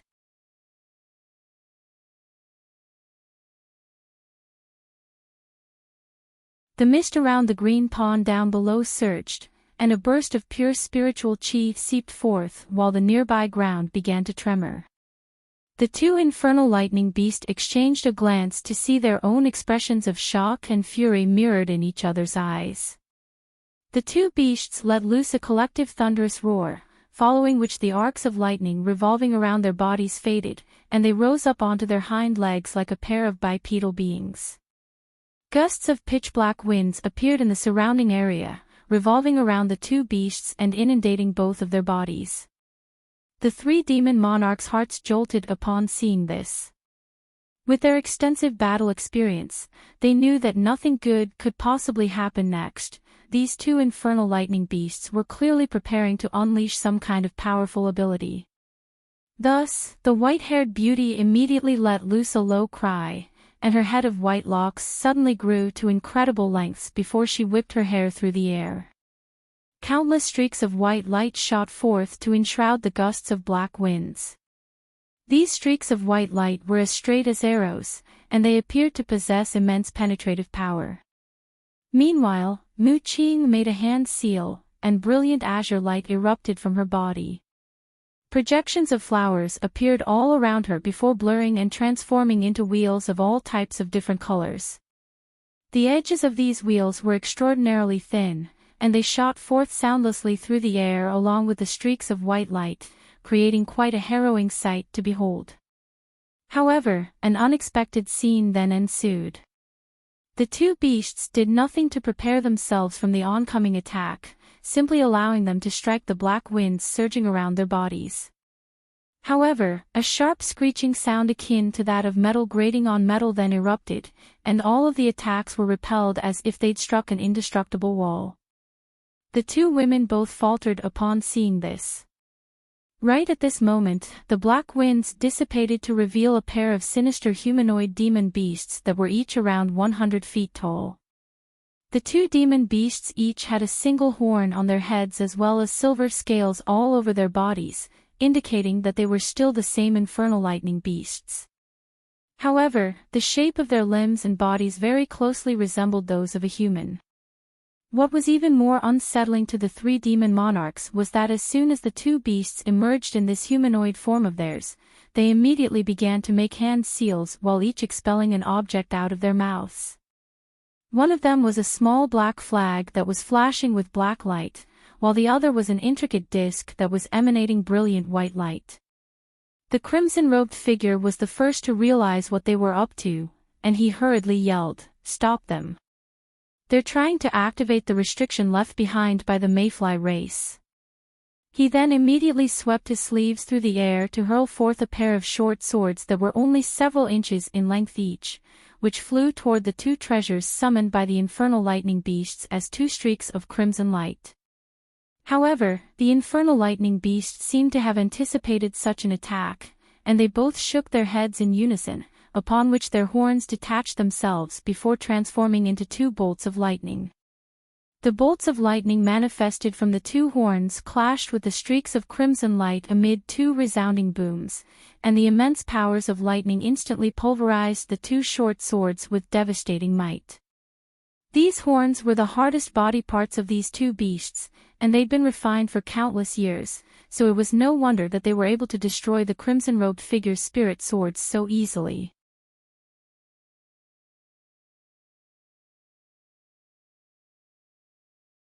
During this brief delay, the two beasts had managed to activate the treasures hovering before them, and they opened their mouths in unison to expel mouthfuls of blood essence onto the pair of treasures. Black and white light flashed respectively from the flag and the disc, completely absorbing all of the blood mist down below. The flag then transformed into a dark cloud that rose up into the air, disappearing into the ceiling of the palace in a flash. Meanwhile, the disc transformed into a streak of white chi that plummeted and disappeared into the ground. Mu Qing and the white-haired beauty's hearts jolted with shock, yet before they had a chance to do anything, brilliant spiritual light suddenly erupted from the ceiling of the palace, following which a series of black patterns emerged. Those patterns rapidly spread along the ceiling before combining to form a massive formation. Black light was flashing all over the formation, and there was a black hole at the very center, within which violent winds were howling incessantly. It was as if a passageway into another space had been forced open. At the same time, scintillating white light erupted from the ground as a series of fist-sized runes appeared. In the very instant that those runes emerged, a massive golden light formation appeared within the green pond amid the tumbling mist. As soon as this light formation appeared, it enshrouded the entire pond beneath it, and it was shimmering with piercing golden light that forced one to shield their eyes. Mu Qing and the white-haired beauty were both shocked and infuriated upon seeing this. They had enough belief in Lu Zu's abilities to know that he wouldn't actually be trapped in the pond by this golden formation, but with this formation acting as an obstacle, it was clearly extremely unlikely that they'd be able to secure the divine elixir in a short time. What was even more troublesome was that the black light formation overhead was still expanding rapidly, quickly encompassing all of the demon monarchs down below. It then slowly detached itself from the ceiling and descended at the behest of the two infernal lightning beasts. As such, they'd either have to take evasive measures, thereby forcing them away from the green pond, or face the power of this restriction. Just as Mu Qing was hesitating about how to proceed, the voice of the white-haired beauty suddenly sounded in her ears. "Fellow Daoist Mu, let's join forces to break this formation. Brother Di Shui, please cover us." After a brief hesitation, she nodded in response. This appeared to be the only feasible course of action. At the same time, the crimson-robed figure had also heard the same voice transmission. At this moment, the gaping hole on his chest, which would have been lethal to a normal person, was already almost completely healed, and aside from the fact that the light in his eyes had dulled slightly, the wound didn't appear to have affected him much. He furrowed his brows upon hearing the white-haired beauty's proposal, then cast his gaze toward the purple blood puppet's massive hand, which it had used to catch the lightning spike earlier. The entire palm of the hand had been charred black, and there was an acrid burnt smell emanating from it. The crimson-robed figure heaved a long sigh before also slowly nodding his head. He then abruptly stomped a foot onto the purple blood puppet's shoulder, then reached a hand up his sleeve before tossing out a wooden box that was golden in color. He began to chant something while pointing at the box, and its lid flew off as 7 streaks of light of different colors erupted from within. The streaks of light faded to reveal 7 puppets of different forms. Some of them were in the form of demon beasts, some resembled flying spirit race, some were a mix between human and demon, and there were even 2 huge puppets. One of those was a massive worm while the other was a giant ant.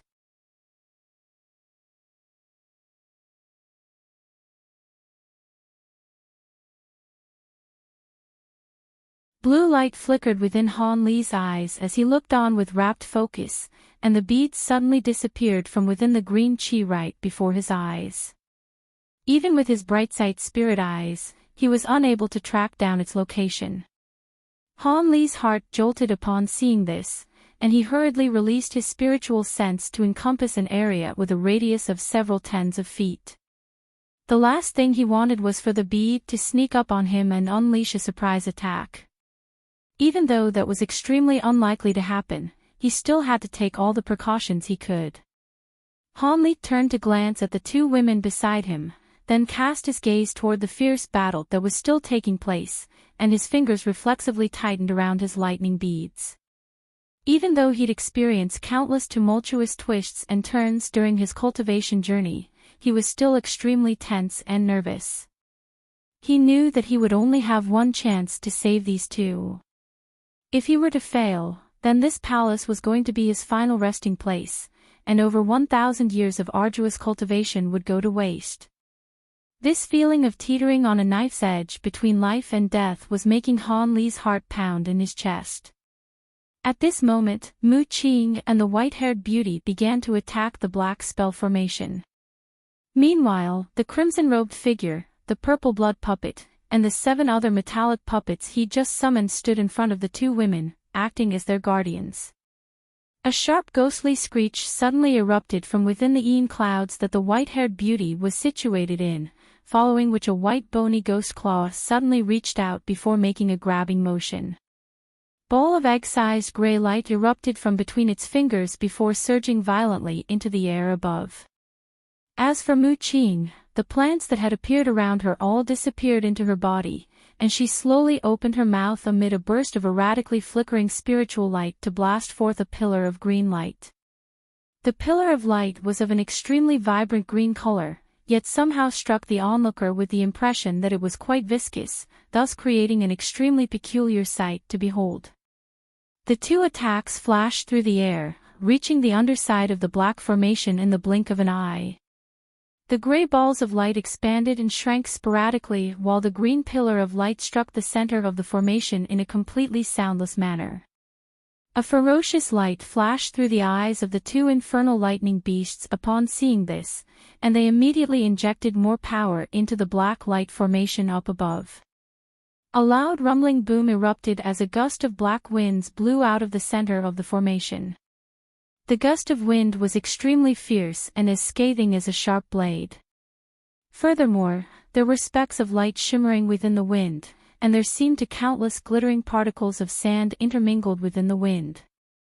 As the gust of wind came into contact with the pillar of green light and balls of silver light, a string of resounding explosions rang out while balls of light of different colors flashed beneath the formation. Moments later, a burst of gray and green light rose up into the air to suppress the black light formation's descent, thereby resulting in a temporary impasse. As more gusts of black winds continued to surge forth, the black particles of sand created a mass of inky blackness in the wind, slowly forcing back the gray and green light. A peculiar look flashed through Mu Qing's eyes. She flipped her hand over to produce a small section of a tree branch. The branch was no more than 3 feet in length with a few soft green leaves growing from it.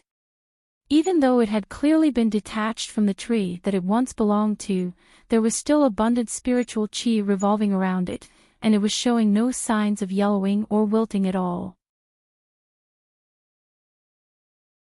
Mu Qing tossed this branch into the air, and a ball of green light blossomed. The branch transformed into an exuberant green tree in the blink of an eye with lush shimmering branches and leaves, as if the entire tree had been carved out of a block of exquisite green jade. Mu Qing wore a grave expression as she chanted something, and the tree trunk swelled drastically in size while the branches elongated. Countless leaf-shaped green projections then flew forth from the tree, all of which surged upward to fuel the assault against the black light formation. Nicely done, fellow Daoist Mu. A cry of surprise and elation sounded from within the Yin winds. Fellow Daoist Lan, it's about time you put in some work as well. Don't tell me this is the extent of your capabilities, Mu Qing replied in a cold voice. Hee hee. The white-haired beauty chuckled within the Yin cloud, following which all 8 of the ghost monarchs let loose long howls in unison. Boundless Yin Qi surged toward the center and converged, with countless ghostly shadows weeping and cackling within the Yin Qi.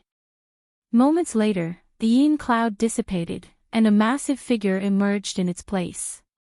This was a gargantuan being that was around 70 to 80 feet tall, and was clad in a suit of antiquated black armor.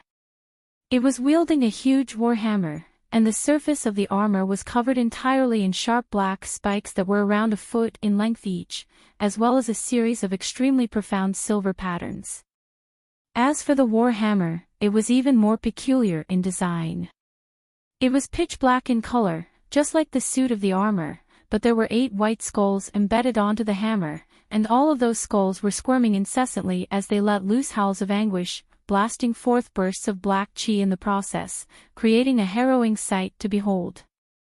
This gigantic being was none other than an enlarged version of the white-haired beauty, and the 8 skulls on her war hammer had been manifested from the 8 Yin armor ghost monarchs. Mu Qing's expression changed slightly upon seeing this, but before she had a chance to raise any questions, a cold look appeared on the white-haired beauty as she hurled her war hammer into the air before making a strange hand seal. The hammer rotated in the air, and the 8 skulls screeched in unison, expelling 8 bursts of green flames that swept directly upward. Thus, the Yin flames and green leaf projections stacked on top of one another, encompassing the entire black formation up above, thereby completely halting its momentum again. However, the two infernal lightning beasts weren't flustered in the slightest upon seeing this. Both of them merely let loose a few sharp cries toward the air above them, upon which their bodies further expanded slightly before they raised their hands up high above their heads. Countless silver threads appeared again amid a string of thunderclaps.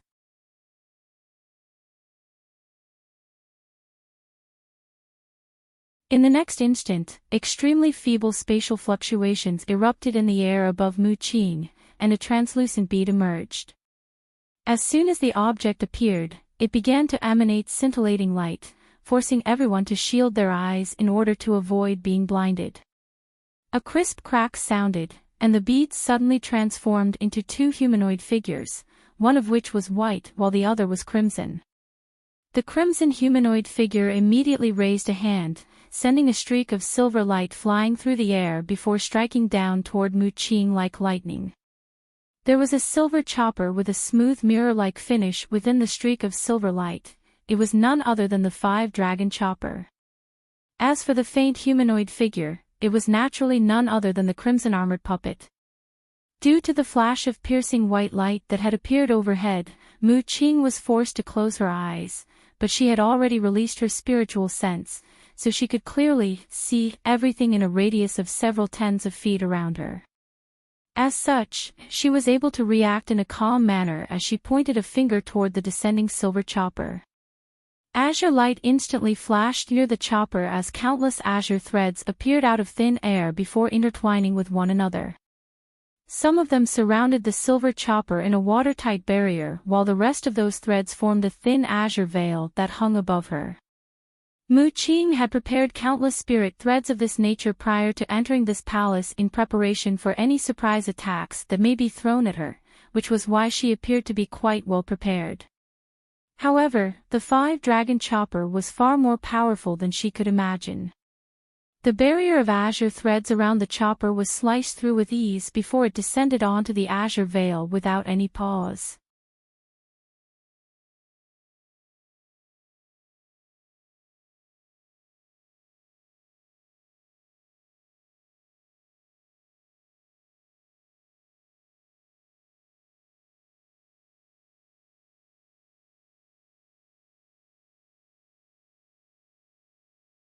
The white-haired beauty was struggling to withstand the attacks from the two streaks of silver light while expending a portion of her magic power to delay the rate at which the black formation was descending from above, so she was completely unable to do anything to Hanli. However, in her fit of rage, she still gritted her teeth as she swept a hand toward the streak of azure light from afar. During this split-second lapse in concentration, the formation descended by around another 10 feet. The white-haired beauty's heart jolted with shock upon seeing this, and she immediately injected more power into her warhammer, spurring on the 8 skulls to blast more green flames out of their mouths, thereby slowing down the formation's descent again. At this moment, Hanli was about to reach the exit when his expression suddenly changed drastically, and he abruptly diverged away from his original route.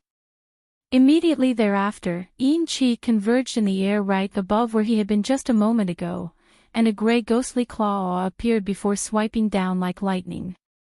The pitch-black claws were around 10 feet in length each with green flames revolving around them, and as they swept through the air, even space itself was twisted and warped.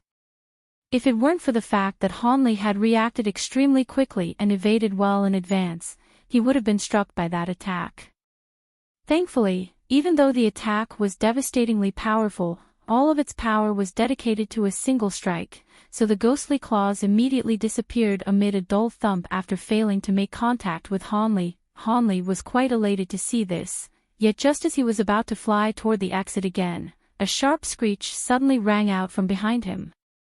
At the same time, a sharp gust of wind hurtled toward him, and his expression changed drastically as his body turned into a blur, covering several tens of feet in a rapid lateral movement. At this moment, a streak of green light flashed past the spot where he'd just been situated, then immediately disappeared. Hanli abruptly made a hand seal without even turning his head while he swept his other sleeve back behind him. Brilliant golden light immediately erupted from his back, manifesting a golden projection with 3 heads and 6 arms, and the projection lashed with ferocious might with all 6 of its fists in unison. 6 fist projections appeared before combining to form a powerful gust of golden wind that swept through the air. Meanwhile, a dozen or so azure beads emerged from his sleeve before flying out behind him as well. At the same time, Hanli activated his Provenance True Devil Arts to its maximal extent, and a layer of golden scales appeared over his body. Simultaneously, black chi revolved around him, and a suit of black resentful armor also surfaced. In the instant that this suit of black armor appeared, a loud thunderclap erupted, and a lightning robe also draped itself over Han Li's body. In the blink of an eye, Han Li had set up 3 layers of protection around himself. Only then was he feeling slightly more assured as he cast his gaze behind him. However, before he had a chance to catch sight of anything, he heard an earth-shattering explosion erupt from behind him, following which a powerful shockwave swept through the air in all directions. Around 300 feet behind him, golden and green light had intertwined to sweep up gale-force winds, and within the piercing light stood an azure humanoid figure. Blue light flashed through Han Li's eyes, and only then was he able to identify the humanoid figure behind him. As a result of this discovery, an incredulous look appeared on his face. "Impossible!" Han Li exclaimed. The humanoid figure swept her sleeves through the air and forced her way through the powerful winds. However, the azure lightning beads had also reached her at that point. The humanoid figure harumphed coldly and swept a sleeve through the air again, sending for a burst of light to brush these nondescript azure beasts aside. Of course, she had completely underestimated the power of these lightning beads.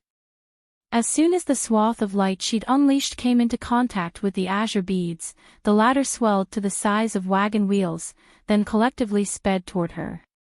Loud thunderclaps erupted as the beads exploded to create a devastatingly powerful azure lightning clouds.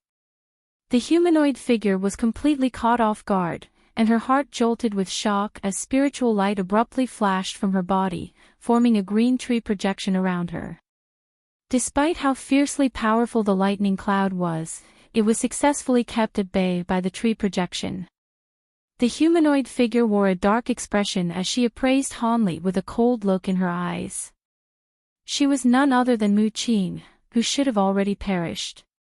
She had used some kind of secret technique to escape with her life, and had been hiding in the shadows thereafter. However, when Han Li reappeared before trying to escape again, there was no way that she could stand by idly any longer. As such, she immediately sprang into action, only to be trapped in this lightning cloud in a moment of complacency. The lightning cloud certainly wasn't capable of killing her, but she wouldn't be able to emerge from it anytime soon. A chill ran down Han Li's spine at the sight of Mu Qing's frosty gaze, and his body swayed as he appeared at the exit.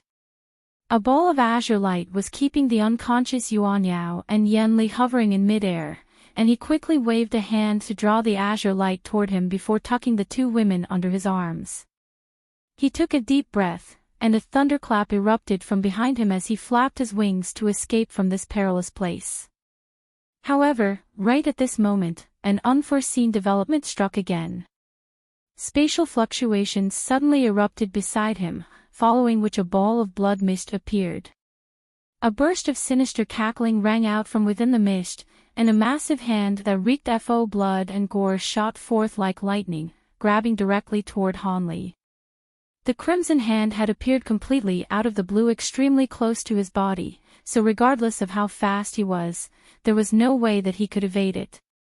His face paled, and golden light erupted from his body as he was forced to withstand this attack using his body. A resounding boom erupted as the crimson hand clawed through Han Li's lightning robe and black armor, then grabbed onto his shoulder. It was quite clear that the owner of this hand merely wanted to restrain Han Li rather than kill him. However, they had clearly underestimated the defensive properties of the layer of golden scales on Han Li's body. Han Li's azure robes naturally stood no chance in the face of the crimson hand, yet when the fingers of the hand clawed onto those golden scales, they were struck by a cold slippery sensation, thereby preventing them from piercing through Han Li's skin. Meanwhile, Han Li certainly hadn't enjoyed that attack either. After being struck by the crimson hand, his body stumbled back, and he was also launched through the air. Thankfully, he possessed far superior movement techniques compared to normal cultivators, and his body twisted before turning into a blur, and he disappeared on the spot before the crimson hand could make a second grab for him. At this moment, brilliant crimson light erupted nearby, and a crimson humanoid figure appeared. It was none other than a blood puppet, but this one was no less powerful than a body integration cultivator. It was certainly far more formidable than the two that Han Li had slain in the past. As the purple blood puppet in the distance was blasting crimson pillars of light out of its 6 eyes to combat the 2 streaks of silver light, the pair of eyes on the back of its head suddenly turned toward Han Li with a cold expression. Of course, Han Li was unaware of this, yet what he did know was that he definitely couldn't afford to be stalled here by this blood puppet. Otherwise, if any of the demon monarchs received some respite from the ongoing battle, then it would be impossible for him to escape. On top of that, the golden formation over the green pond had been rumbling incessantly, and Lu Zhu appeared to be close to breaking free as well. Right at this moment, the blood puppet turned to Han Li in an expressionless manner before slowly raising both hands. There was crimson light shimmering erratically on the tips of its fingers, and Han Li was greatly alarmed as he let loose a low cry before conjuring up several projections that fled into different directions. All of the projections were also carrying replicas of Yuan Yao and Yan Li, so there was no way to tell which one was the real Han Li. Crimson light flashed through the blood puppet's eyes, and it immediately turned its gaze toward one of the projections. It let loose a sinister cackle before abruptly disappearing amid a flash of crimson light. In the next instant, crimson light flashed next to the projection that the puppet had set its eyes on, and the blood puppet reappeared before instantly sweeping both hands through the air. Countless crimson claw projections were immediately launched toward the projection. This projection was naturally the real Han Li, but he didn't appear to be surprised at his inability to swindle the blood puppet.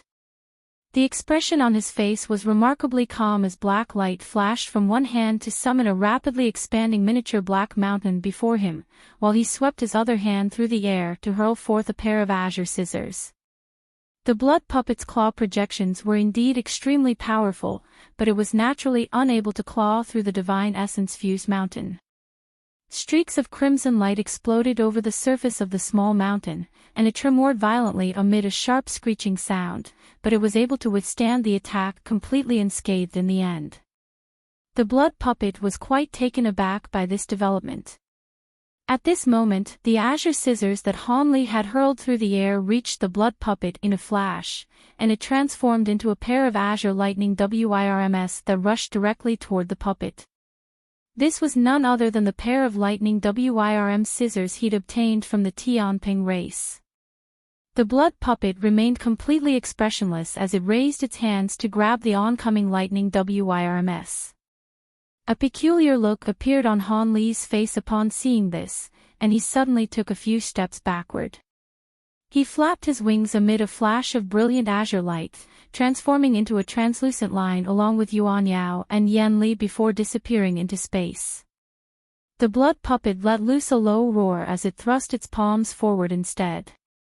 2 bursts of crimson light swept forth to swat the 2 lightning WIRMs flying, and the blood puppet's body swayed as it prepared to set off in pursuit of Han Li. Right at this moment, golden light flashed from the ground below as a streak of golden spear chi and 2 streaks of bright saber chi broke through the ground before hurtling toward the puppet. The blood puppet was caught by surprise, and it immediately rushed several tens of feet to one side. Only then was it able to just barely evade those surprise attacks. It looked down to discover that 2 golden humanoid figures had appeared down below, both of which were around 10 feet tall and clad in suits of golden armor. One of them was wielding a golden spear while the other was wielding twin sabers. They were a pair of expressionless golden-armored warriors. The blood puppet turned toward Hanli, only to discover that during this split-second delay, he had already flown far away as a streak of azure light. The puppet harumphed coldly, yet just as it was about to give chase, the two armored warriors down below blurred before appearing on either side of the blood puppet. One of them thrust its spear forward, and it transformed into a massive golden python that pounced with ferocious might. Meanwhile, the other warrior slashed its twin sabers through the air, sending countless golden blades of wind sweeping toward the puppet.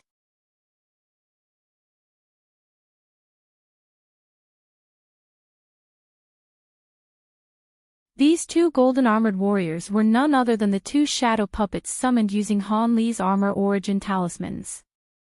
The two of them each possessed around 70% to 80% of Han Li's power and abilities, yet even so, they were still certainly not to be scoffed at. The blood puppet flew into a thunderous rage, but it was too wary of these golden puppets to pursue Han Li, otherwise, it would only get attacked as soon as it tried to unleash a teleportation technique. It swept its sleeves through the air, and a gust of putrid crimson winds surged forth, sweeping aside the oncoming giant python and blades of wind. It then opened its mouth to blast forth two pillars of crimson light which punctured the bodies of the two armored warriors, easily blowing large holes into their chests. However, the crimson puppet's pupils immediately contracted at the sight of what happened next. The gaping wounds on the chests of the two golden-armored warriors healed amid a flash of golden light, and they were back to perfect condition again. One of them raised its golden spear, and a loud thunderclap rang out as a dozen or so arcs of golden lightning surged forth, transforming into golden lightning snakes mid-flight.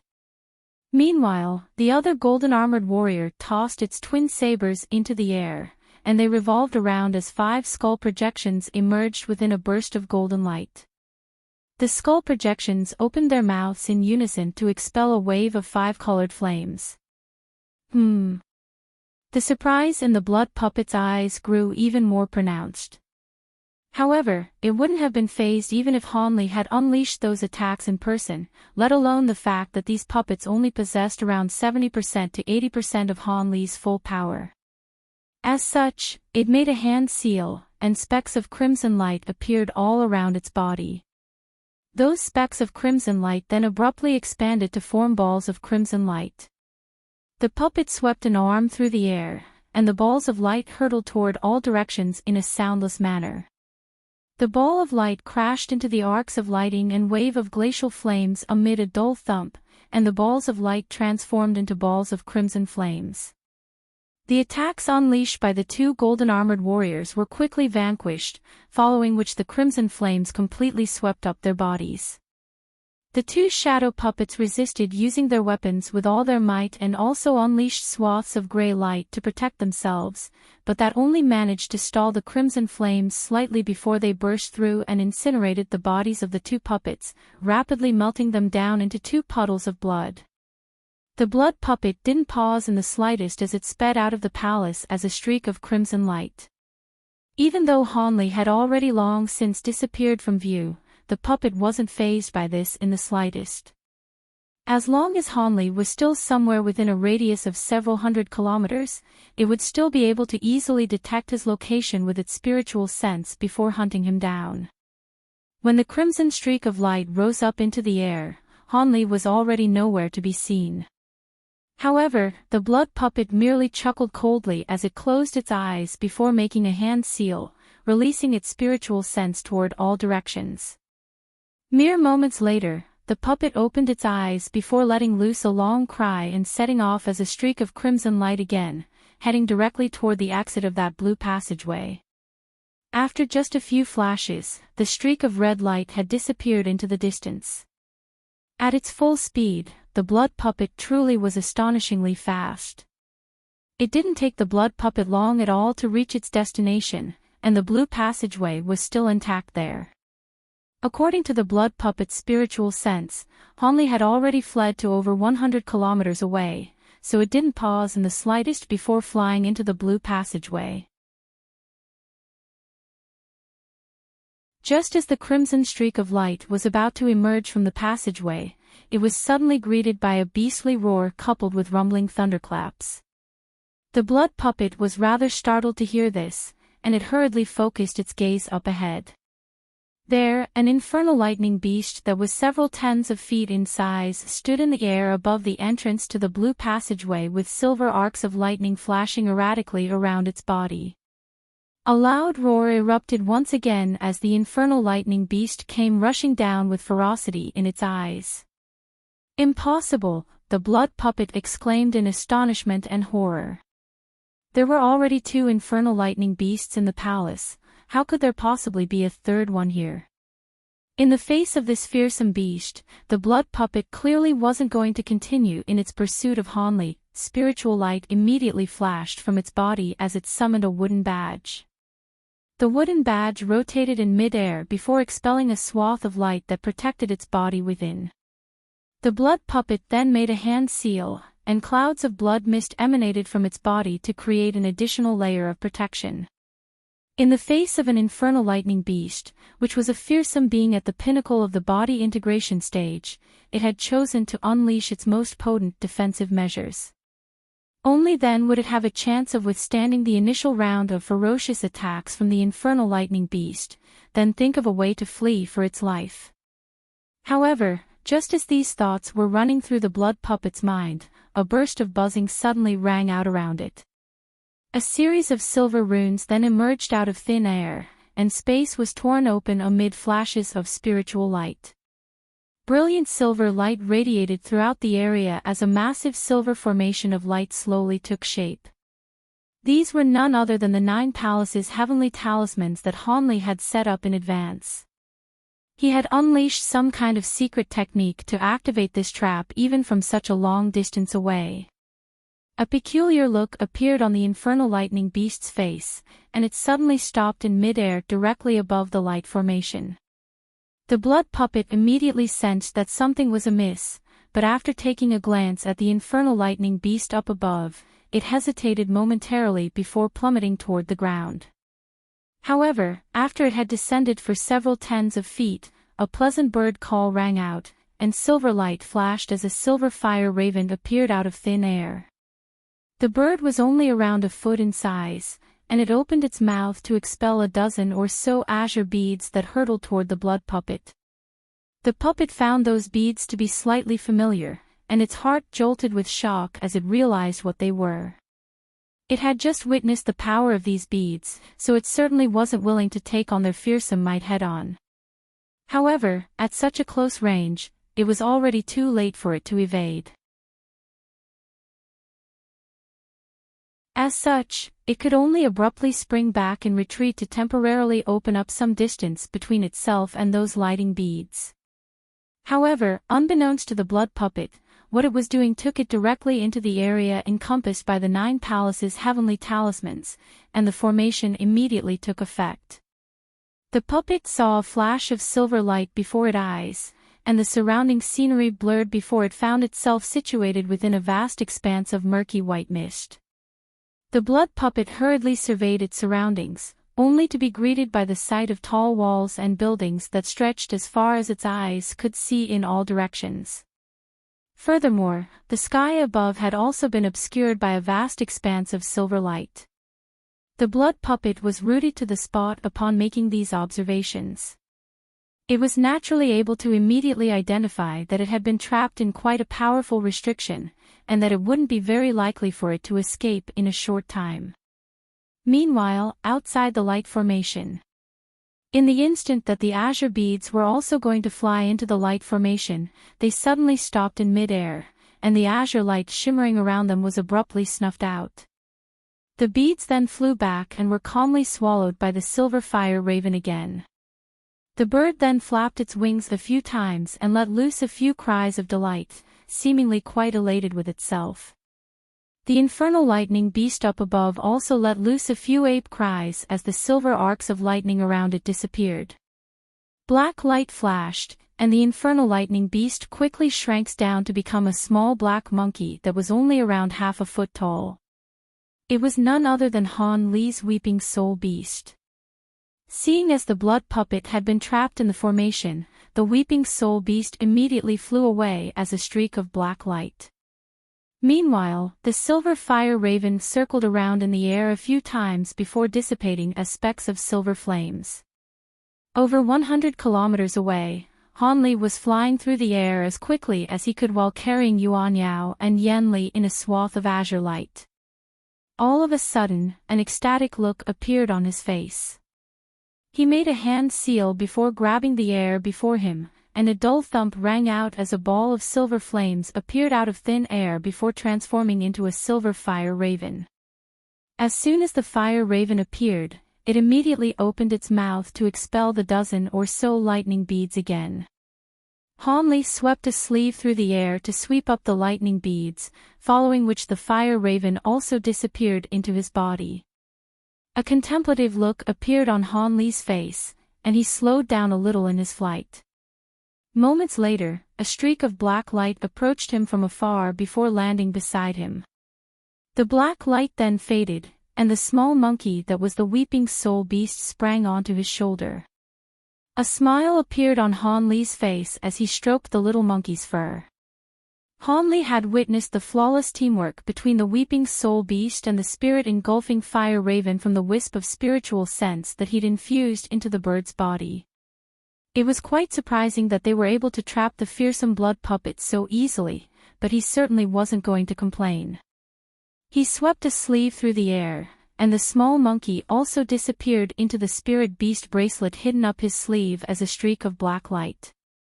After that, Han Li didn't hold back any longer as he flapped his wings with all his might, and five-colored spiritual light flashed alongside azure light as he streaked through the air as a translucent thread. After just a few flashes, he had disappeared without a trace. Meanwhile, Mu Qing was still trapped within the lightning cloud in the underground palace. In the face of her relentless attacks, the lightning cloud was finally approaching a spent force. Above the green pond, the white-haired beauty, the crimson-robed figure, and the purple blood puppet were still engaged in an arduous battle against the five-dragon chopper. One giant blade after another had appeared in the air around them, and they were unleashing countless streaks of frosty light that had destroyed a dozen or so of their treasures already. Their situation had truly become quite dire, and they were holding on by the skin of their teeth. The black formation up above was also only just over 100 feet away from them, and it appeared as if it could fall on them at any moment. The ghostly soldiers that the white-haired beauty had summoned earlier was engaged in battle with the high-grade ghostly being under the crimson-armored puppet's command. After joining forces, the ghostly soldiers held a decisive upper hand, and had completely trapped the high-grade ghostly being. As for the crimson-armored puppet, it was making a hand seal, but it wore an indecisive expression, seemingly wanting to do something, but also quite hesitant at the same time. In this extremely chaotic situation, the golden formation over the green pond finally shattered, and the white spirit mist within came surging out again. A long cry erupted from within the pond, and black light flashed as a tall and broad humanoid figure emerged.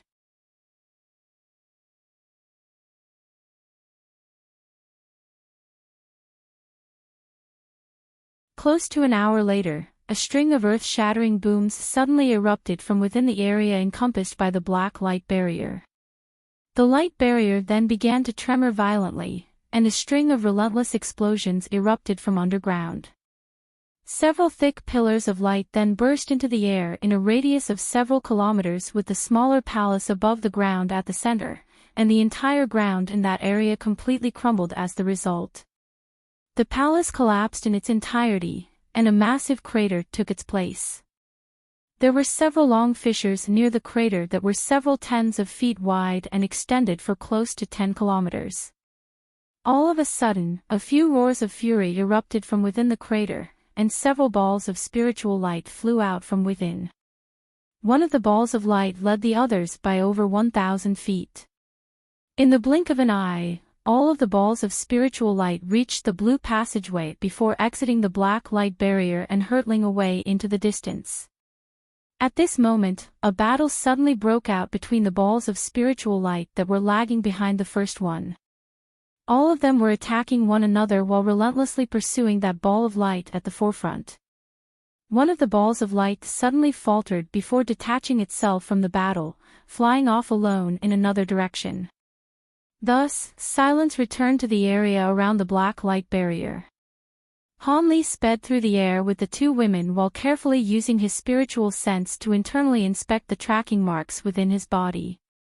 Thankfully, the marks were still just as resolute as ever, and showed no signs of coming loose.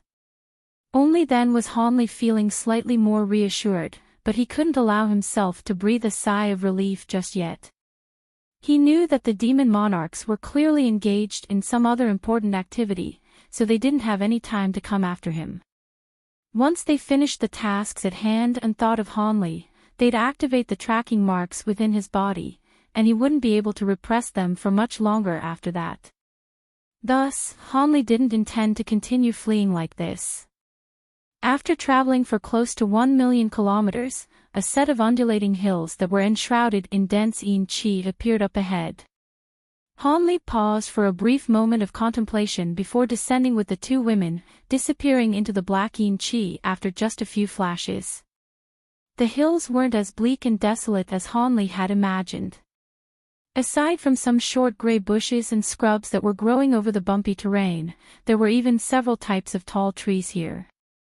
The bark on these trees were all quite dull and lustreless, but they were extremely lush, and the branches and leaves extending from them encompassed close to half of the hills in the area.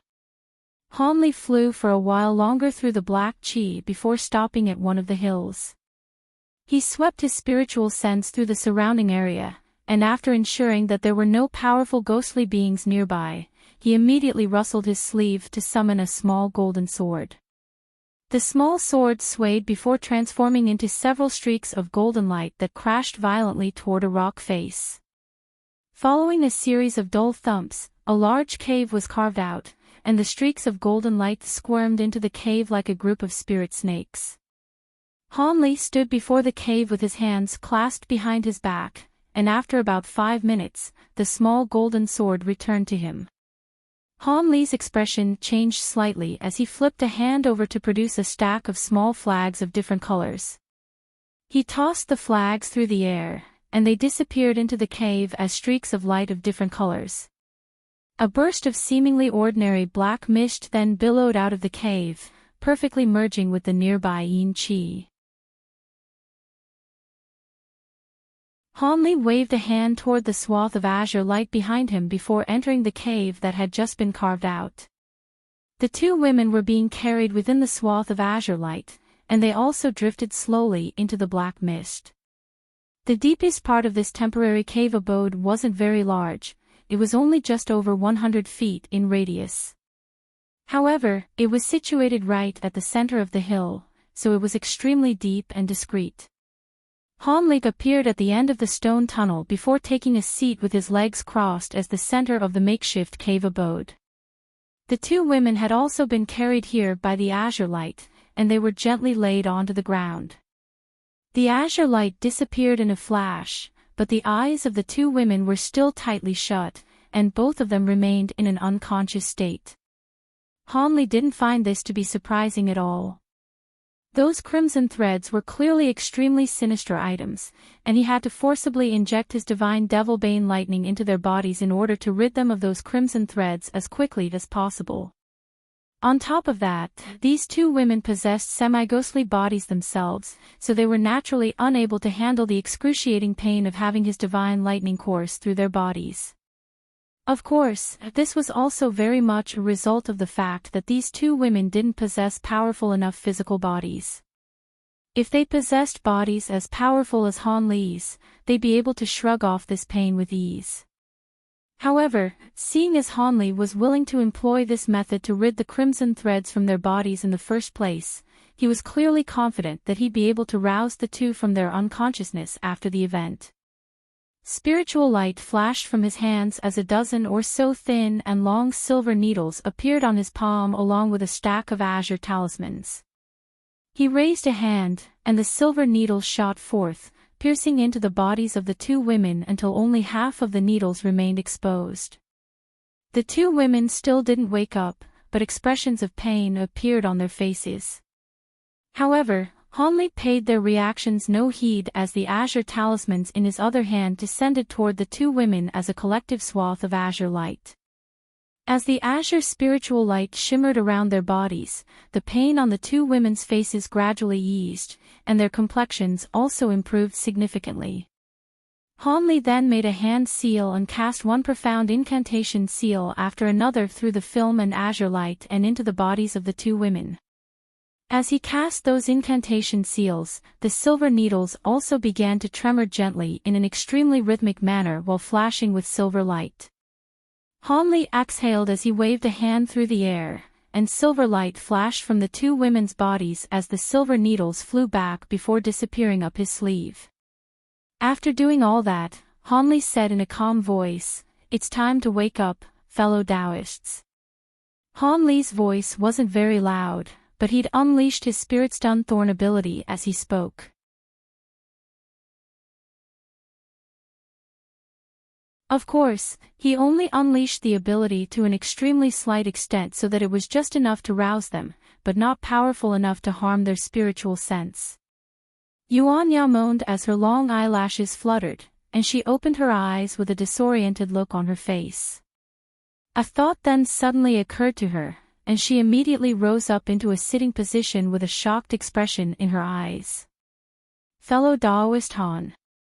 Yuan Yao's expressions eased significantly at the sight of Hanli, and she was just about to say something when Hanli waved a hand to cut her off with a grim expression on his face.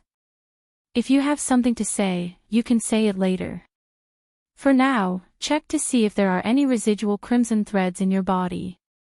Yuan Yao adopted a serious expression as she nodded and crossed her legs before closing her eyes. Moments later, Yanli also awakened, and received the same instruction from Hanli. After a short while, both women heaved a collective sigh of relief as they opened their eyes again. Those things within my body have already been completely removed.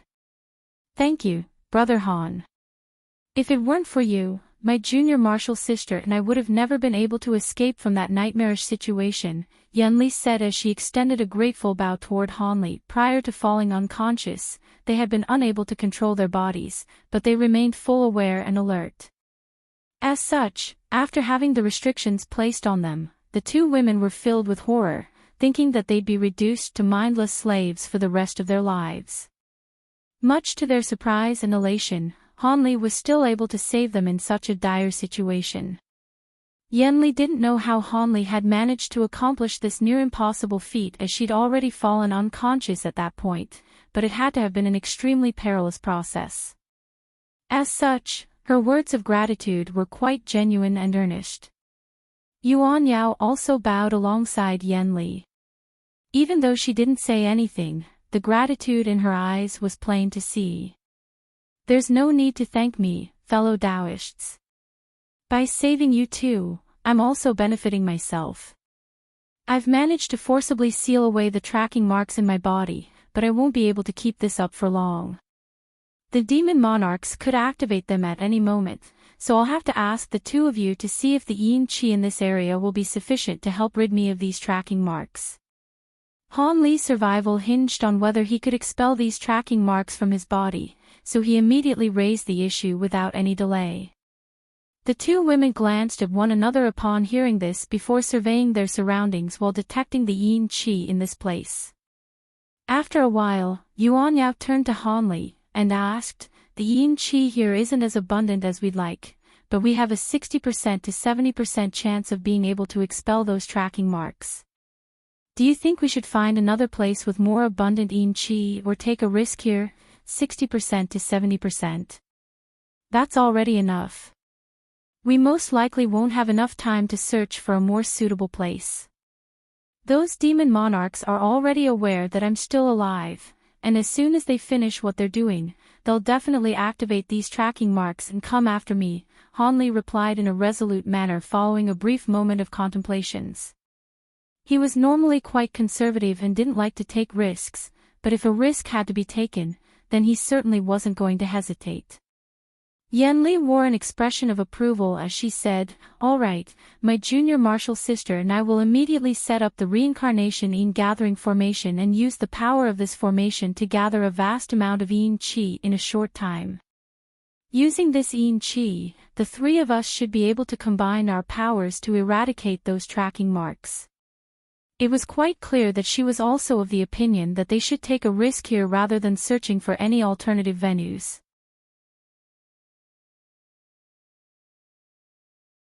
Yuan Yao was slightly more hesitant, but she quickly banished her indecision and nodded in agreement as well. Time was of the essence, so the three of them naturally weren't going to delay any longer. After arriving at an agreement, the three of them rose up into the air at a low altitude within the temporary cave abode. Yanli swept her gaze around the surrounding area before immediately raising a hand. Yin winds abruptly converged within her palm, then transformed into a small gray flag in the blink of an eye. She tossed the flag into the air and began to chant something at the same time. The flag rotated in mid-air and emitted countless strands of gray Yin threads that danced through the air at her behest. Han Li inspected the small flag in the air above through narrowed eyes. The countless Yin threads suddenly converged to form a sharp straight spike that pointed a certain direction. It was aimed directly at another nearby hill. Found it. That should be the place in the nearby area where the Yin Qi is most abundant. That's the most suitable location to set up the core of our formation, Yanli announced. Yuan Yao's eyes lit up upon hearing this, and the three of them hurriedly flew over to that nearby hill. After that, Han Li stood off to the side to ward off any potential unwelcome intruders while the two women began to set up their formation. The formation covered such a vast area that encompassed the entire hill down below. Han Li looked on at the formation that was gradually taking shape, and a contemplative look appeared on his face as he stroked his chin in an absent-minded manner.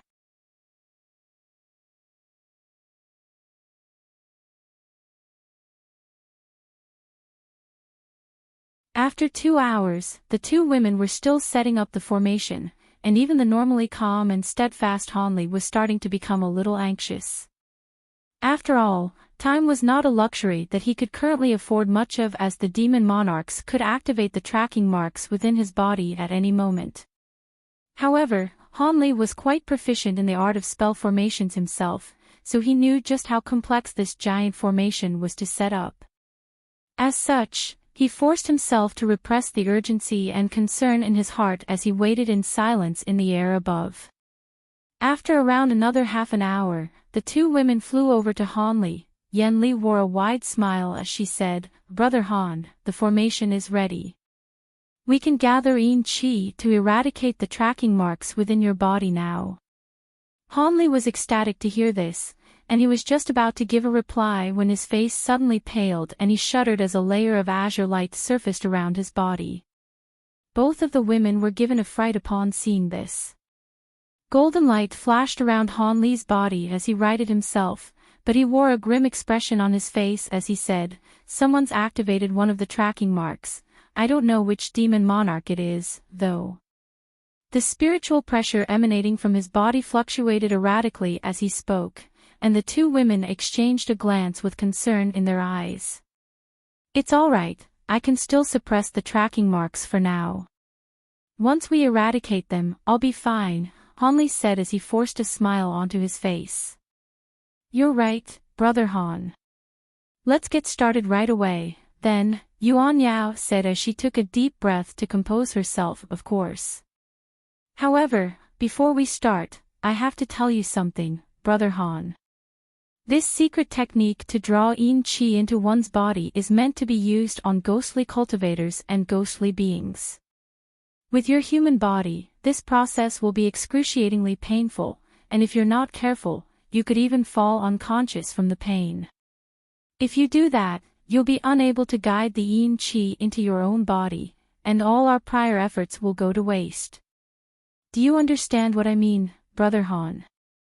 Yanli cautioned with a grave expression. "Excruciating pain, you say?"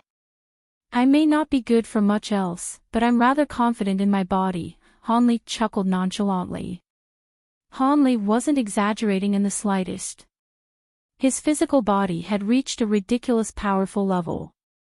He had cultivated several types of body refinement secret techniques and also refined his body through the use of many rare spirit medicines. Pain that was excruciating to others was something that he could simply ignore.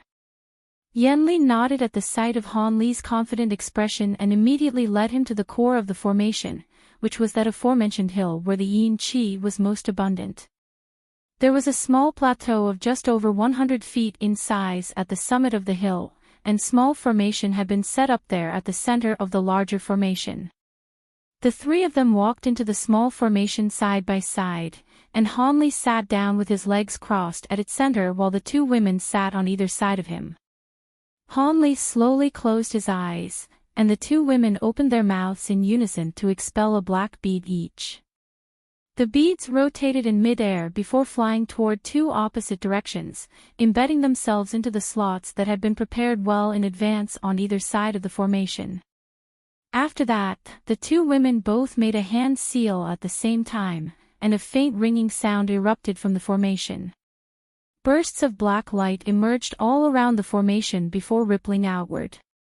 All of a sudden, the entire massive formation around the hill was activated.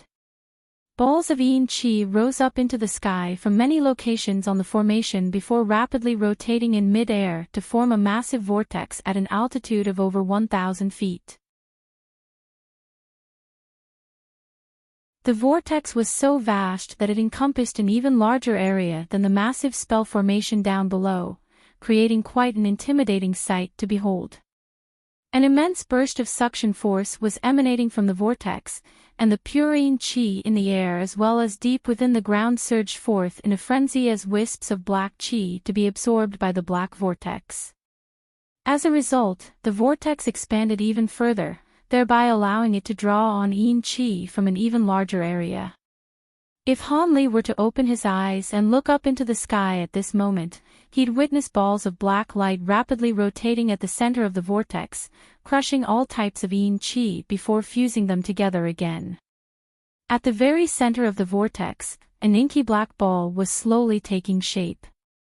A burst of astonishing spiritual pressure was seeping out of the black ball, and it seemed to possess an extremely immense burst of power that could plummet through the entire vortex at any moment. Yuan Yao and Yanli chanted unintelligible incantations in low voices while constantly making a series of hand seals, casting one incantation seal after another toward the small formation that they were situated in, thereby causing the vortex up above to further accelerate in its rotation. In just this short period of time alone, the vortex had already drawn a staggering amount of yin qi. Right at this moment, ghostly howls erupted in the distance from all directions. It seemed that countless ghostly beings had been drawn to the vortex and were converging toward them. Yuan Yao's brows furrowed slightly upon hearing this. Even though she couldn't sense any particularly powerful ghostly beings nearby, having so many ghostly beings attack their formation was certainly no laughing matter. It seemed that they'd underestimated the appeal of such pure yin qi to these ghostly beings. Before she had a chance to rise to her feet and set off to kill some of the low-grade ghostly beings, Han Li suddenly rustled a sleeve to summon a black spirit beast bracelet. The bracelet rotated in mid-air before a streak of golden light and a ball of black light shot forth from within. The lights then faded to reveal a small leopard-like beast and a small black monkey. They were none other than the Weeping Soul Beast and the Leopard Kirin Beast. As soon as the two beasts appeared, the Weeping Soul Beast transformed into a massive ape that was over 100 feet tall amid a flash of black light, then leaped out of the small formation. Meanwhile, the Leopard Kirin Beast swayed to conjure up a dozen or so afterimages before disappearing in a flash. Yuan Yao faltered slightly upon seeing this, but Yanli merely smiled, and said, "Rest assured, Junior Martial Sister Yuan, Brother Han was able to save us from the demon monarchs, so his abilities certainly far outstrip ours, and he would definitely have a way to repel these low-grade ghostly beings. They won't be able to disrupt our formation." You're right, Senior Marshal Sister, it appears I was overcomplicating things, Yuan Yao replied with a relieved smile. You're far too kind in your assessment of me, Fairy Yen, but these low-grade ghostly beings are indeed not a cause for concern, Han Li replied with a smile without opening his eyes. Right at this moment, a thunderous ape roar suddenly erupted in the distance, and all of the ghostly howls in that direction suddenly ceased. In contrast, countless howls of anguish erupted from the other side, and all of those ghostly howls were filled with horror. Those ghostly howls quickly receded into the distance, and everything soon fell silent in that direction as well. Looks like your spirit beasts are truly extraordinary, Brother Han, to think that they were able to take care of those ghostly beings so easily. A hint of surprise flashed through Yan Li's eyes as she spoke. She was confident that those ghostly beings were definitely no match for the two spirit beasts, but she was still rather surprised that they'd been taken care of so quickly. Han Li merely smiled and gave no response to this. The leopard Kirin beast had most likely only killed a small portion of the ghostly beings on its side before scaring the rest away through intimidation, but all of the ghostly beings on the Weeping Soul beast's side had most likely been devoured already. After a while, Han Li said, I've already prepared my meridians from an influx of Yin Qi, and it looks like we've gathered enough Yin Qi already, so let's begin. There's only one demon monarch activating their tracking mark at the moment. If a few more tracking marks are activated, then I won't be able to repress them. Yan Li glanced up at the vortex in the air through narrowed eyes as she said in a solemn voice, It's indeed about time. Let's begin, Junior Marshal Sister Yuan. Yuan Yao nodded in agreement with a serious expression on her face. Thus, black light flashed from the hands of the two women as they each produced a small black flag that was around an inch in length, then tossed them toward either side of the formation at the same time. The two flags immediately transformed into a pair of giant flags that stood outside the small formation.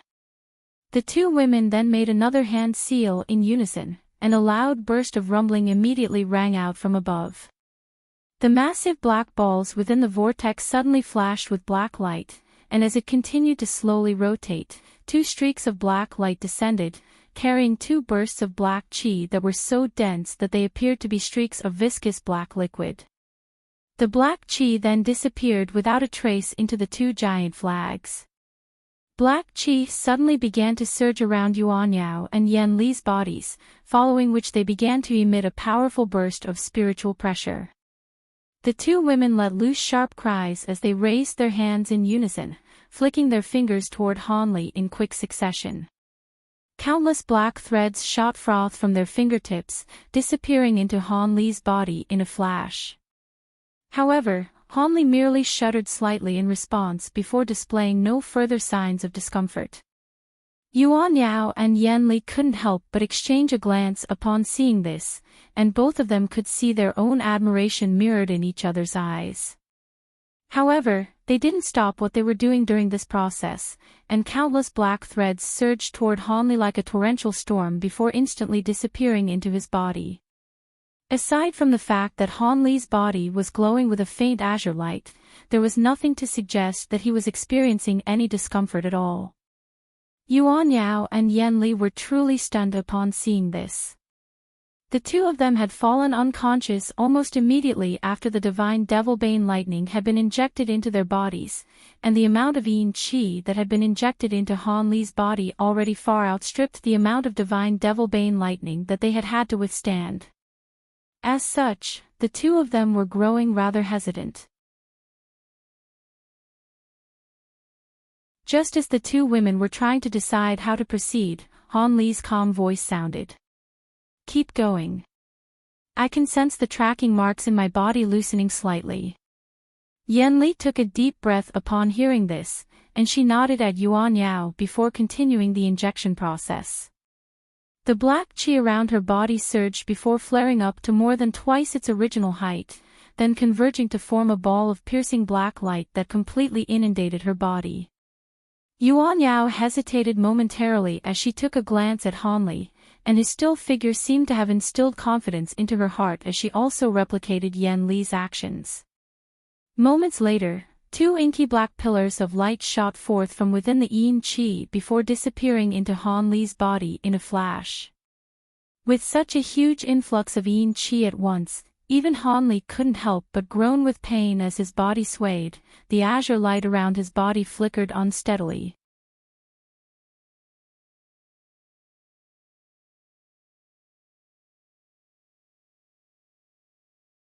Two hours later, the black vortex above the hill had ceased in its rotation.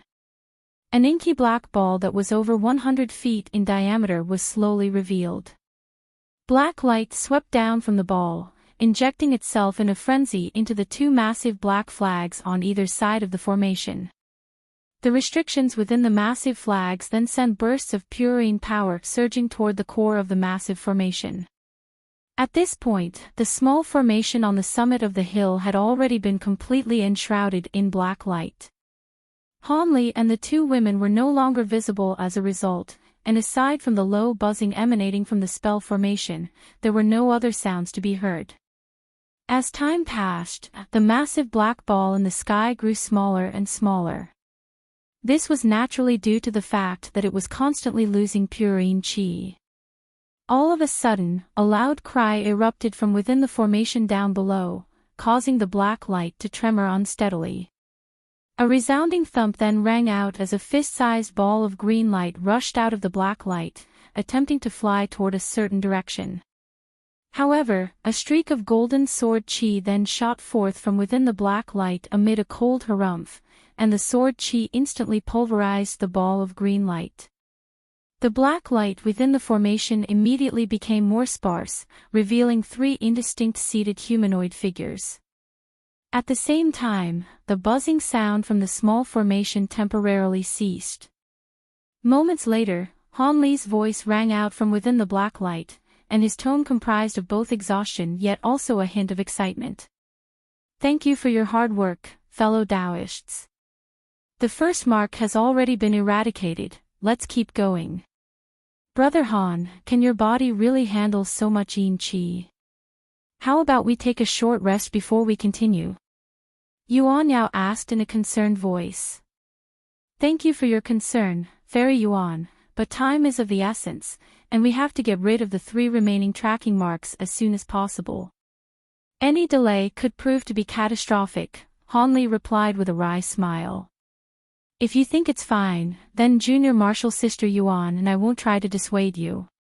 If you're unable to hold on, then give us a signal, and we'll immediately stop," Yan Li said in a serious voice. "All right, let's continue, then," Han Li said without any hesitation. Thus, Yuan Yao heaved a faint sigh, and the black light within the formation intensified in brightness once again. The two women then continued to inject pillars of black light into Han Li's body.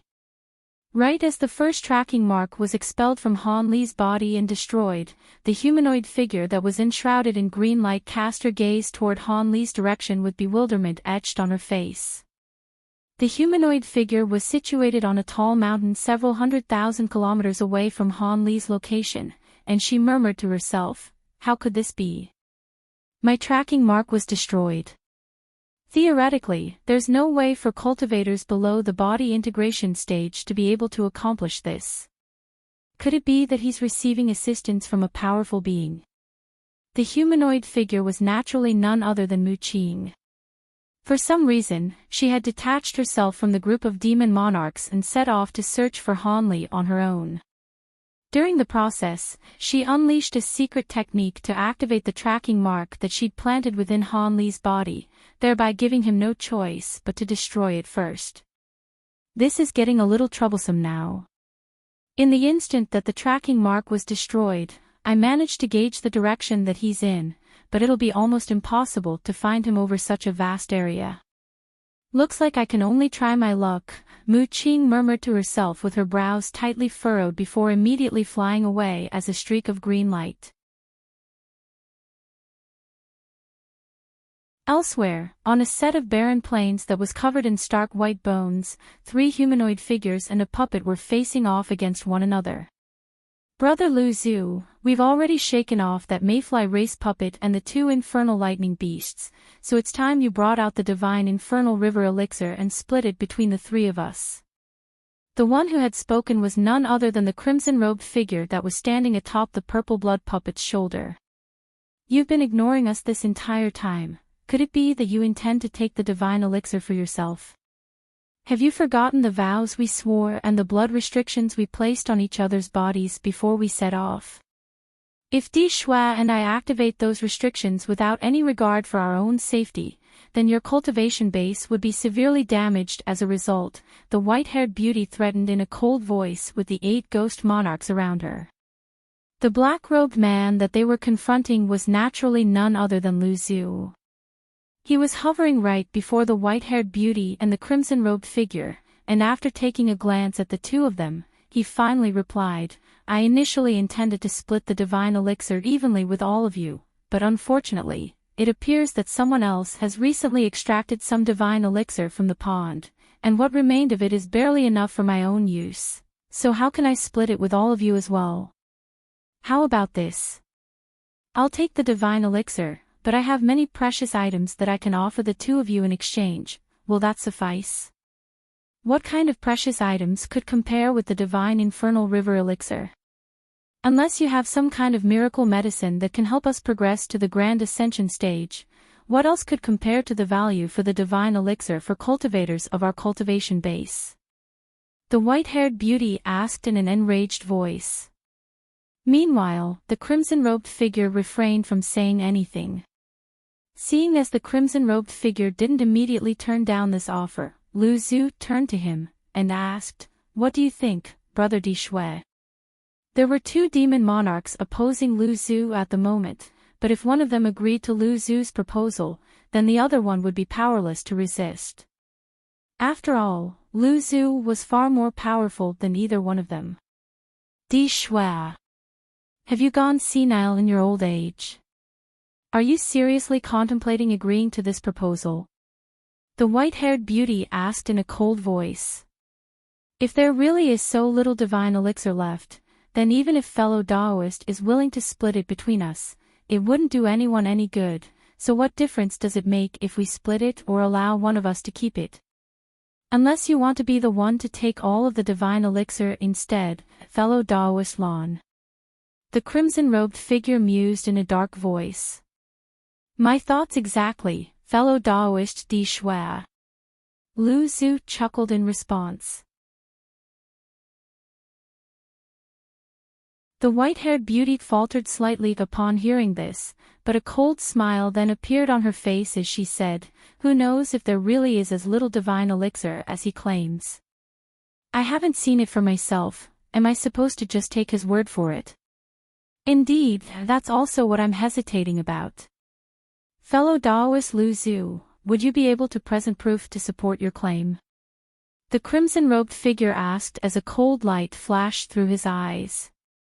Lu Zhu was silent for a moment before heaving a long sigh as he said, The divine infernal river elixir only works extremely well during its first application. When consuming and bathing in it for a second time, its effects will be almost negligible. I'm sure the two of you are aware of this. I wouldn't turn on the two of you for something that's useless unless I've gone mad. You two still don't know how divine infernal river elixir is stored, right? What are you trying to say? Could it be that extraction of divine infernal river elixir requires more than just severing its connection with the spirit vein? The white-haired beauty asked in a skeptical voice. Instead of replying to her question, Lu Zhu rustled a sleeve, and an object fell into his hand. He gently raised the object for their inspection, revealing it to be a rectangular brick that seemed to have been made from a crystalline material. The surface of the brick was quite smooth and extremely transparent. At the center of this brick, a ball of fist-sized red liquid could be seen. Even though it was separated from everyone by a layer of crystal, the astonishing spiritual qi emanating from the liquid had still formed wisps of white spiritual mist that drifted throughout the surrounding area. This is known as a tempered crystal brick, and it's something used by the Mayfly race solely for extracting and storing divine infernal river elixir. If this object were to be placed in the pond within the palace, it would immediately fuse as one with the spirit vein there, and it would be extremely difficult to recover it. Once the divine elixir is drawn into this object, even body integration cultivators wouldn't be able to extract the divine elixir from it in a short time, unless they possessed a secret talisman produced by the mayfly race. The only way to extract the divine elixir without the talisman would be to use the true flames within our bodies to refine this brick for over 10 years. With this, I'm sure the two of you can see just how little divine elixir I've managed to extract, Lu Zhu explained in a calm voice. The crimson-robed figure inspected the brick with a hint of greed in his eyes, and he said in a skeptical voice, "The spiritual mist emanating from this liquid is identical to the mist around the pond, so that should indeed be the divine infernal river elixir, but don't you think it's an exaggeration to claim that we won't be able to destroy this brick?" After a brief silence, Lu Zhu proposed, "It looks like you won't believe me no matter what I say. So be it, I'll set this item in the air above us, and the two of you can unleash one attack each afar to try and destroy it. If you can leave so much as a single scratch on the brick, I'll immediately hand over the divine infernal river elixir. If not, I'll be taking the divine elixir, and I'll give the two of you other precious items in exchange for it. Alternatively, you can activate the restrictions you've placed on my body, but if you do that, the two of you won't end up in a much better situation than I will. Instead, a third party could come along to take the divine elixir, and in our severely debilitated states, we'd be powerless to stop them. Are you serious?" The white-haired beauty's eyes immediately lit up, clearly very tempted by this offer. Of course, Lu Zhu chuckled in response. "All right, you have yourself a deal." The white-haired beauty was clearly very confident in her abilities. "If I can't damage this brick, then I won't ask for items in exchange. All I ask is that Brother Lu Zhu accompanies me to the devilish tomb to secure two of the treasures there," the crimson-robed figure said. The devilish tomb.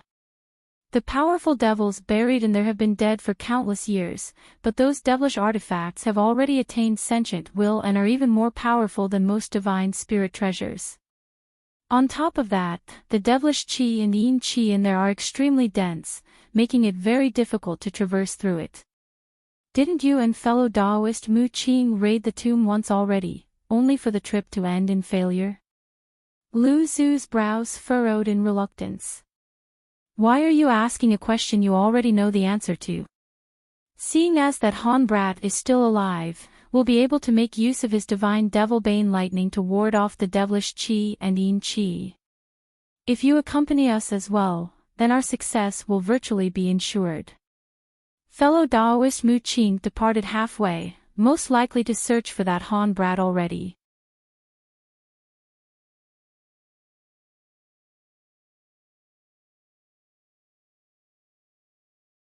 The white-haired beauty's brows furrowed upon hearing the crimson-robed figure's condition.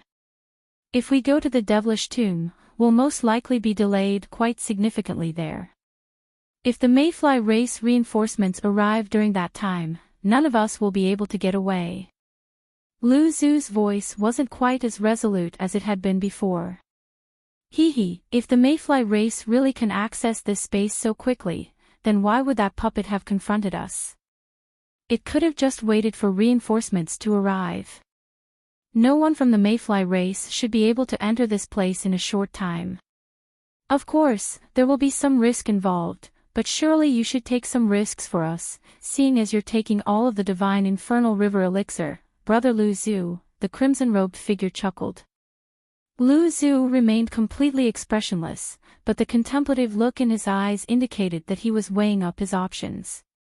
Only after a long while did he finally reply, "All right, I can accompany you to the devilish tomb, but I'll only assist you in securing two of the treasures in there. If you want to secure additional treasures, then you'll have to do so with your own power."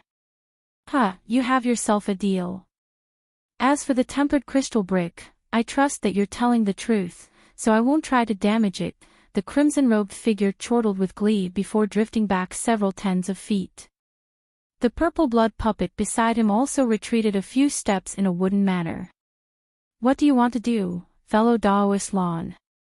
Seeing as Di Shui had struck up a deal with him, Lu Zhu was feeling a lot more assured, and a cold light flashed through his eyes as he turned to the white-haired beauty.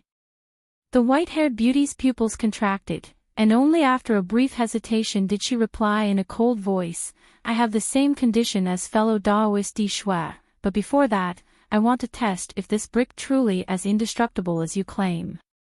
Sure, go ahead, then. Lu Zhu immediately raised his hand, and the tempered crystal brick hovered into the air 70 to 80 feet above his head. The white-haired beauty stared at the brick with a hint of scorching desire in her eyes before sweeping a sleeve through the air, upon which the 8 ghost monarchs behind her instantly sprang into action. Black light flashed, and the white-haired beauty donned that suit of black armor again as the massive war hammer appeared in her hand. 8 ghostly howls erupted from the war hammer, and Lu Zhu glanced at the weapon as he warned, your treasure is indeed quite powerful, but it won't be able to break the tempered crystal brick. I'm warning you in advance, don't try any sneaky tricks while you attack the brick. Otherwise, don't blame me for turning on you. Let me see if this thing really is indestructible or not. The white-haired beauty completely ignored Lu Zhu's threat as she hurled her war hammer through the air. Ghostly qi and yin winds instantly erupted as the war hammer swelled drastically in size.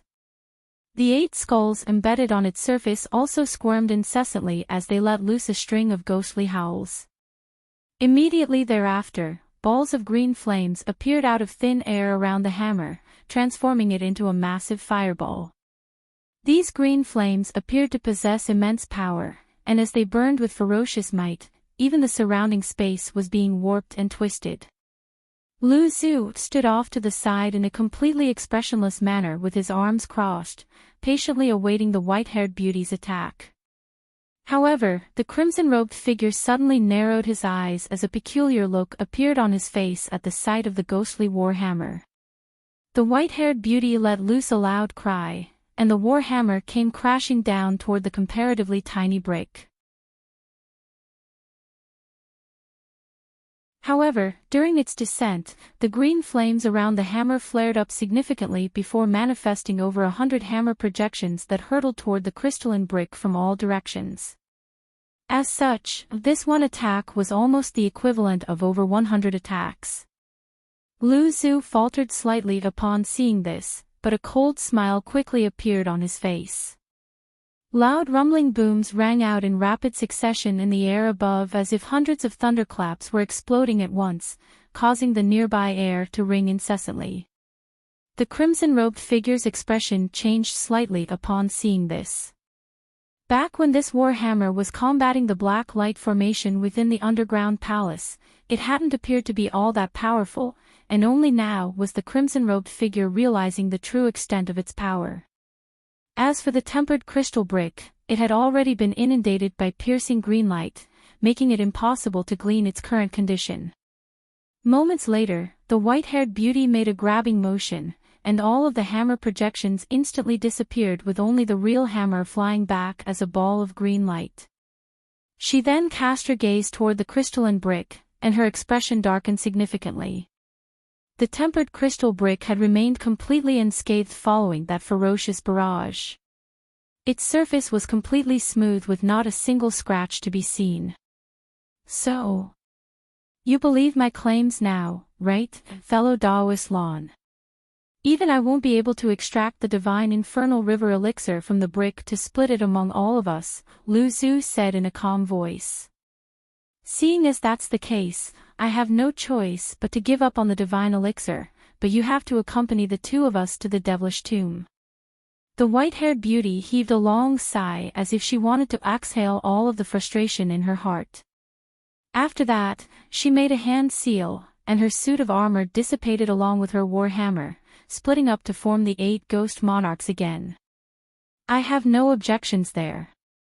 The devilish tomb is quite far away from here, so even if we try to get there as soon as possible, it would still take us around half a month. Before that, shouldn't we track down a certain someone first? Lu Zhu said as he waved a hand through the air, and the tempered crystal brick instantly disappeared on the spot. Even the other two demon monarchs couldn't identify how Lu Zhu had stowed the brick away. The white-haired beauty and the crimson-robed figure exchanged a glance with one another, and both of them were feeling even warier toward Lu Zhu. That Han brat has our tracking marks planted in his body, so he won't be able to escape our detection even if he escapes to the other side of the spirit realm. To think that insolent brat would dare to steal my disciples away from me. Once I hunt him down using my tracking mark, I'll make him regret everything he's done. A sinister look appeared on the white-haired woman's face at the mention of Han Li. He, you were always aware that your two disciples were acquainted with that Han brat somehow, yet you still planned to suck away their yin qi, so it's no wonder that Han brat came back to save them. In all honesty, I really do admire the kid. Not only did he manage to escape from the infernal lightning beasts, he stole your two disciples right under our noses. TSK, even the blood puppet avatar that I refined for so many years was unable to stop him. He's got guts and powers in equal measure, the crimson-robed figure chuckled. Humph. If you admire him so much, then why don't you take him as your disciple? Perhaps he'll outstrip you someday, the white-haired beauty harumphed coldly with a dark expression. I'm cultivating in the Tao of blood, so unless Han brat is willing to let me suck out his essence and exchange his blood, there's no way that he'll be able to use my cultivation arts. Besides, I've always been alone, and I've never thought about passing my abilities on to others, so what use would I have for a disciple? Di Shui chuckled coldly. That Han brat's cultivation base isn't very high, but he has a staggering number of tricks up his sleeve. On top of that, he's managed to progress so far on the path of simultaneous cultivation, and his powers far exceed that of beings of the same cultivation base. If he managed to progress to the body integration stage one day, then even all of us combined most likely won't be able to match him. Of course, it's yet to be seen whether he'll even be able to get to that point. After all, progression for those engaged in simultaneous cultivation is far more difficult than for normal cultivators, Lu Zhu mused. Simultaneous cultivation. Are you certain that's the path he's taking? How do you know about this? The white-haired beauty exclaimed in surprise. The crimson-robed figure also faltered upon hearing this. I have an ability that allows me to assess the power of one's physical body. That kid is most likely a human cultivator from an obscure corner of the Tian Yuan continent, rather than some flying spirit race being. I don't know how he managed to sneak into the trial for the holy disciples of the flying spirit race, but what I do know is that humans are physically one of the most feeble races on the Tian Yuan continent, yet that Han brat's body is no less than powerful than ours. Even normal treasures won't be able to harm his body, and in terms of combat prowess, he should be able to match late great spirit generals. If he possesses some other abilities that I'm unaware of, then perhaps even a normal late great spirit general wouldn't be a match for him, Lu Zhu analyzed. The white-haired beauty and the crimson-robed figure were both stunned by Lu Zhu's glowing assessment of Han Li, and as they glanced at one another, both of them could see their own astonishment mirrors in each other's eyes. They knew that Han Li was no ordinary being, but they merely assumed that his powers would be comparable to that of an early great spirit general or mid-great spirit general. You're saying that he can stand up against late great spirit generals as a mere late spirit general?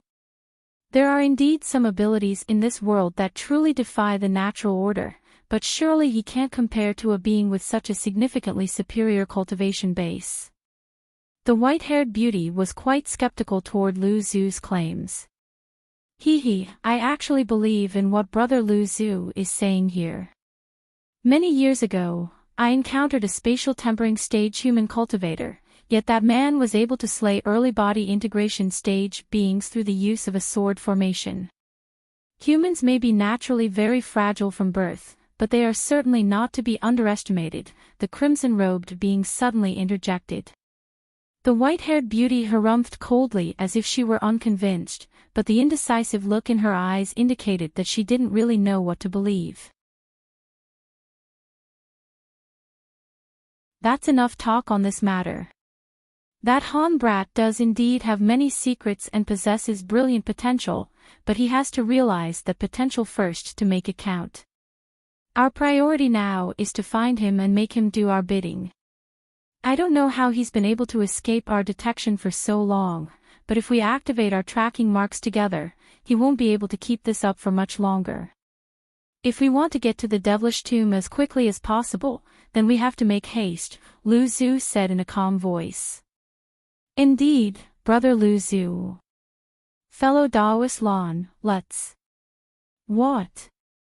My tracking mark has been eradicated, the crimson-robed figure chuckled and nodded in agreement, yet just as he was about to say something to the white-haired beauty, an expression of incredulity and rage suddenly appeared on his face.